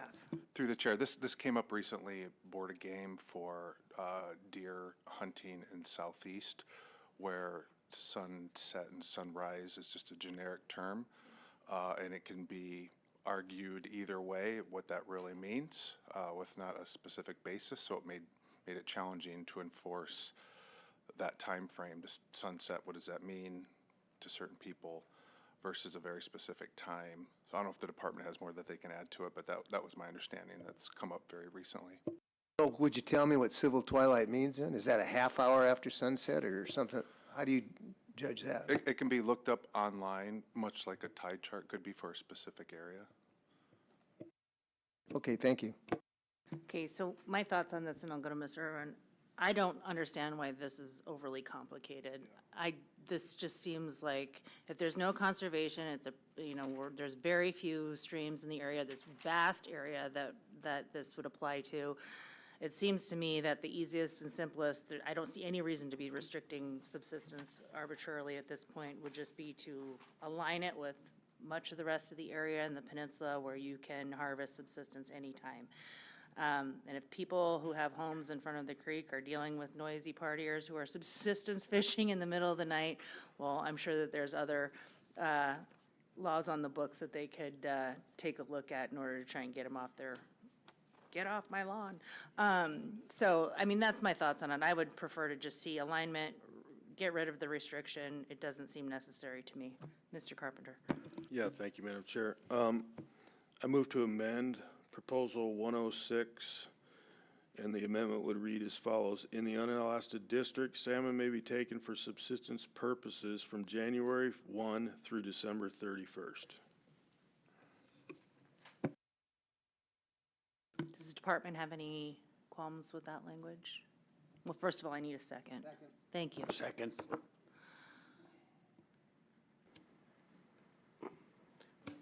Madam Chair, we don't have any concerns with that language. Thank you very much.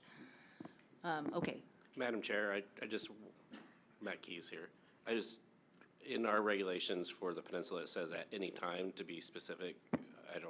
I guess the date range works too, but I know within our subsistence regulations, it says from January 1 to December 31st at any time, if we want to be consistent with that regulation. I think that's appropriate to just contain that in the amendment verbally to make it very consistent with the regulation. And so I have a motion, I have a second. Is there any objection? Do we want to do unanimous consent? And I'm asking for unanimous consent. Hearing no objection, Proposal 106 is amended. We now have the amended version in front of us. Is there any other board discussion? Ms. Irwin, did you have something? Oh, thank you, Madam Chair. Yeah, I'll just say that since the department has shown no conservation concern, it sounds like this is a small fishery. Providing more opportunity for subsistence is always good, so I'll be supporting the proposal. And thank you, Mr. Carpenter, for the substitute language. Mr. Carpenter. Thank you, Madam Chair. I'll reference my subsistence review from prior proposals. Approval of this proposal is not expected to result in any additional cost for a private person to participate in the fishery, and approval of this proposal is not expected to result in any additional cost to the department. I call the question. Question's been called. Errors or omissions? Seeing none, Director Nelson, call the roll. Final action on Proposal 106 as amended. Chamberlain. Yes. Carlson Van Dorn. Yes. Irwin. Yes. Svensson. Yes. Godfrey. Yes. Carpenter. Yes. Wood. Yes. Motion carries 7-0, Madam Chair. Proposal number 161. Madam Chair, Tyler Pollum, for the record, I'm the area sport fish biologist, and I have with me Jay Baumer, the regional management coordinator for sport fisheries. Proposal 161, 5 AAC 65, new section. Move to adopt. Second. Staff comments, please. Thank you, Madam Chair. Proposal 161 would establish a management plan for Bering Sea drainages in the Alaska Peninsula and Aleutian Islands area that support king salmon populations and have active associated fisheries. It specifies that drainages that have king salmon runs are Bering Sea drainages and do not currently have a management plan for sport, subsistence, or personal use fisheries. Practically speaking, this is all the drainages of the North Alaska Peninsula, and it covers sport fishing regulations currently. There's no sport fishing management plans in place at this present in this area, but there are special regulations for specific drainages such as Bear, King Salmon, Sandy, Nelson. There's no personal use fisheries in this area as is a subsistence area, and subsistence is managed under separate regulatory structure. Alaska Peninsula King Salmon bag limits as for the whole area also apply to the Chignik River. However, this is a Gulf of Alaska King Salmon run and not currently, and would not be covered under the intent of this management plan. But was previously covered under actions taken by the Board of Fish for the Chignik River King Salmon Action Plan. The proposal doesn't outline specific objectives to accomplish, but would likely encompass all of the North Alaska Peninsula drainages in a single set of regulations, and could include elements of all the other sport fishing proposals coming before the board at this meeting. The department's unable to support a prescriptive management approach because current stock assessment, monitoring tools, and management capacity are insufficient to inform such a plan. And creating new king salmon management plan for the drainages described above might require the department and the board to comprehensively evaluate current sport, commercial, and subsistence fisheries and develop regulations, bag and possession, and annual limits, and possibly develop new escapement goals for many of these systems. Stock status and population estimates may need to be performed to inform the process, but the department is neutral on the allocative aspects of this proposal. Thank you. For discussion, Mr. Carpenter. And then Thank Mr. you. Wood. I'm not going to get on my soapbox like I did in Bristol Bay, but to the public, these are very extensive management plans have to be developed over a period of time. And so I suggest that if you would like to put a proposal in like this, that you would bring very clear language within the proposal and work with the department to bring something to the board that we could actually do. There's no way that we could pass this in theory right now. So please take that into consideration. And there's a fair amount of cost associated with doing this too, which, you know, is a little bit beyond the board's purview. So, I mean, for those reasons alone, I can't support it. There's a little soapbox. Just kidding. Mr. Wood. Thank you. I can understand why people would like to have a plan, probably for every river that we have, a management plan. It's kind of tough. And out here, a little further away, I know it could get some, harder, use from remote lodges and stuff like that may require this, but I don't know, in this case, I'm not into it, and there's a lot we're asking of the department that have higher priorities, so I'm not voting for it. Ms. Irwin. Yeah, thank you, Madam Chair. I agree, and I want to thank the proposer. I know that this proposer was up and participating in committee of the whole a lot at Bristol Bay, and I understand the intention and the desire to have plans in place for our king salmon stocks right now, but this is it's too vague at this time, but I encourage the continuation of it coming back, and maybe it'll be a little bit more specific next time. Mr. Carpenter. Thank you, Madam Chair. I'll reference my subsistence review from prior proposals. Approval of this proposal is not expected to result in additional direct cost for a private person to participate in the fishery. The approval of this proposal may result in additional cost to the department. I'd call the question. Question's been called, errors and omissions. Seeing none, Director Nelson, call the roll, please. Final action on proposal 161. Carpenter. No. Irwin. No. Godfrey. No. Carlson Van Dort. No. Wood. No. Svensson. No. Chamberlain. No. Motion fails, 0-7. Madam Chair. Proposal number 156. Thank you, Madam Chair. Proposal 156, 5AAC 65022, special provisions for bag possession and annual limits and methods and means in the Alaska Peninsula and Aleutian Islands area. Madam Chair, move the board adopt proposal 156 with substitute language found in 146. Second that and ask for unanimous consent. Hearing no objection, the board has before it the language in 146 in lieu of the original proposal. Staff comments, please. Madam Chair, Proposal 156 as amended by RC 146 would create two separate bag limits for Alaska residents and non-Alaska residents in all of the Bering Sea drainages of the Alaska Peninsula, which is the North Peninsula, essentially the same as the Northern District for commercial fisheries. Alaska residents would be allowed a bag and possession limit of 1 fish with an annual limit of 2 fish, and non-residents would not be allowed to retain king salmon, and it would be catch and release for non-residents. And kings must be caught, any king caught must be released immediately. It would retain the king salmon bag limit for fish less than 20 inches for jacks of 10 fish, which is currently in place in the Alaska Peninsula. And then it would restrict tackle to only unbaited single hook artificial lures or flies during the king salmon season from January 1st through July 25th. The only exception to this, so essentially this would replace the existing exceptions for King Salmon River, Bear River, Nelson River, and Sandy River. It would retain bait restrictions in the Sandy River year-round, as well as the exceptions for rainbow and steelhead trout in the Sandy River. Those would remain in place as they currently are. Thank you. Mr. Carpenter, would you like to speak to the language? Sure. Thank you, Madam Chair. I think that was laid out pretty well. Appreciate the department for doing that. You know, I like uniformity, and I think this is an area in the state, if you think of this many river systems over a very large swath of really easily accessible land, it's, I think it's clear to the public. It's much clearer to identify what the regulations are. I think some of these small stocks of king salmon, you know, they're sustainable, but we need to keep an eye on them, and I think that that's why providing opportunity to residents, if they were to seek to go out there to some of these remote places, I do think that, you know, we should provide that opportunity, and that was specific to the Nelson River. It's like, I kept thinking about what we did in Bristol Bay specific to the Nushagak, and we have a stock of concern there, and we allowed harvest on both sides. And then I look right down the peninsula, and here's the Nelson River that's meeting its escapement goal, and it's catch and release only, and it just did not make any sense to me. So this is kind of restrictive still. It's a 1 fish daily bag for Alaska residents, but it's an annual limit of 2.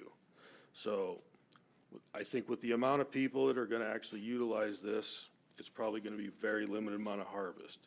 The other thing about this is there are a lot of lodges out there spread out across a big swath of land.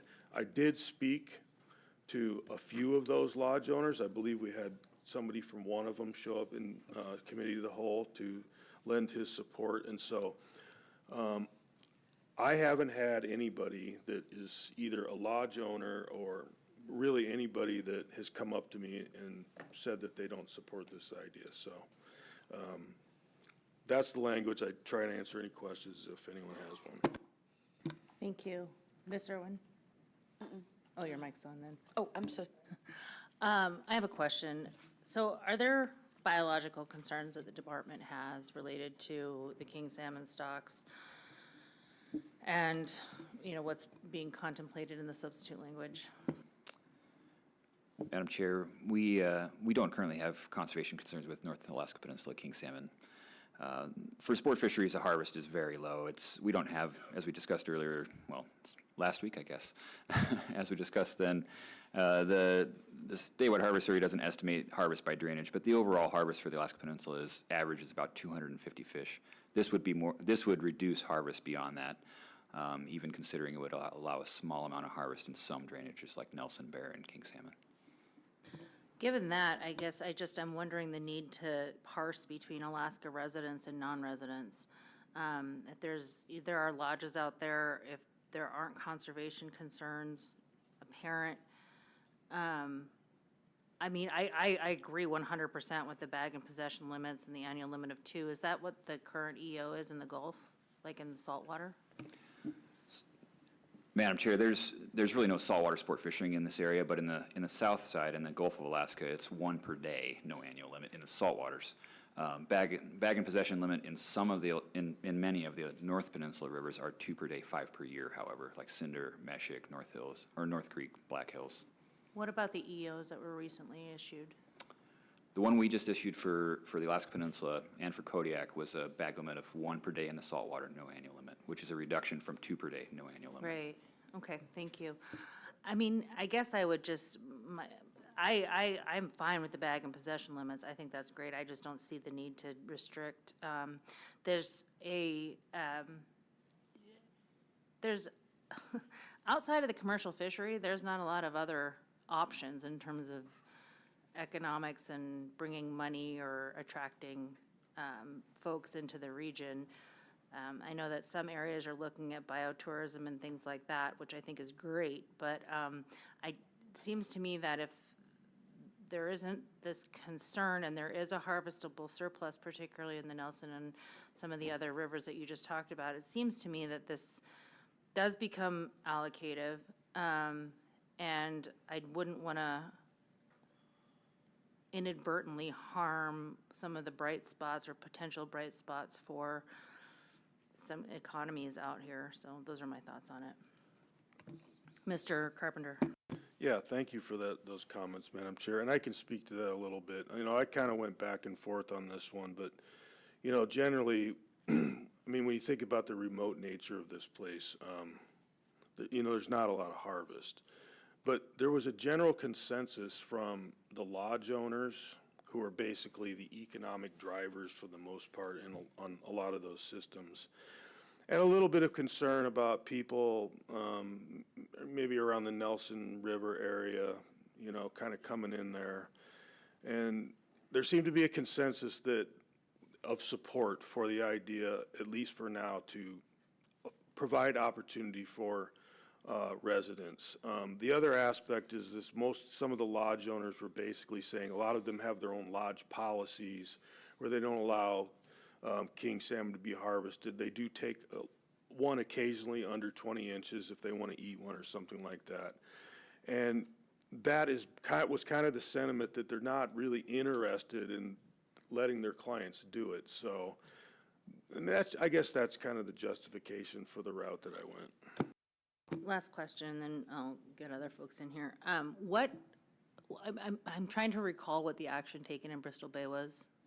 Did we reduce bag and possession limits or make specific bag and possession limits and identify between Alaskan residents and non-residents? No, Madam Chair. So what are the current regs in just the adjacent areas? Madam Chair, is there a particular drainage you're interested in? Or just north, north of the North Penn cutoff, I guess. So the Bristol Bay area and those areas, Ugashik, I guess, Egegik, Quayjack. Well, for the hold on one second, please. If memory serves on the Nushagak, I think we just did single hook, no bait, but kept it. I think it's 4 annually, only one maybe over 28 for both residents and non-residents. So as the RC is written, basically it is allocated between residents and non-residents for diversity of experience and not necessarily biological reasons. That is up to the board, to weigh in on, but we feel if it was, there is enough yield down there to do all fishers under the 2 annual. Yeah, I guess, I mean, I understand where Member Carpenter's coming from. I get it and I appreciate it and but again, I think the word was uniformity or consistency. It just strikes me as strange that we would allow that in a stock of concern and in other adjacent area rivers and then restrict down here where there's even less pressure or less interest. I don't know, I'm just trying to reconcile it. I'm open to other people's thoughts. Mr. Swenson. I know by EO, it was 1 king in the Kodiak and out there in the Salt, and I believe it was 0 for non-residents. Am I correct or not? Mr. Svensson, through the chair, Kodiak has a management plan for saltwater king salmon fisheries that does have a resident and non-resident differential, but the department doesn't have EO authority under that plan. It's only the board's authority to do that. For the EOs that we issued, those were for all anglers in the saltwaters only. All the other king salmon fisheries in the Gulf of Alaska in my area, so Chignik, Karlik, and Iakluik, have been closed in river for quite some time. Those are quite different, though. They're not, we could manage the North Peninsula streams by EO, but the conservation concerns are not there like they are for the Gulf of Alaska systems. Well, I was talking about the saltwater. Yeah. Isn't it 1 king by EO for residents a day, and non-residents could not keep a fish? Isn't that correct? Through the chair, no, it's one per day for all anglers in the saltwater for the Gulf of Alaska. Okay, thank you. Ms. Irwin. Yeah, thank you. Member Carpenter, I just have 2 questions for you. So on line 2 of this, the possession limit of 10 fish, just wondering if that's like in alignment with other areas or, where that number came from. And then for number 3, why the Sandy River is an exception. And the department can correct me if I'm wrong, yes. That's kind of a standard possession and size limit in lots of areas around the state, and so that's why it was included. And then I believe on number 3, there was specific language currently in regulation that dealt with the Sandy River specifically because it's a year-round regulation, and so that was just included to keep that particular river and the restrictions on that one in place. Yeah, Ms. Irwin, through the chair, Mr. Carpenter, those regulations are separate from the standard king salmon bag limit for fish over 20 inches. They're separate regulations, and they predate actions recently taken by the board in drainages like king salmon, Bear, and Nelson River. Okay, thank you for the clarification. All right. I'm just going to put this to bed, but I guess my preference would be I am all for most of the elements of this. I would prefer to see this with the Alaska residents struck and then 1B struck entirely, and then the rest of it looks good to me. But those are my thoughts. I just don't see the reason to differentiate. But that's where it is. Mr. Wood. Yeah, thank you. I'd say just being somewhat familiar with the idea that some of these lodges allow staff that are local to fly out to these places and have an opportunity just to go sport fishing or bring home something is a nice opportunity, and a lot of them don't want to take their clients along that are non-residents, so. Mr. Carpenter. Thank you, Madam Chair. Approval of this proposal does not expect to result in any additional direct cost for a private person to participate, and approval of this proposal does not expect to result in any additional cost to the department. I'd call the question. Question's been called. Errors and omissions. Seeing none. I'm assuming. I didn't even see a head shake that time. Director Nelson, please call the roll. Final action on proposal 156 as amended. Wood. Yes. Godfrey. No. Carlson Van Dort. Yes. Irwin. Yes. Chamberlain. Yes. Carpenter. Yes. Svensson. Yes. Motion carries 6 in favor, 1 against, Madam Chair. Proposal number 157. Thank you, Madam Chair. Proposal 157, 5AAC 65022, special provisions for bag possession and annual limits and methods and means in the Alaska Peninsula and Aleutian Islands area. Madam Chair, move the board take no action on Proposal 157 based on its action on Proposal 146. Second that and ask for unanimous consent. RC 146. RC 146. Hearing no objection, the board will take no action on Proposal 157. Proposal number 158. Proposal 158, 5AAC 65022, special provisions for bag possession and annual limits and methods and means in the Alaska Peninsula and Aleutian Islands area. Madam Chair, move the board take no action on Proposal 158 based on its action found in RC 146. Second that and ask for unanimous consent. Hearing no objection, the board will take no action on Proposal number 158. Proposal number 159. Proposal 159, 5AAC 65022, special provisions for bag possession and annual limits and methods and means in the Alaska Peninsula and Aleutian Islands area. Madam Chair, move the board take no action on Proposal 159 based on its actions on RC 146.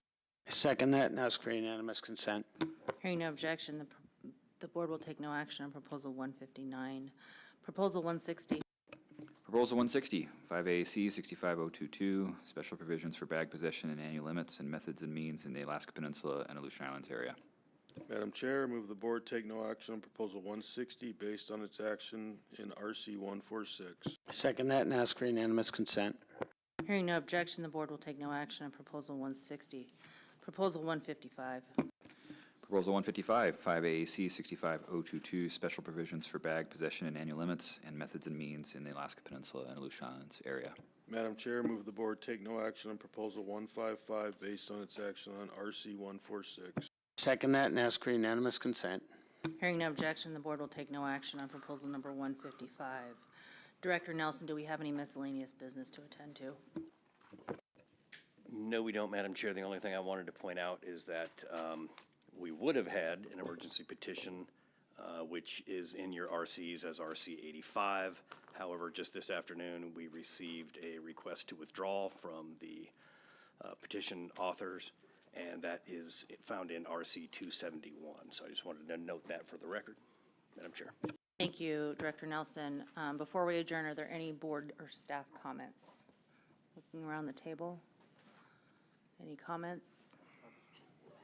Mr. Carpenter. I'll just make a quick one. I really appreciate the public, and I really appreciate, considering the nature of the meeting, and as far as people had to travel to come here, it was a very civil meeting, and I always appreciate that. And always to the staff, an excellent job at providing the board with information, and so thank you very much for that. Thank you. I remember Carpenter's comments. As always, I am appreciative. I'm in awe of the public and their knowledge, and that they're willing to come forward and participate and help inform the decisions around their fisheries, and the staff does a great job. I know that there was a prolific amount of RCs at this one, and I appreciate all the work, particularly with board support and helping to get those to us so that we could stay on track. Mr. Wood. Yeah, thank you. I too would also like to thank everybody over the years actually for helping better understand what's going on in these areas. And as always, especially the department staff, it gives me great insight. And thank you for making these microphones work and all of these RCs, you guys. Director Nelson, did you have a comment? Just wanted to thank my board staff that are here with us. Annie, in particular, you may have noticed that Sam Kirby tagged in for Kyle, who went home last night. And Natalie, thank you very much. Also, thank you to Layla, who's not here for this meeting, but being based in Anchorage, she was a huge behind-the-scenes help and support for this meeting. Thank you. All right, and thanks for putting in the long hours so we could get through all of the public testimony, the traditional knowledge. It was an informative meeting for sure. Without seeing any other comments, we are adjourned at 4:01 p.m.